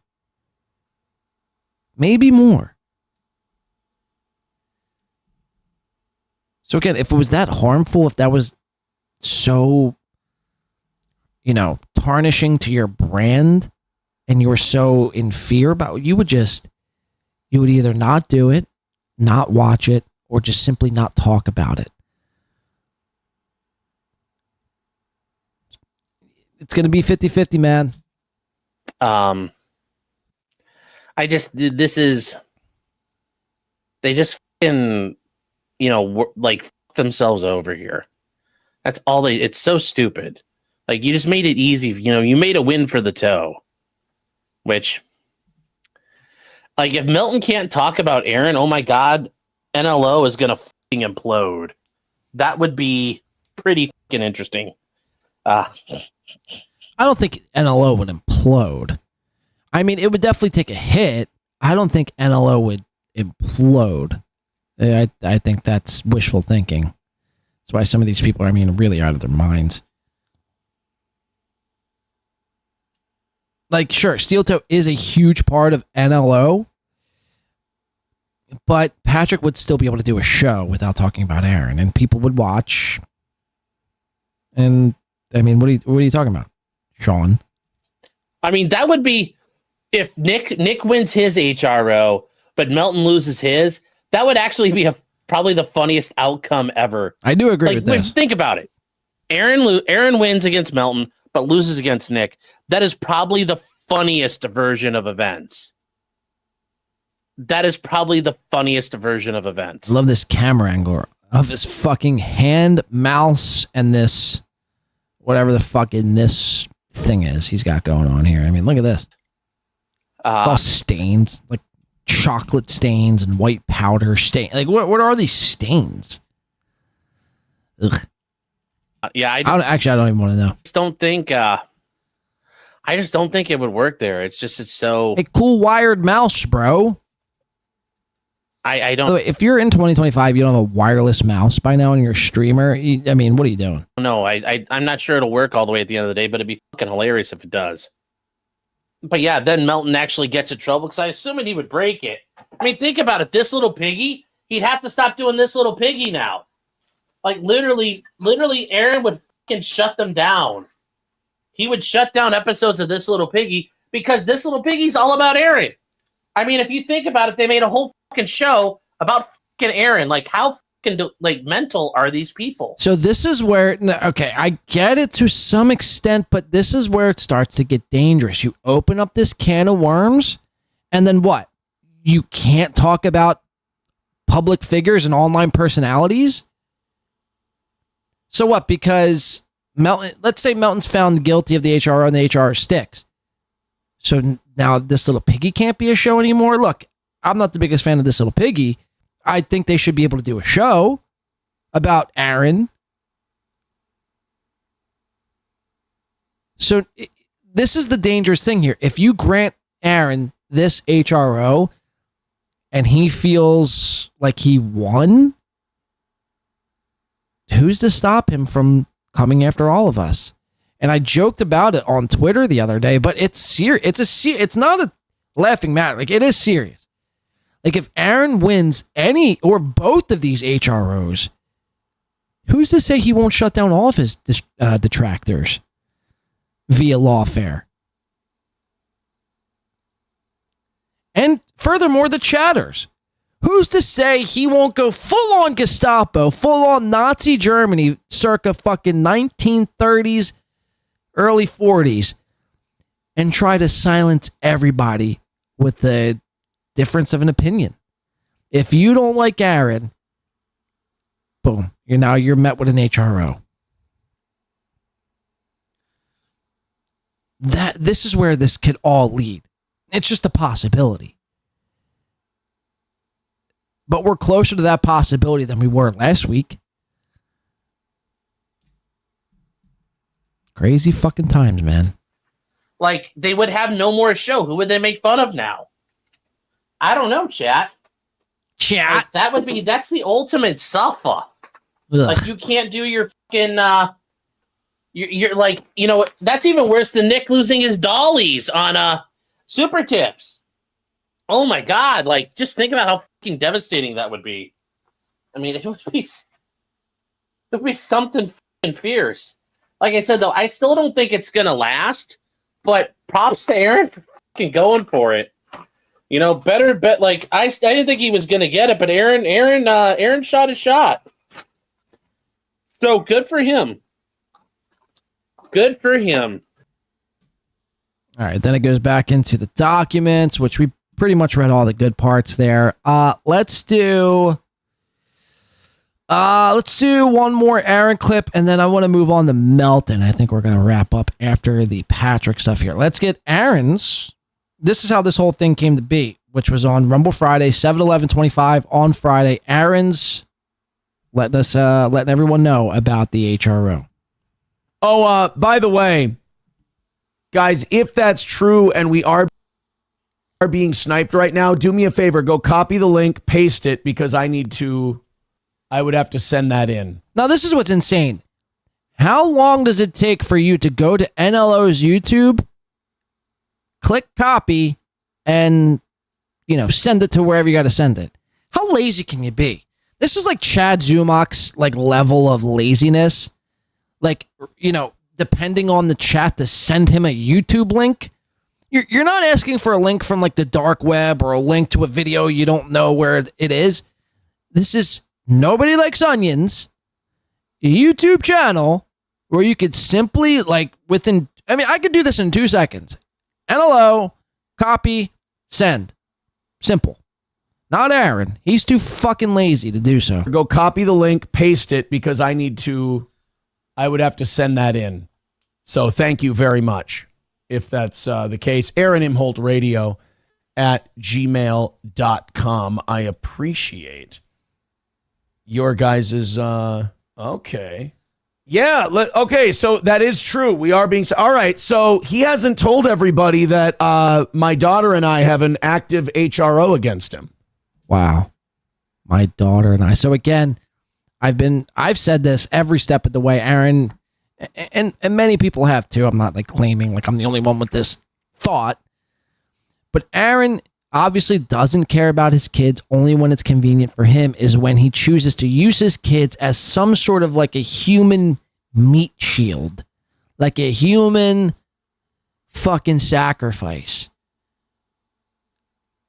He needs Charlotte. He needed to juice this HRO up so much. So much so, he needed to involve his daughter in all of this. How sick is that, by the way? I get it. Melton's made some distasteful fucking comments about Aaron's children, particularly Charlotte. But, come on, man. Aaron, Charlotte is going to grow up to despise you. If you keep this up, if you don't change course quickly, she's going to grow up to despise your basically your whole existence. She's going to rebel. She's going to rebel, and she's going to seek a father figure out in other men.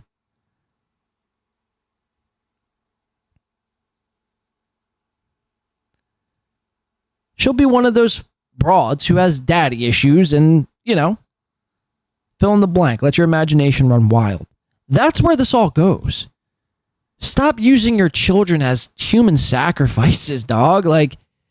Just be a parent. Just be a fucking real parent. He hasn't told people that, really? Yeah, and that's a violation. They told me to send those in. So thank you very much. I'm already getting the links in. That is a 100% a violation. A violation. So please send those in. I appreciate it. Copy the link, paste it, email it to me, clip it, whatever you want to do. And the longer that runs, I guess the more the consequences. Yeah. Oh, look at that. Look at that. Oh, thank you guys so much for sending me that link. I can forward that off to the county now. I appreciate that. Thank you very, very much. That's important. Thank you so much. I'll send it in. We'll get this all taken care of today. That is, God, that's a really stupid thing to do.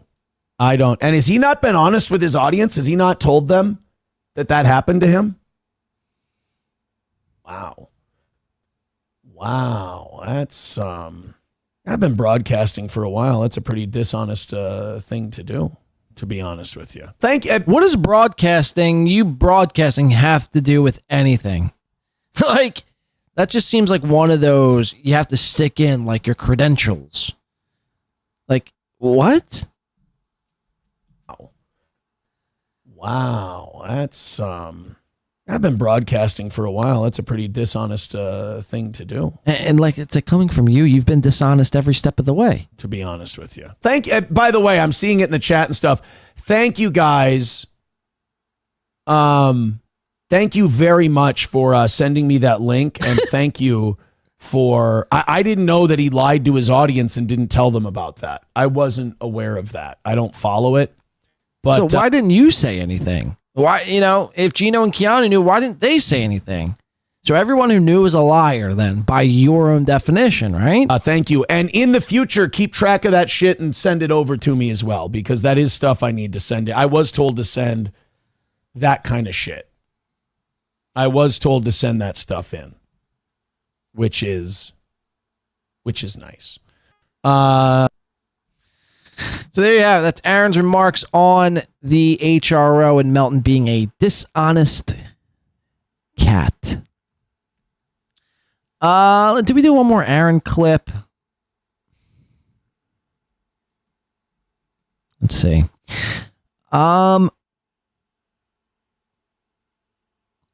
Mike says he is so mad Melton didn't make a big deal out of it.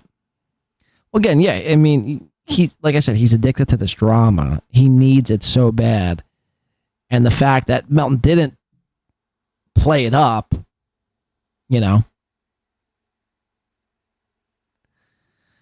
don't know, man. It just, you have to remember the clip when Aaron got out of jail the second time. He's like, I want to bury my past. I'm tempered and shit.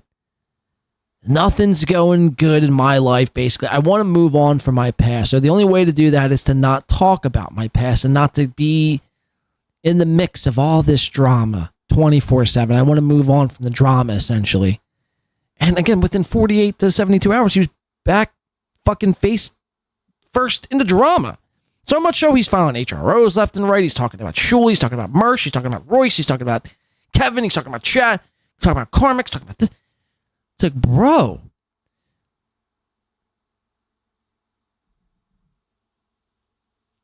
And again, if Nick does wipe the floor with Aaron this week, coming up for Nick and Aaron's HRO hearing, sentencing, whatever it is, this coming week, and Nick does wipe the floor with you and the HRO gets dismissed, you then now have basically the rest of July, which is 2.5 weeks, all of August, all of September, and a day in October to not talk about Nick or Kayla. And I don't think you're capable of doing that. Again, I could fully see a reality in which we exist where Aaron is not only behind bars come this fall, but also homeless and possibly on, applying for SNAP benefits because times are so hard. It's insane, man. It's insane. Let's do one more, I guess, Aaron clip. So he invited some homeless guy into the gym this past week. It's what boxing was all about. We just invite homeless bums into our gym free of charge. And I'll teach him how to box. I'm going to teach him some light footwork. Well, Coach Scott had a real problem with this. Coach Scott doesn't want any freeloaders into his gym, much like I don't want freeloaders in my chat room without, at least hitting the like button. Coach Scott gave Aaron shit. Aaron said, Aaron had so much of a problem with this. Aaron said, basically, he was going to a new gym. That Coach Scott, he lost all respect for Coach Scott. So much so he was going to a new gym. He knew Avery from up the street, this new boxing coach who said, hey, man, why don't you come on down and check out our gym? We accept homeless people in our gym, and we'll let you teach them basically for free. Come to Avery's gym here in St. Cloud. Well,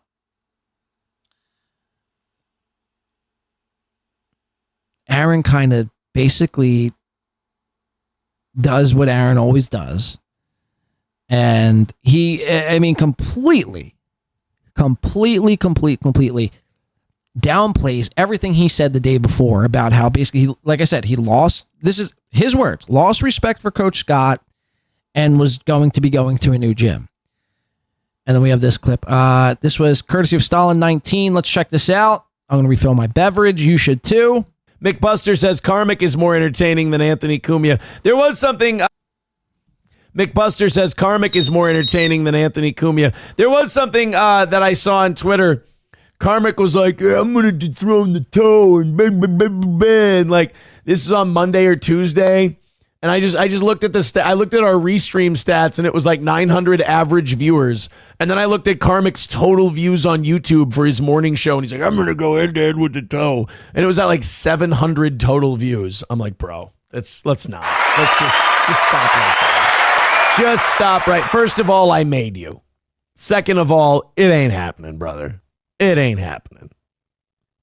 We're not on the same level. Please stop. You know, I'm now, my kids are now at the age where I can start seeing a light at the end of the tunnel. And you're kind of, I start thinking about, I'm like, okay, 2 of the kids. Because like the third kid, that doesn't up your number very much. And like I pay for a shitload of other stuff to get that number down, right? And I'm starting to think like in less than a decade, that money's coming off the books, right? And I've talked to guys at bars. That's such a sad sentence. I've talked to guys at bars, and I was talking to one guy during a Vikings game. Why are you talking to guys at bars? Like, what? Furthermore, he was talking about Karmic's ex, his numbers on YouTube. And Aaron's biggest fucking rebut to that is, well, you got to check out my numbers on Restream. Now, mind you, Restream is a platform where you can multi-stream to all different fucking streaming platforms at once. So you could restream to YouTube, simultaneously stream to Rumble, Kick, Facebook, Twitter, WhatsApp, and any other fucking basically social media platform that allow you to stream. Now, we have to keep in mind, between Aaron's Facebook and Aaron's Kick, there might be 3 people that tune in collectively. Twitter, we think Rumble numbers are, blown out of proportion. Twitter, goes to Rumble and says, hold my beer. Again, you just scroll past a Twitter anything and it counts as a view. Chad and Aaron, they all say, oh, dude, thank you for the 250 people tuning in on X. And you'll go to their X and you'll see 250, but nobody commenting. So there's 250 people watching like this. Mm-hmm. Mm-hmm. Mm-hmm.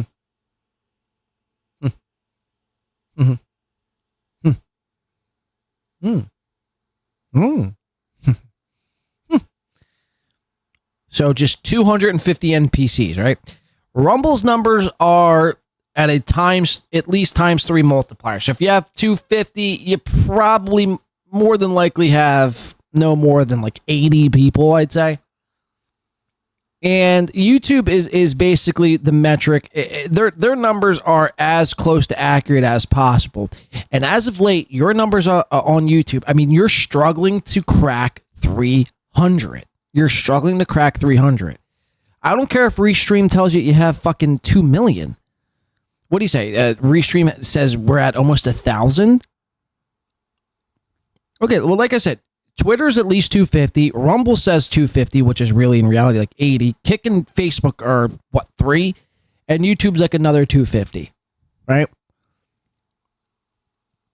My point to all that is these numbers in your head are completely fabricated. They're completely fabricated.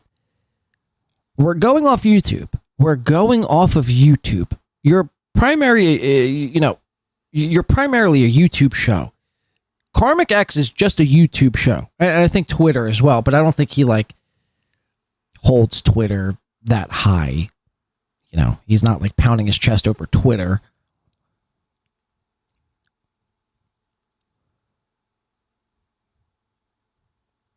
We're basically going off of YouTube, right? And you're struggling to crack 300. That's just what the facts are. I'll even throw in your Rumble numbers. I mean, you might be getting 400 total watching your show altogether. I don't count Twitter. I don't count Kick. I don't count Facebook. So between Rumble and Facebook, I'd say 400 people are actively watching your show. In what world? I'll even say 500. I'll even say 600 people are watching your show. In what world is 600 people a big time show? To a guy, by the way, you've been doing it for so long. It's like the whole Chad thing. I've been doing comedy for 20 years. Well, then why can't you sell more than fucking 15 tickets? So I ask you, Aaron, you've been doing broadcasting. You're this broadcasting connoisseur. How come you can't crack more than 600 total people watching your program? It's embarrassing. Like, stop using the years you've been doing this as like some sort of qualifier. Because you seem fucking nuts. You seem nuts and unhinged. Oh, I got like 1,000 people watching. You don't. You don't have 1,000 people. You know that. We all know that. You know that too. Karmic X has just started streaming. I think the guy's a fucking nut job, but he just started streaming. I guarantee within the next 2 or 3 years, if he keeps this trajectory, he'd probably surpass you in YouTube views. Hell, you can go to my numbers. I know mine overall, like live numbers, surpass any one of your nighttime streams as of late. And my overall numbers, and I hate to even get into a numbers argument, but all these guys' numbers is like the biggest thing that they hold up. It's the biggest fucking... Meanwhile, nobody's cracking over 1,000 live viewers. Maybe like the collab shows, like This Little Piggy and fucking, what's the other show? Point Dabble fucking Point. Outside of those two shows, I mean, no show is really cracking 1,000 views. So it's like, what are we talking about here? I hate to discuss numbers. Like, you guys try to big time the next guy. In reality, you're all doing YouTube, barely fucking scraping by. So what are we talking about? You have to, I mean, constantly, every day, get on your hands and knees and beg. Beg. And make up fake Venmos and fake PayPals that are coming in. It's a joke. But you're going to sit there and pound your chest over restreams numbers? I mean, give me a break, man. Again, you go to any one of my shows' overall views, and it's almost right there in line with Steel Toe's overall views. I don't hold that as any point of like, I'm doing better than. It's just like, it is what it is. It is what it is. I look at that on numbers aren't important. I'm not going to get into a whole numbers thing. What I hold to be important. All I know, man, is Steel Toe isn't what he claimed. It isn't box office. It's the complete opposite. It's fucking, you know, I don't know what the opposite of box office is. It's like Joey C level, basically. Like Joey C.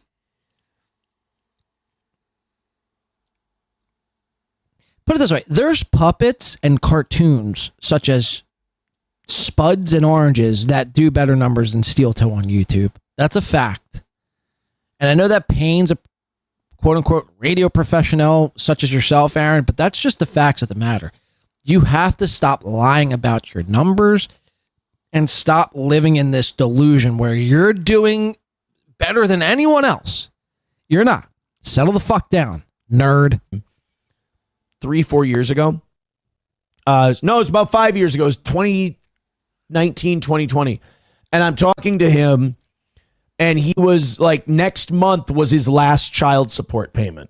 And I'm like, wow, that's so great. He's just talking to a random guy at a bar about their child support payments. Wow. Hey, how are you going to celebrate? He goes, with the amount of money I'm paying, he goes, I'm going to buy a cabin. I'm like, what? He's like, yeah, I'm going to buy a cabin. I'm like, sweet. Good for you, buddy. Fuck, I want to buy a cabin. Good for you. Eaton Clam says exactly why you need to get SP pregnant.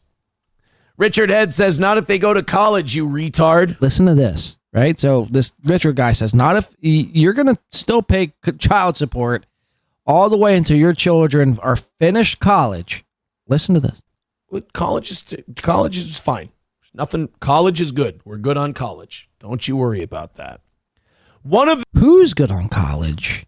Them said they don't want to go to college, and like, now mind you, their oldest is like 11. All of them are like still in I don't think any of them are in like 6th grade, but they're making rational decisions about college and their, later years. Got it. Or is it you, the very few time that you have with your kids, is it you implanting this idea that college isn't what it's all cracked up to be? You should probably, not look into college because you're playing some sort of sick, manipulative fucking game where you're trying to save money as quick as possible because that $800 a month really burns a hole in your pocket. I mean, again, Charlotte's like the oldest. I'll say she's 13. At the very most, she's in 7th grade. You're not thinking about college in 7th grade. You're barely thinking about high school in 7th grade. Like, you're just starting to think about high school in 7th. You're not thinking about college. Unless you're a genius. And we're talking about the Imholte children, which I could probably speak beyond a shadow of a doubt. They're not geniuses. In fact, they're probably all fucking, lead-brained morons. I know their mom is more passionate about that than I am. They're like, college is a scam. And she's not wrong. But goddamn, like, I'd like my kids to have something like to fall back on, So you're the parent that wants the kids to go to college, but Ashley and Balin, they're the ones who think college is a scam. Okay, I had my college paid for, and I'm going to pay for my kids' college. But sure. I don't know. I don't know what the policy you should do there. Because like, it's easy for her mom and I to say, yeah, college is a scam. Don't go to college. But it's also like, I think the policy has got to be ask the kids what they want to do and don't try to push them into it. Don't try to push them out of it. That kind of a thing. Their mom is one of those people. God bless her. She's a fantastic mother. She's one of those people where if she wants something, she'll kind of it's not nefarious, but it's like she'll unconsciously push towards that thing. Whereas I try so hard not to do that I'm probably a little too neutral. Like, because as a parent, maybe you should push a little in one direction or the other, but I'm so worried to look like I'm manipulating the situation that I kind of go, oh yeah, whatever you want to do, that's fine. It's hard to know where that line is between giving guidance and pushing them into something, It's hard to know where that is. Trade school would be better. Send them to trade school. Go into IT. Those jobs are going away now. I've always said, if you can sell, you'll always have a job. Listen to that. If you can sell, you'll always have a job. Like, if people say, if you got tired of doing this, what would you? I'm like, I would sell shit. That's what I would do. I would sell shit. Be a salesman. I'm very good at it. I did it for years. It comes very naturally to me. I mean, there's an argument that, if when we lost the radio show, who would know, where I'd be on the ladder if I had just gone into some kind of sales thing with someplace. I don't know. King Kong Dong with $2 says, correction, we're paying for your kids' college fund. And a great job you're doing. Hobo Chili says, if she was so great, why didn't you keep her? Oh, that's right. Infidelity. You know what, Hobo? You go into... You see him constantly touch his nose. I mean, this is like the 7th time I've counted. He's, itching or touching or grazing his nose. The pupils do look overly dilated. Like, they do look like they could be big enough where stimulants are involved. Am I saying he's doing cocaine? Not necessarily. Am I saying he's possibly on some sort of stimulant, possibly prescribed by a doctor? I'd say that's a very good possibility. And he's probably snorting said stimulant. Again, why else would you touch your nose this much? I mean, I don't know if I don't think I touch my nose this much, but if I do, yeah, well then fuck. But I assure you, I'm not on any stimulants. I've had 2 alcoholic beverages here on today's show in 4.5 hours. So, I mean, we've watched him touch his nose now like 7 times in the last 3 minutes. I've maybe touched my nose 7 times in the last 4.5 hours. Where in a 40 to 50 mile radius, shitloads of people know who you are. You do comedy shows traveling around that radius every single month, sometimes twice a month, and there's girls. And you're in your late 20s, and there's girls. And you're in your late 20s, and there's girls. And there's... I don't get credit for how many times I... Oh, see, I mean, there's another one. And there's girls. And there's... I don't get credit for how many times... That nose surely is itching. That surely is an itchy nose you got there for yourself, Imholte. Times I said no. I think I could probably count on a hand or 2. But the point is, I said no. And then sometimes you're like, it's a bad way to be. It's a naughty boy thing to do. It's not nice. It's not good. It's dishonest. Cue Chad Zumock. It's not good. It's boy behavior. But I'm not going to sit here. I'll get lectured to by women all day long. I will take that. I will get lectured to by women on infidelity and all that shit. That's totally fine. There's another. I think after the show, I'm going to look to install a nose counter. So the next time we cover steel toe, we could actually get a, correct nose counter all the times he's touching. W-Man. For the $5. I'm starting to think this, W-Man. Aaron has to be on something every show. Wait, Aaron has to be on something. Every show is after him. Do you mean drugs or do you mean like he's on to something? Every show is after him because he's a fucking... Well, you have to remember that the OG shows, I mean, between Chad, myself, Melton... Like, we've been making fun of Steel Toe, longer than anybody else. But, I mean, the Johnny Come Latelys, the Mershes. Although Mersh has been covering Steel Toe now for a little over a year. Shuley, I mean, the whole Shuley network going after... You see how bad fucking... So you almost start to ask the question. If Melton doesn't win this HRO against Aaron, will Melton, slowly start to go the way of the Shuley network, where basically, like, the Shuley network lost their biggest prize in Stuttering John. So therefore they went to the next best thing in Aaron. But it's so like they're covering clips from like 3 years ago. Like, did you see the time where Aaron couldn't make April come? I'm so dry. No, producer Phil, I didn't see that. Could you play? It's like, guys, what are we doing? I tuned into a Shuley show the other day, and they're literally covering 2-year-old clips. It's like there's so much to cover just within this last week. Why are we covering what happened 2 years ago? Makes no sense to me. W-Man says piss works.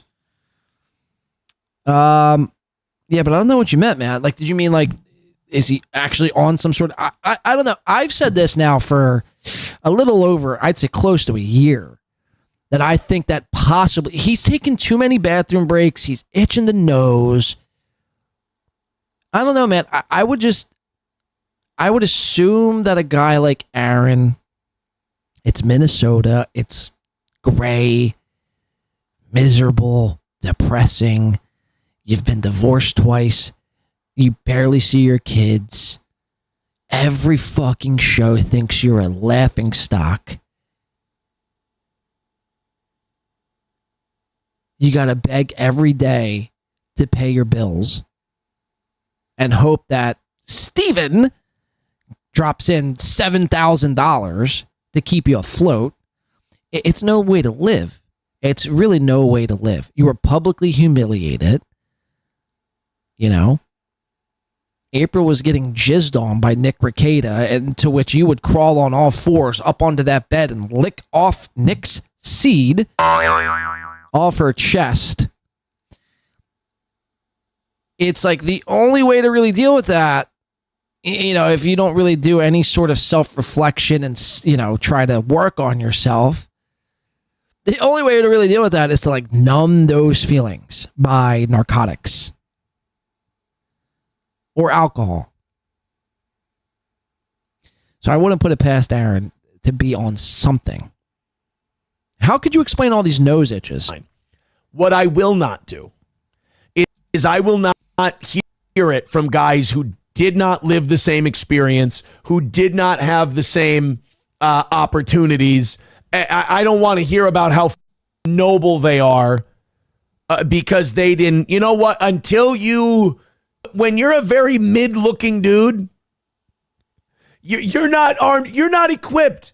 Like, I was an offensive lineman and a pitcher in high school. I wasn't a quarterback.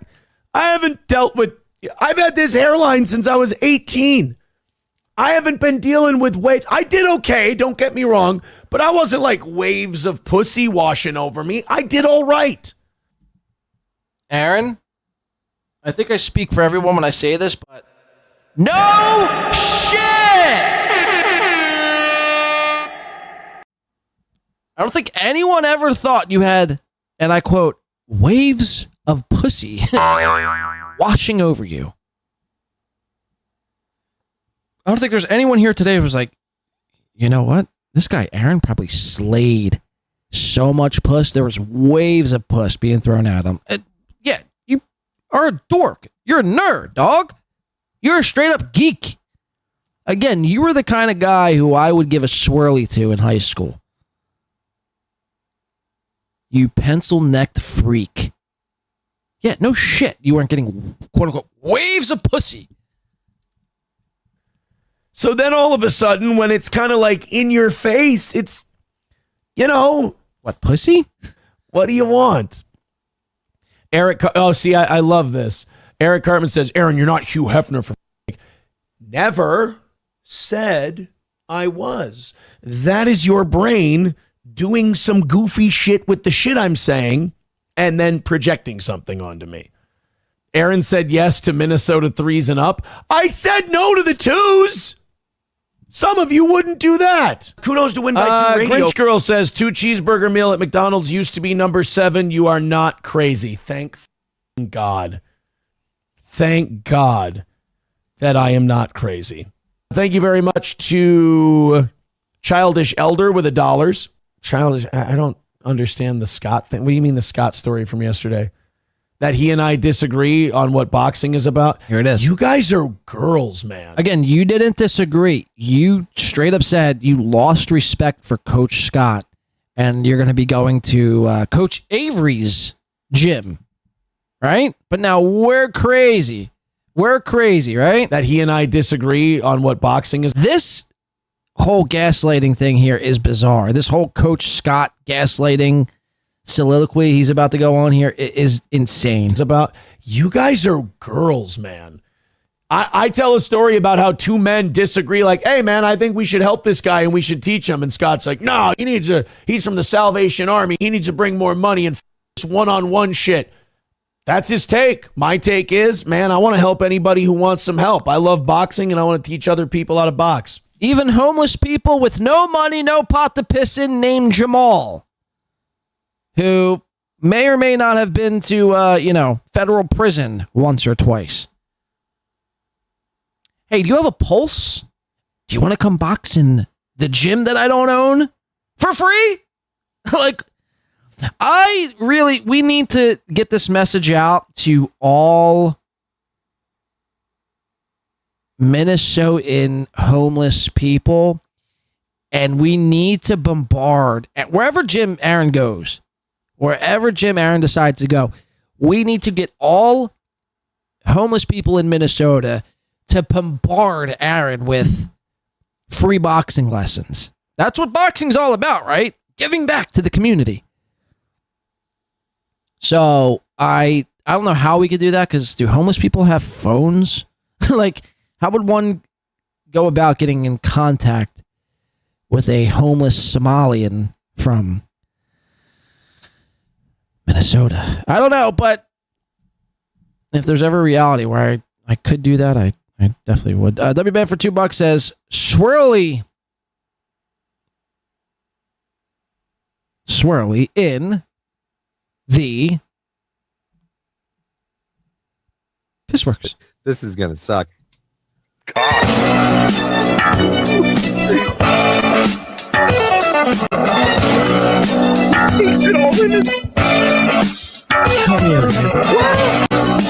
Thank you, Mr. Pissworks. Kudos to Win by 2. Kudos to Win by 2 Radio. All right, let's get back into this. How much time do we have left on this? Because I still want to do some Patrick after. And then people like Childish Elder are like, why are you talking shit about? God, you guys are girls. You can tell people who don't have friends and like never have disagreements and never argue or oh, it's so pathetic.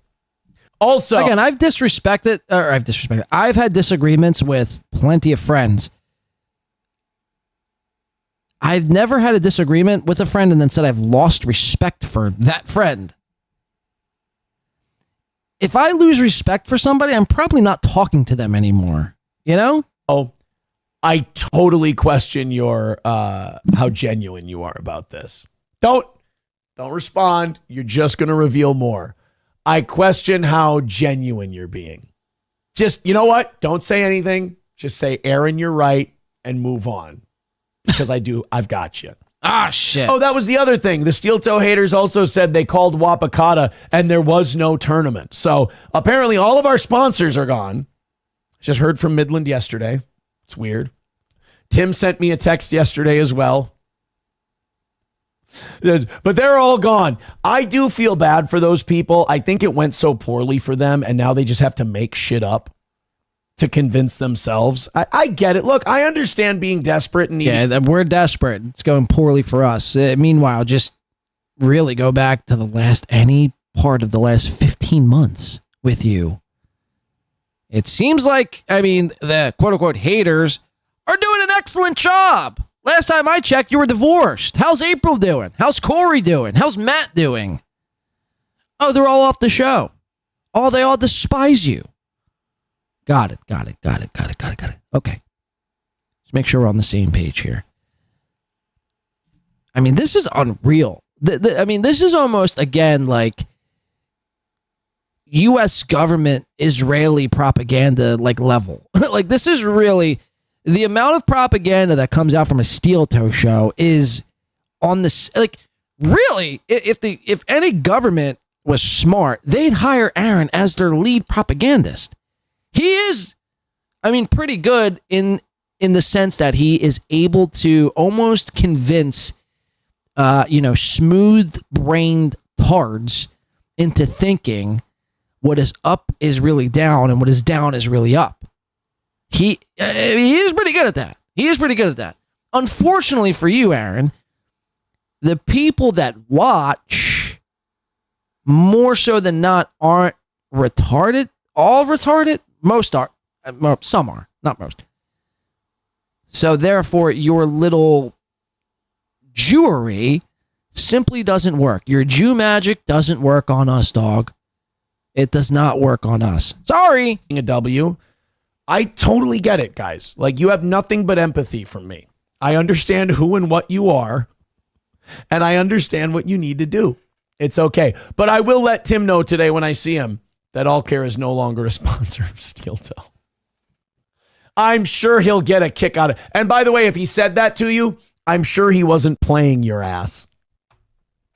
Just like the people at Wapakata are playing your ass. Actually, I told Brad at Wapakata, I said, yeah, tell him you're not having a tournament there. You're not. I am.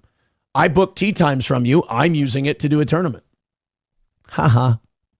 You guys got to be getting sick of that at some point. Just getting run around like that and tricked so badly.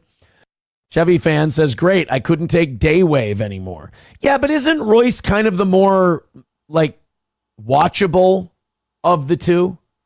Because I can't do like the watching to watch someone crash thing. I don't like that. I like to be entertained when I'm watching shit. Like I fell asleep to a World War II documentary last night because I'm that guy.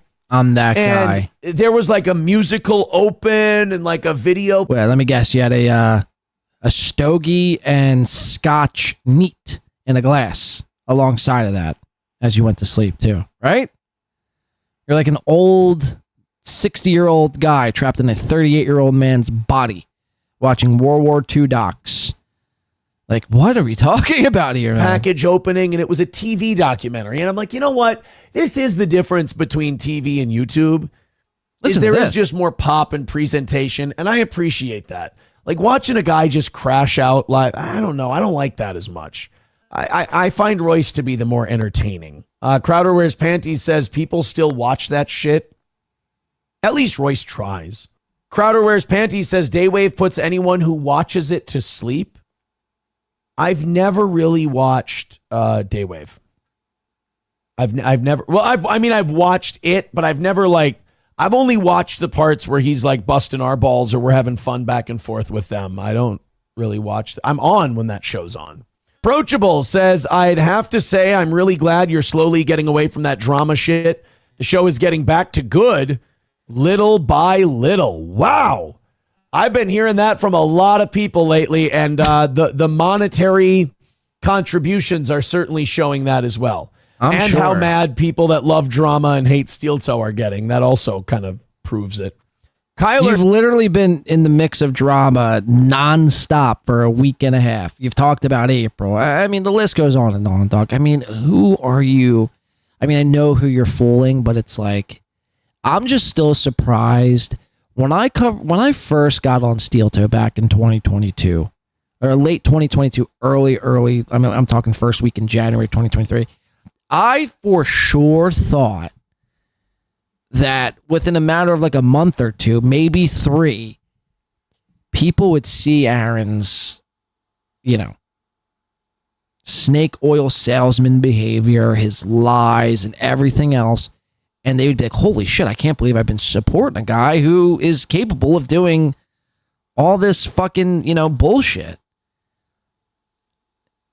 And somehow, man, he's to his credit in a little bit of a way, it's like he was able to maintain and hold on to, I mean, what are we talking? Like 30 actual idiots, It's insane, man. I want to put a pin there. So he's drama-free.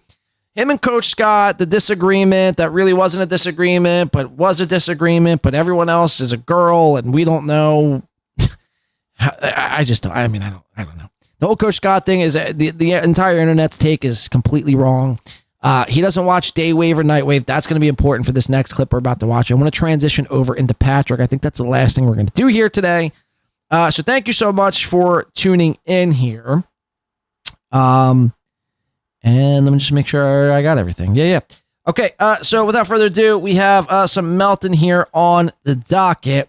Again, Aaron has his big HR hearing with Ricada.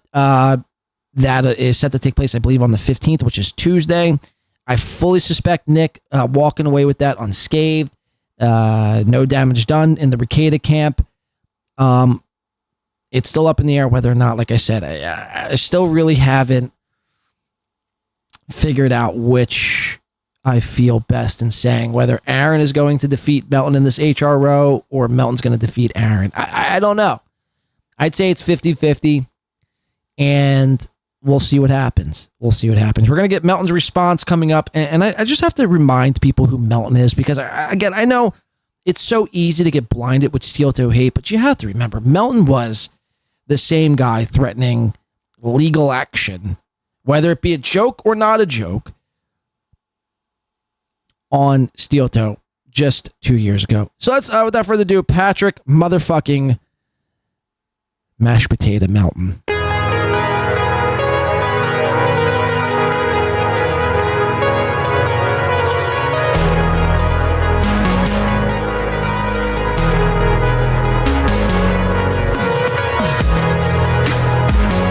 W Man for 2 coming in. Shout out says for the $2. Thanks for the 2. Kudos to Win by 2, of course. Says Chad is live. What's he doing? A walk and talk? Let's see.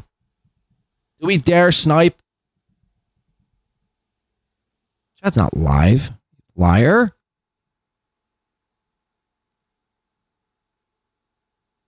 Oh, he was live.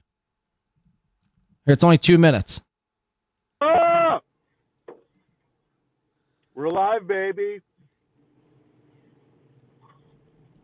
This was Chad. Driving 4 hours to Tampa. This is dangerous as fuck. So again, I mean, I don't know what it is with these guys. They just love breaking the law on camera. Somebody call the cops. Him, Gino, Joey C. I mean, all these fucking retards, they love driving and not looking at the road. This is what the world is filled with. Numbskull idiots like this who just can't put their fucking phone down. Like, you could stream and drive, but look at the fucking road. I'm literally going out on a limb and trying to entertain you. Oh, so we should all bow down. Thank you, Lord Zumock. Thank you for entertaining us in a car at a Wawa parking lot. Thank you so much. I was so void of entertainment all day. Lord knows what I would do. I was getting ready to fucking hang it up. How's this going to play out? How's this going to play out? By you dying, maybe? What up? We're doing it. My Sharks Unite. You Black Clearwater Chad, we can't support you any. That's fine. He's a dud. That dude's getting fucking worked by the potato right now. Chad, you're getting worked by everybody. Here. Wait, what? Let me go over here.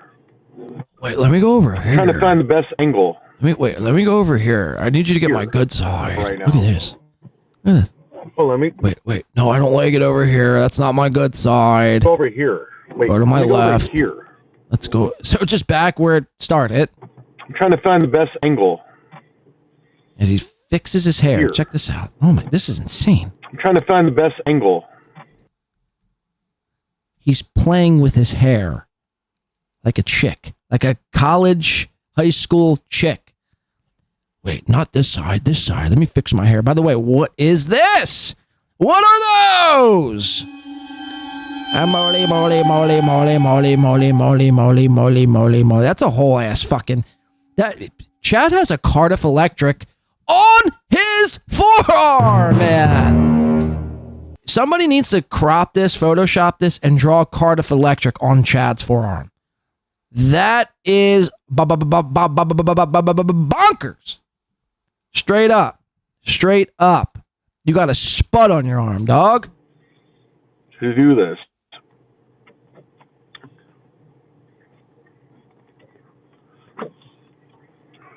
Trying to do the best angle for all of this. Oh, cool. Oh, this is going to be this bad decision. This is not good. Obviously. This might end. Did he just pick his nose? This is not good. He's literally picking his nose. He's picking his nose. This can't be real. W Man, did you edit this? This might end quickly. Oh, edgy.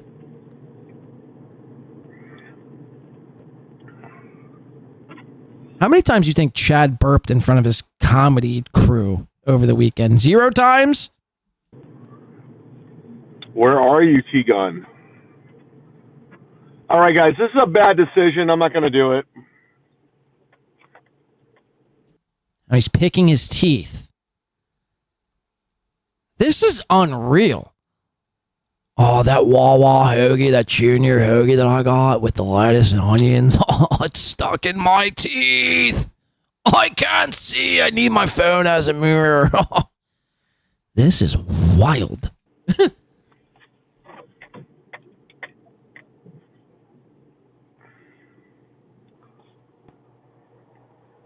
All right.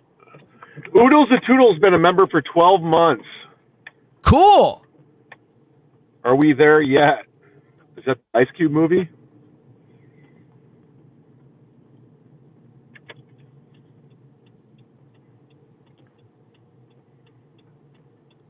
Please don't die. Thank you, Michaela. Going back for the teeth. And Chad, ever heard of a toothpick? Yeah. Thank you, Michaela. Oodles of Toodles for 4 months says, I'm over here now. The winning team. Thank you, Oodles of Toodles. Why isn't driving and streaming reading the chat? You know what? I'm going to go ahead and just stop this because you're right. I don't want to get in trouble. This is dumb. And we already got this the was evidence. Rocco's idea. He told me I should stream while driving.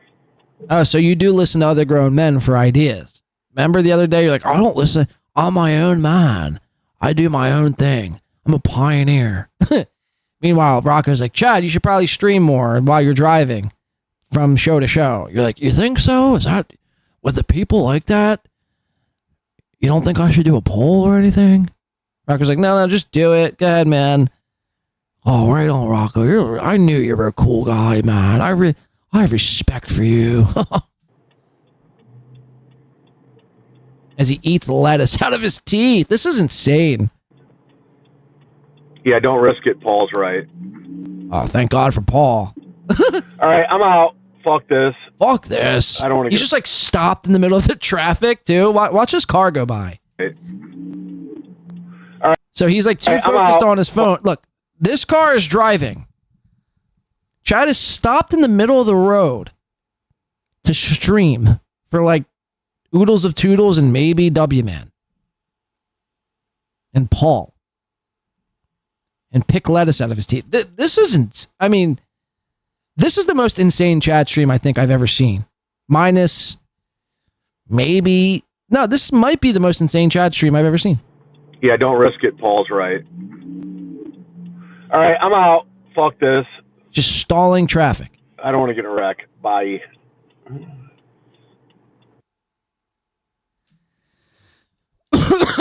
Wow. Okay, Chad Zumock, folks.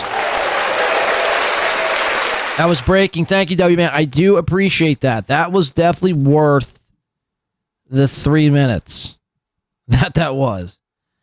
Make sure you join the Mod Tards for more riveting content like that. All right, can we get back into, what did I say? What are we doing? Patrick Melton?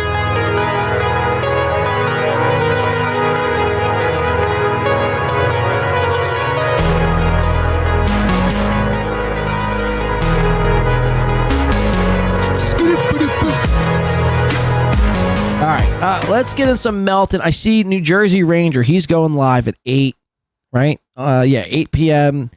After the show. I want everyone, maybe we could raid NJ Ranger. Okay, let's just jump into this Melton stuff. I have a couple clips I'd like to go over. Melton's response. And just, well, first, before we get into that, let me just show you this. We'll go over to an NLO stream.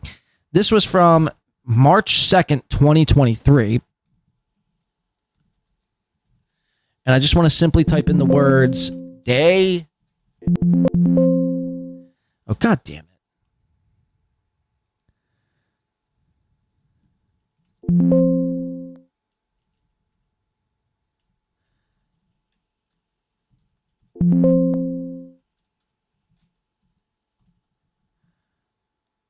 Let me see. I'll type in Royce. Look, I think Mersh and Royce are great. So remember what Aaron said before. He doesn't really watch Mersh or Royce and thinks their show is a joke. Yeah, enough about Jake.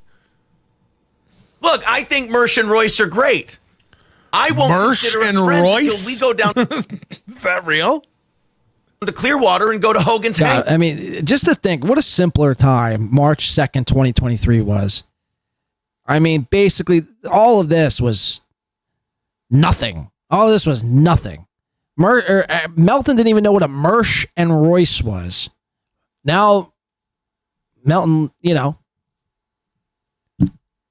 can't stop but thinking of the idea of Mersh joining Super Tips and vice versa. Hang out together. I fucking agree. I second. Meanwhile, they had already met, and Mersh allegedly offered Melton some steak and pussy back in the day, but that somehow didn't register in Melton's mind. That notion. I'm not gonna.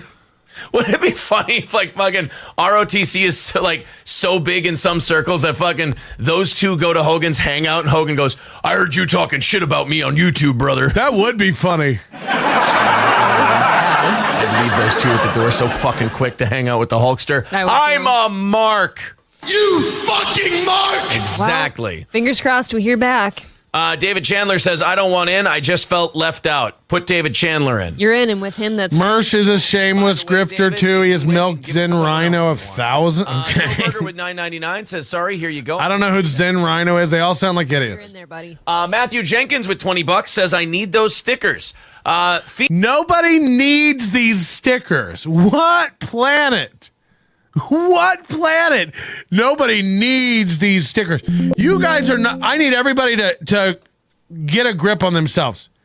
All these comedians nobody knows. Patrick, how do you not know Mersh? It's like. Okay, listen to this. Is a YouTube? Is a show? Like, I don't go YouTubing for shows. This MLC, Kumia, I'm not in it. I know you guys are all like, how do you not know who the dabblers are? I'm retarded at this stuff. And by the way, I'll be out in a minute, so don't bother becoming friends. I'll be out in a minute, he says. How do you not know Mersh? How do you not know DSP? How do you not know Watapa?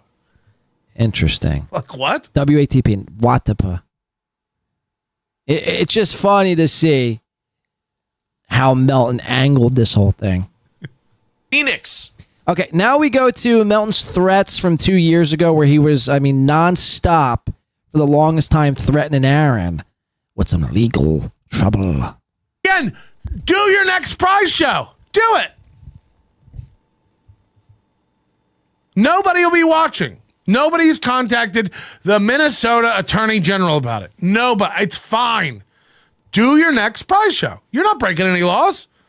Everything's on the up and up over there at Steel Toe Entertainment. Thanks, Timmy Tables. It means a lot. We've really become hard and fast friends, you and I. We're going to... Okay, let's just breeze through these examples. Quit. And so this will all work for a little bit. This will fucking crash to the ground, especially when the Minnesota Attorney General gets involved. Do you think you're going to get away with this? Do you know what you're doing? You know what you're doing. Same thing, you know what are you just, which is it? Dumb or liar? Which is it? Do you think Corey Adam is one of the funniest in Minneapolis? Is he the best you could get? Or are you fucking lying? Well, we read the YouTube guidelines. Imagine running a business like that. I Googled it. It seemed fine. It's like, again, you're talking to a guy who's been doing this for so fucking long. I understand how it works. You're insane. This is federal fraud. This is absolutely illegal. There's not the threat. It's not a gray area. There's no wiggle room. It's fucking insane.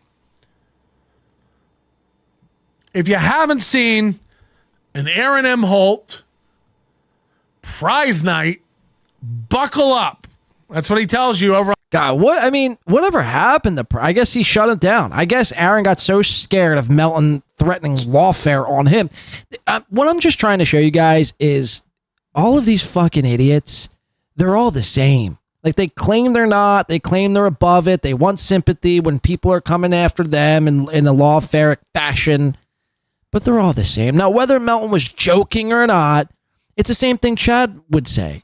And we would all clown Chad for making a joke at to Rocco about saying, keep texting me. I'm going to compile a, big fucking stack of emails and then send them to the detective.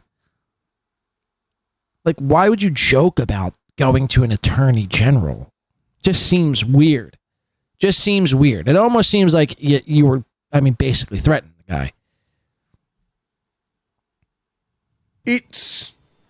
My point is, you can't then cry when it happens to you. When you're the guy who's threatening other people with lawfare, then when it happens to you, you can't cry about it. You just can't cry about it. You can't say it's It just, you've opened that can of worms. Insane. And there's some insight here in the chat I was seeing.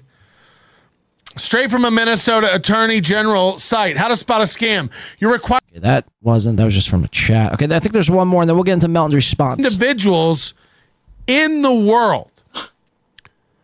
So if you think some attorney wouldn't be willing to put together a class action to nip this in the bud immediately, go ahead and try it.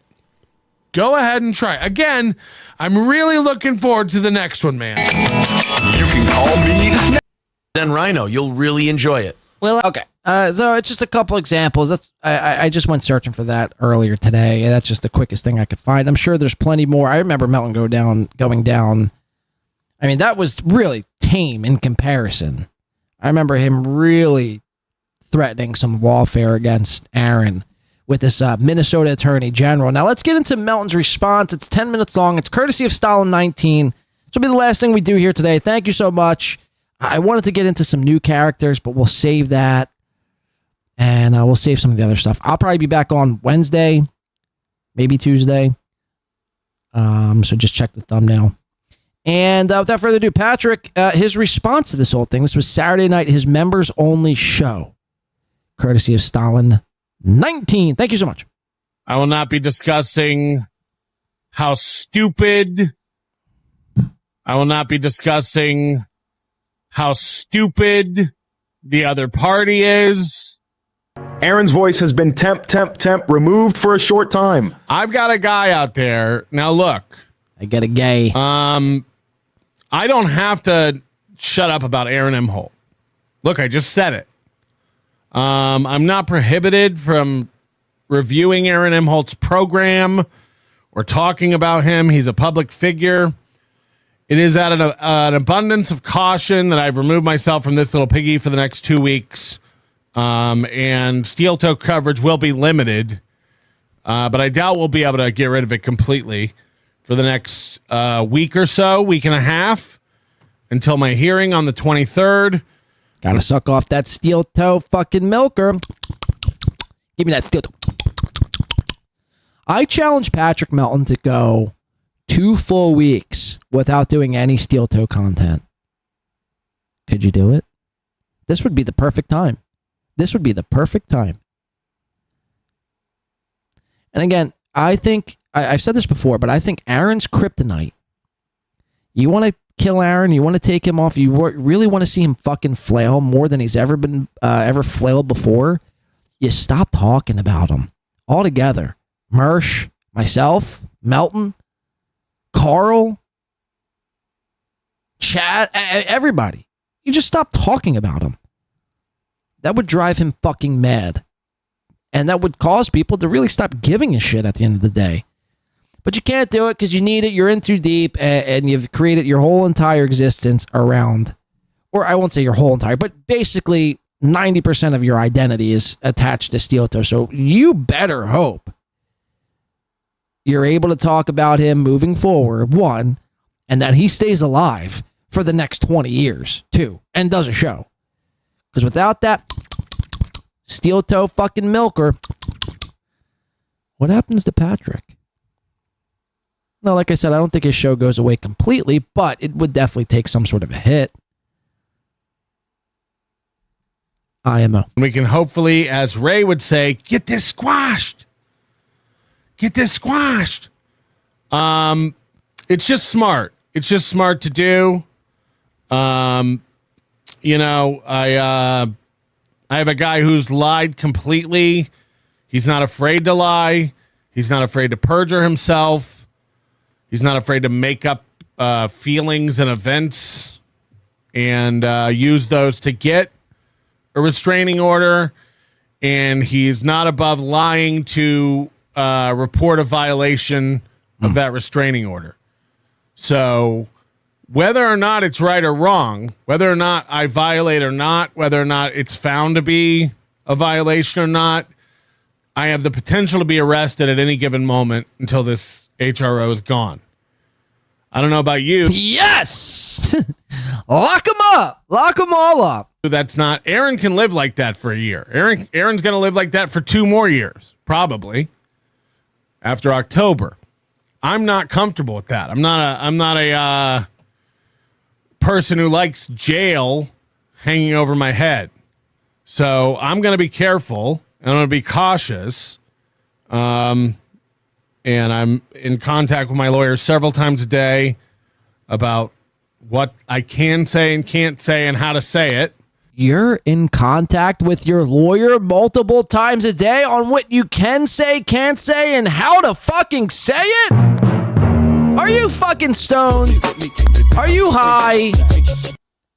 Why not just not talk about it for 2 weeks? Is it really that difficult? Are you just like Aaron? You're addicted. You're addicted. You're a junkie. Hee-haw, hee-haw. Melton's a junkie, much like Aaron. I've always equated them to be basically the same guy, or close to it anyway. They display a lot of the same reactions and responses. Now, Melton, he's in a better position because more people hate Steel Toe.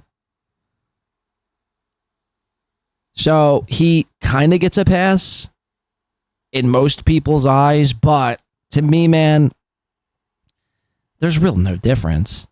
The only, I'd say the begging is the only difference, but there's really no difference. There's really no difference. I guess Melton doesn't lie as much would be the only difference. I mean, obviously the weight and everything else from a physical standpoint, sure, but Melton has better production. Okay, you could say that too. But outside of those couple of, examples, there's really no difference, man. Melton and Aaron are, I guarantee if they were to link up, they'd be best fucking friends. Like, really. I guarantee if they were to link up, they'd be best friends. And I think Aaron sees a little bit of himself in Patrick, and Patrick sees himself a little bit in Aaron. In some weird, twisted way. But, furthermore, it's just you're contacting your lawyer multiple times. How's that conversation go, by the way? Hey, lawyer, so I was thinking about shitting on Aaron today, and I wanted to, say like movies, is a cum-eating bitch, and I wanted to say his daughter. I wanted to say a joke like his daughter, like is like a cup holder and can be used as a cup holder. But you think that's like crossing the line, or like how would? Okay, lawyer guy, how would you say his daughter is a cup holder without actually getting in trouble with the courts? Imagine doing this. Imagine, just shut up. Just shut the fuck up for 2 weeks. Take your own advice. When it came to Aaron, like everyone yelled from the rooftops, Aaron should shut the fuck up about this whole Nick and Kayla thing for the last 14 months. Why don't you take that same advice and shut the fuck up for 2 measly weeks? You can't, because you need that steel toe drug in your vein, like a heroin junkie. And that's just a fact. So that's what's going on with the Minnesota files. They're just going to be held. They are going to be held until after the hearing. I'm sorry.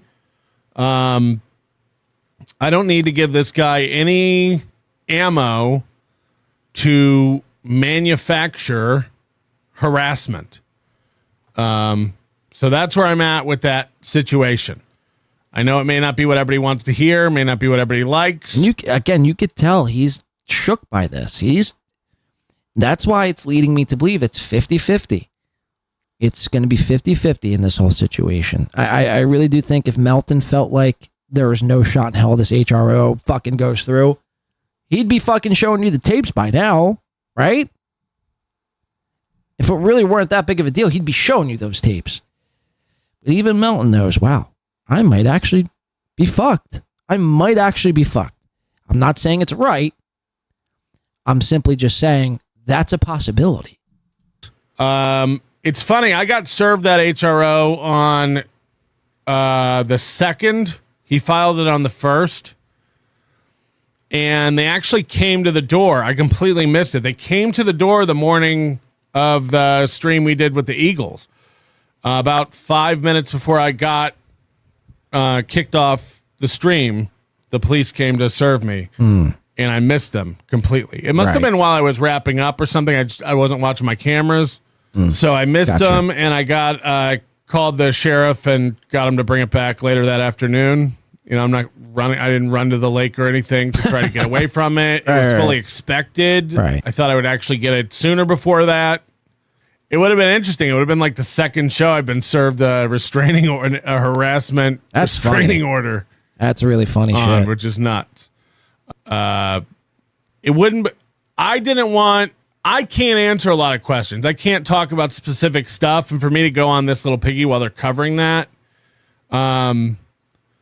would be not fair to them. Like, they should be able to cover it to completeness, and the only way to really do that is without me there. And I've also said I'm not going to do TLP next week, just again out of an abundance of caution. We want to get this thing over the plate and eradicated. I wouldn't be able to say a lot. I wouldn't be able to add to it. I wouldn't be able to bite my tongue with inside knowledge of the situation in that environment with Tukey and Carl and you know, rowdy Carl. Once me and Carl get going, secrets start flying out. I can't contain myself around rowdy Carl. Pathetic fucking loser and stupid fucking bitch. Now I could see Tukey. I mean, right? But Carl, I mean, he's as dull as a fucking bag of fucking feathers, man. Remember, you didn't know what do you say, a WhatsApp is? I don't know what a WhatsApp is. As soon as it's just funny. I like I said, how simple things were March 2nd, 2023. Like, I almost miss those days. I'm not sure about any of you at home. Maybe some of you really went through a lot of shit during that time, but it was just such a simpler time. There was less eyeballs on Steel Toe. It was just, everything seemed fresh and new. And now you fast forward here, 2 years later, over 2 years later, and you got guys like the Shuley Network covering Steel Toe clips from fucking 3 years ago, doing a lot of the same routine and bit. And it's just gone too mainstream. Now, look, there's definitely a give and take with that. Obviously, I wouldn't trade the last 15 months, what happened with Aaron, for anything. I mean, it's really, I couldn't ask for anything more. Finding a guy on the internet who's been through the things that Aaron has been through over this past year. But with that comes with a trade-off, So, but yeah, Melton, you could definitely tell he's a bit shook. He's definitely a bit shook. And we'll see moving forward because he hasn't done a show. I mean, this was, I think, Friday night. So he didn't do a show Saturday. He didn't do a show today. We'll see how he handles this moving forward.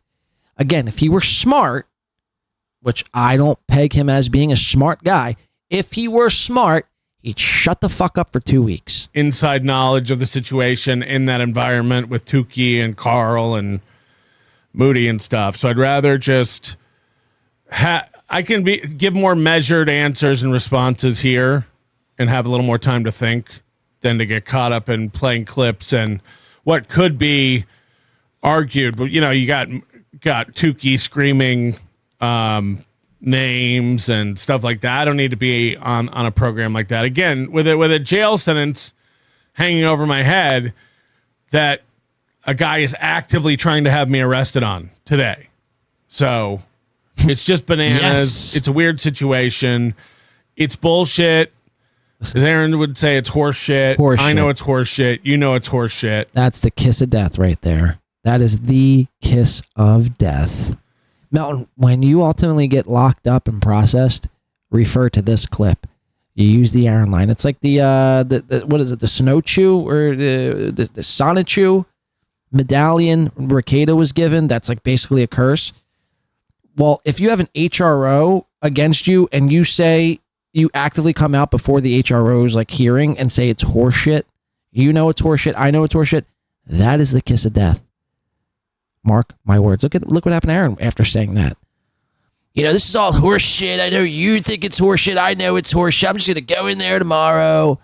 You know, we're just going to, you know, quickly dap up the judge, sign some paperwork, and then we're just going to move on with our lives. Well, fucking cut to now, and you see how that, you know, panned out. Refer to this clip when you're fucking processed, Melton. But the place to prove that and the time to prove that is in a court of law. And I can't believe this is happening, by the way. In a court of law, they're saying. Is this real? Is this shit real? In a court of law. Again, 2 years ago, so simple. We're just making fun of shows. Cut to 2 years later. I mean, who's next? Muttering Jay? Poignant Pachyderm? Brian? Dr. Chow? No one is safe. It's time to lawyer up, folks. It's time to lawyer up. Get a good Jew lawyer. And keep your fucking nose clean. That's when it'll be done. I mean, Patrick, is any of it worth it anymore? Like, really? At what point is the gutter trash not worth it? But I digress. Yeah, when I had to hire an attorney for this, I said the same thing. But as Carl, I think it was Carl who said it on this little this little piggy, I just can't. But as Carl, I think it was Carl. Cat got your tongue, Melton? Oh, who said it on this little this little piggy. I can't. As Carl, I think it was Carl who said it on this little this little, oh man, little piggy. I can't. This thing wouldn't change my life at all. I don't plan on going near Aaron. I've never gone near Aaron, but you were just in Minnesota 2 fucking weeks ago. You were just in Minnesota 2 fucking weeks ago. This thing doesn't change my life. I don't plan on going near Aaron. I never went near Aaron. You literally stood outside the elevator with your phone out in hopes that he would. You sat behind him in court. You have a court sketch. Hello? I mean, am I the only one? You have a fucking court sketch, dog. You sat behind him. Huh? I can't afford to have the threat of arrest and jail just hanging over my head. By the way, I hope they all go to jail. I really do. I hope they all fucking at least have to do a week. I really do. It's a ridiculous way to live. I did get word that fortunately, which will save me some money, will not have to be traveling to Minnesota. This will be done remotely from the comfort of my own podcast studio. So we got that approved by the judge late this afternoon. Awesome. And I will not have to be traveling to Minnesota. So that's a win. Anytime you don't have to go to Minnesota, consider it a win. I'm I've been sitting on this for a week and a half, and I was advised not to talk about it. I didn't really need to talk about it. But yet here I am talking about it because, I'm a great listener and listen. He just said I was advised not to talk about it. But yet here he is talking about it. I was advised not to talk about it. I didn't really need to talk about it. I think you probably wouldn't have, other than the fact that I wasn't playing the Minnesota file stuff. I don't think that anybody would have been suspicious, but people would have been demanding and going, where's the Nelson brothers? Where's the pasta buckets? Where's the Coach Scott interview? And probably correctly so. So in a way, it's good that Aaron can't keep his mouth shut and he's just spilled it now. I don't think honestly, I thought it would leak, but I guess it's one of those things you have to go down to the courthouse and look for. You have to know it exists. If you search online for it, it won't come up. And so I expected it to leak pretty quickly, and it just didn't. And at some point, I was like, "Oh, people aren't looking for it. They don't know it exists, so they're not looking for it." And then Aaron ran his mouth, and I guess he told everybody that I was lying to them. which doesn't make sense. It's not like I came on and said I don't have a restraining order. But yeah, I don't know how that's a lie. Ryle says, I thought the Kiwi Farms would sniff it out. Yeah, I mean, again, he did it almost a week after Nick's. So I think people probably searched for it when they were down there looking for Nick's, and there wasn't one, so they thought there wouldn't be one. John O'Reilly, is the 723 hearing open to the public on Zoom? I don't think so. I don't think these are, maybe. I don't even know. Figure it out. I assume I'll get an invite. But no, I don't. For some reason, I think these aren't. Like, I know that, like, in person, they're not open, I don't believe. Because usually these are, like, personal, private things, but I don't know. It's not it's just not a laughing matter. It's a serious matter. I'm not, Aaron. I don't dismiss these things or take them lightly. I hired, an attorney immediately, and put a plan in motion, and, I think that we'll get it taken care of 100%. But no, this is a guy who's trying to have me arrested. So I don't take it lightly, and I take it pretty seriously. He's gone to the government and told them that I've done horrible things that I haven't done, which is crazy. It's crazy to do. Yeah, I mean, look, he could do that, I guess. I don't know what he's doing. It's not my business. And again, that statement would hold more weight if you weren't threatening to like also go to the government to get his show shut down. Okay, so that's why I played that clip earlier. And that was just the quickest one I was able to find 2 years ago. So I'm sure there's plenty more of him threatening to go to the Attorney General of Minnesota to get Aaron's prize night show shut down. Although it's illegal, or although it's shady, don't get me wrong, the whole prize night scheme was shady. But imagine like threatening to get the lawyers involved. I mean, that's bizarre to me. It's not that serious. It's not that deep. Consider it an attack. I consider it being under attack. And again, it's not. While it is funny, like I understand why it's funny to everybody and stuff, like it's not. I'm being threatened with jail currently. Yes, guys, it's not funny.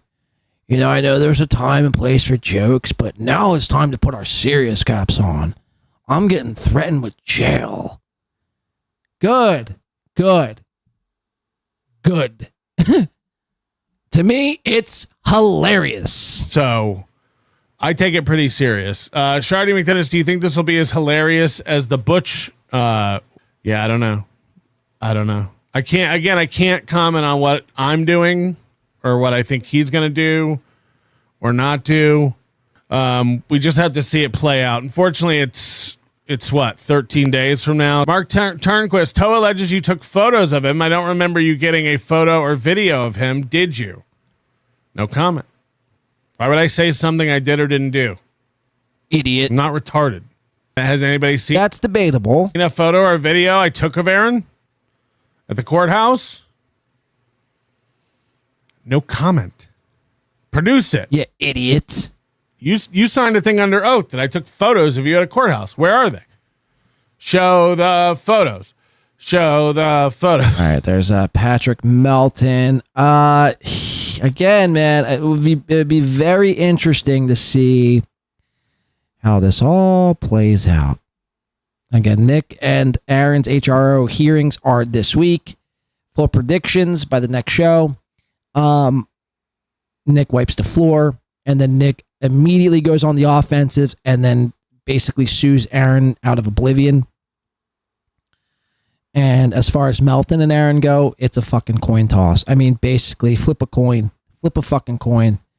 But the point is, all of these fucking jamokes are suing each other. This is a dream come true for mine. So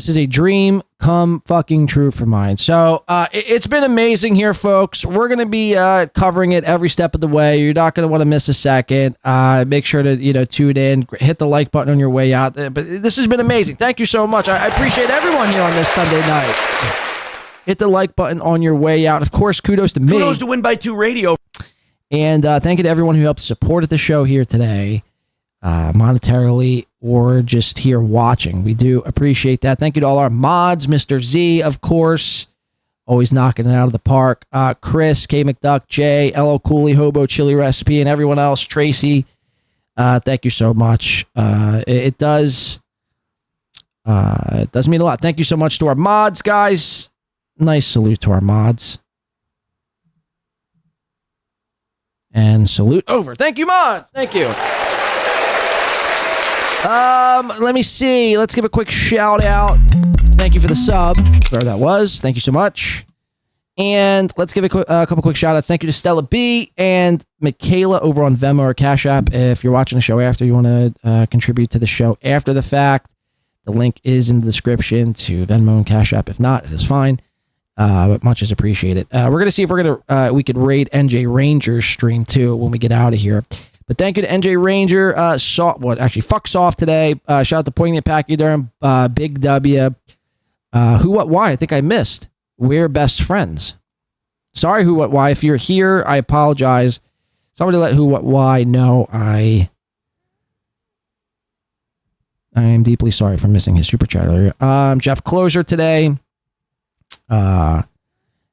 Anesthesia, thank you so much. LL Cooley, Waver, Kush King, Isaac Walmart, W Man, and Oodles of Toodles. Kudos to me and kudos to all of you. Kudos to Win by 2 Radio. Thank you so very much. It's been a blast here, chat. Have a great rest of your night. Don't do anything I wouldn't do. Don't do anything I would do. Let's see. Where's NJ Ranger at? Can we rate him? He gave me a handshake the other night, which was. How do I rate a fucking chat? Isn't there a way to rate a fucking chat? Pop out chats and feedback, reactions, timestamps, moderation, participants, community moderation. I could have swore you could rate chats in YouTube. Can you not do that anymore? All right, I'll just drop the link. Tell them Win by 2 sent you if you come over. If you do happen to check out NJ Ranger's stream. Post it in this chat. Thank you, Gina Bobina. Thank you, Dr. Chow. Thank you, Chris Mack, Peter Sky Parker, and everyone else. Malevolent Bystander, Misery Loves Clips, and everyone else. Fuck Chad Zumock, the gay fucking piece of shit that he is. Mr. Z, did you post that link? Thank you if you did. I was just going to post it. I could have swore there's a way to fucking raid, though, no?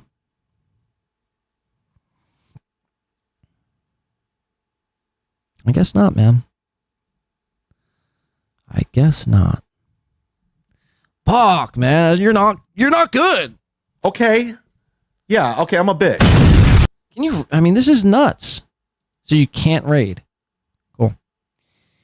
Cool stuff, man. Well, this has been fun, guys. Have a great rest of your Sundays. Enjoy the rest of the night. Again, don't do anything I wouldn't do or would do. Coast on by. Until the next time, it's been fun. We're going to keep monitoring the Steel Toe, the NLO, the Ricada. This whole fucking Lolsuit season continues on this summer. The summer of suing is what we'll call it. And we'll definitely keep on our eyes on Chad Zumock. And hopefully, next show, we're going to introduce you a new guy, which I'm very excited for. I wanted to do it tonight, but we've been going over 5 hours, I think, tonight. I believe. Almost 6 hours.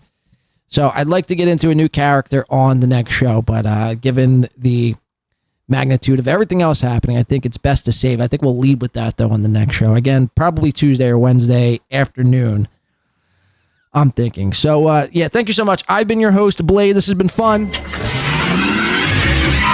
We'll have Tom Chillstrom with a couple words. Tom, are you comfortable with that here today, Tom? No. Hey, everybody. Thanks for hanging out with us. Thanks for being here. Pretty solid effort all around, I would say, mostly from Corey and I. Luke had some good points, but all in all, a good show. Thanks for everybody for being here. Let's call it a night. Let's call it a night. Again, let us never forget 4 things here today. 9/11. Nick Swartzen and Chad Zumock's homosexual relationship. Let us never forget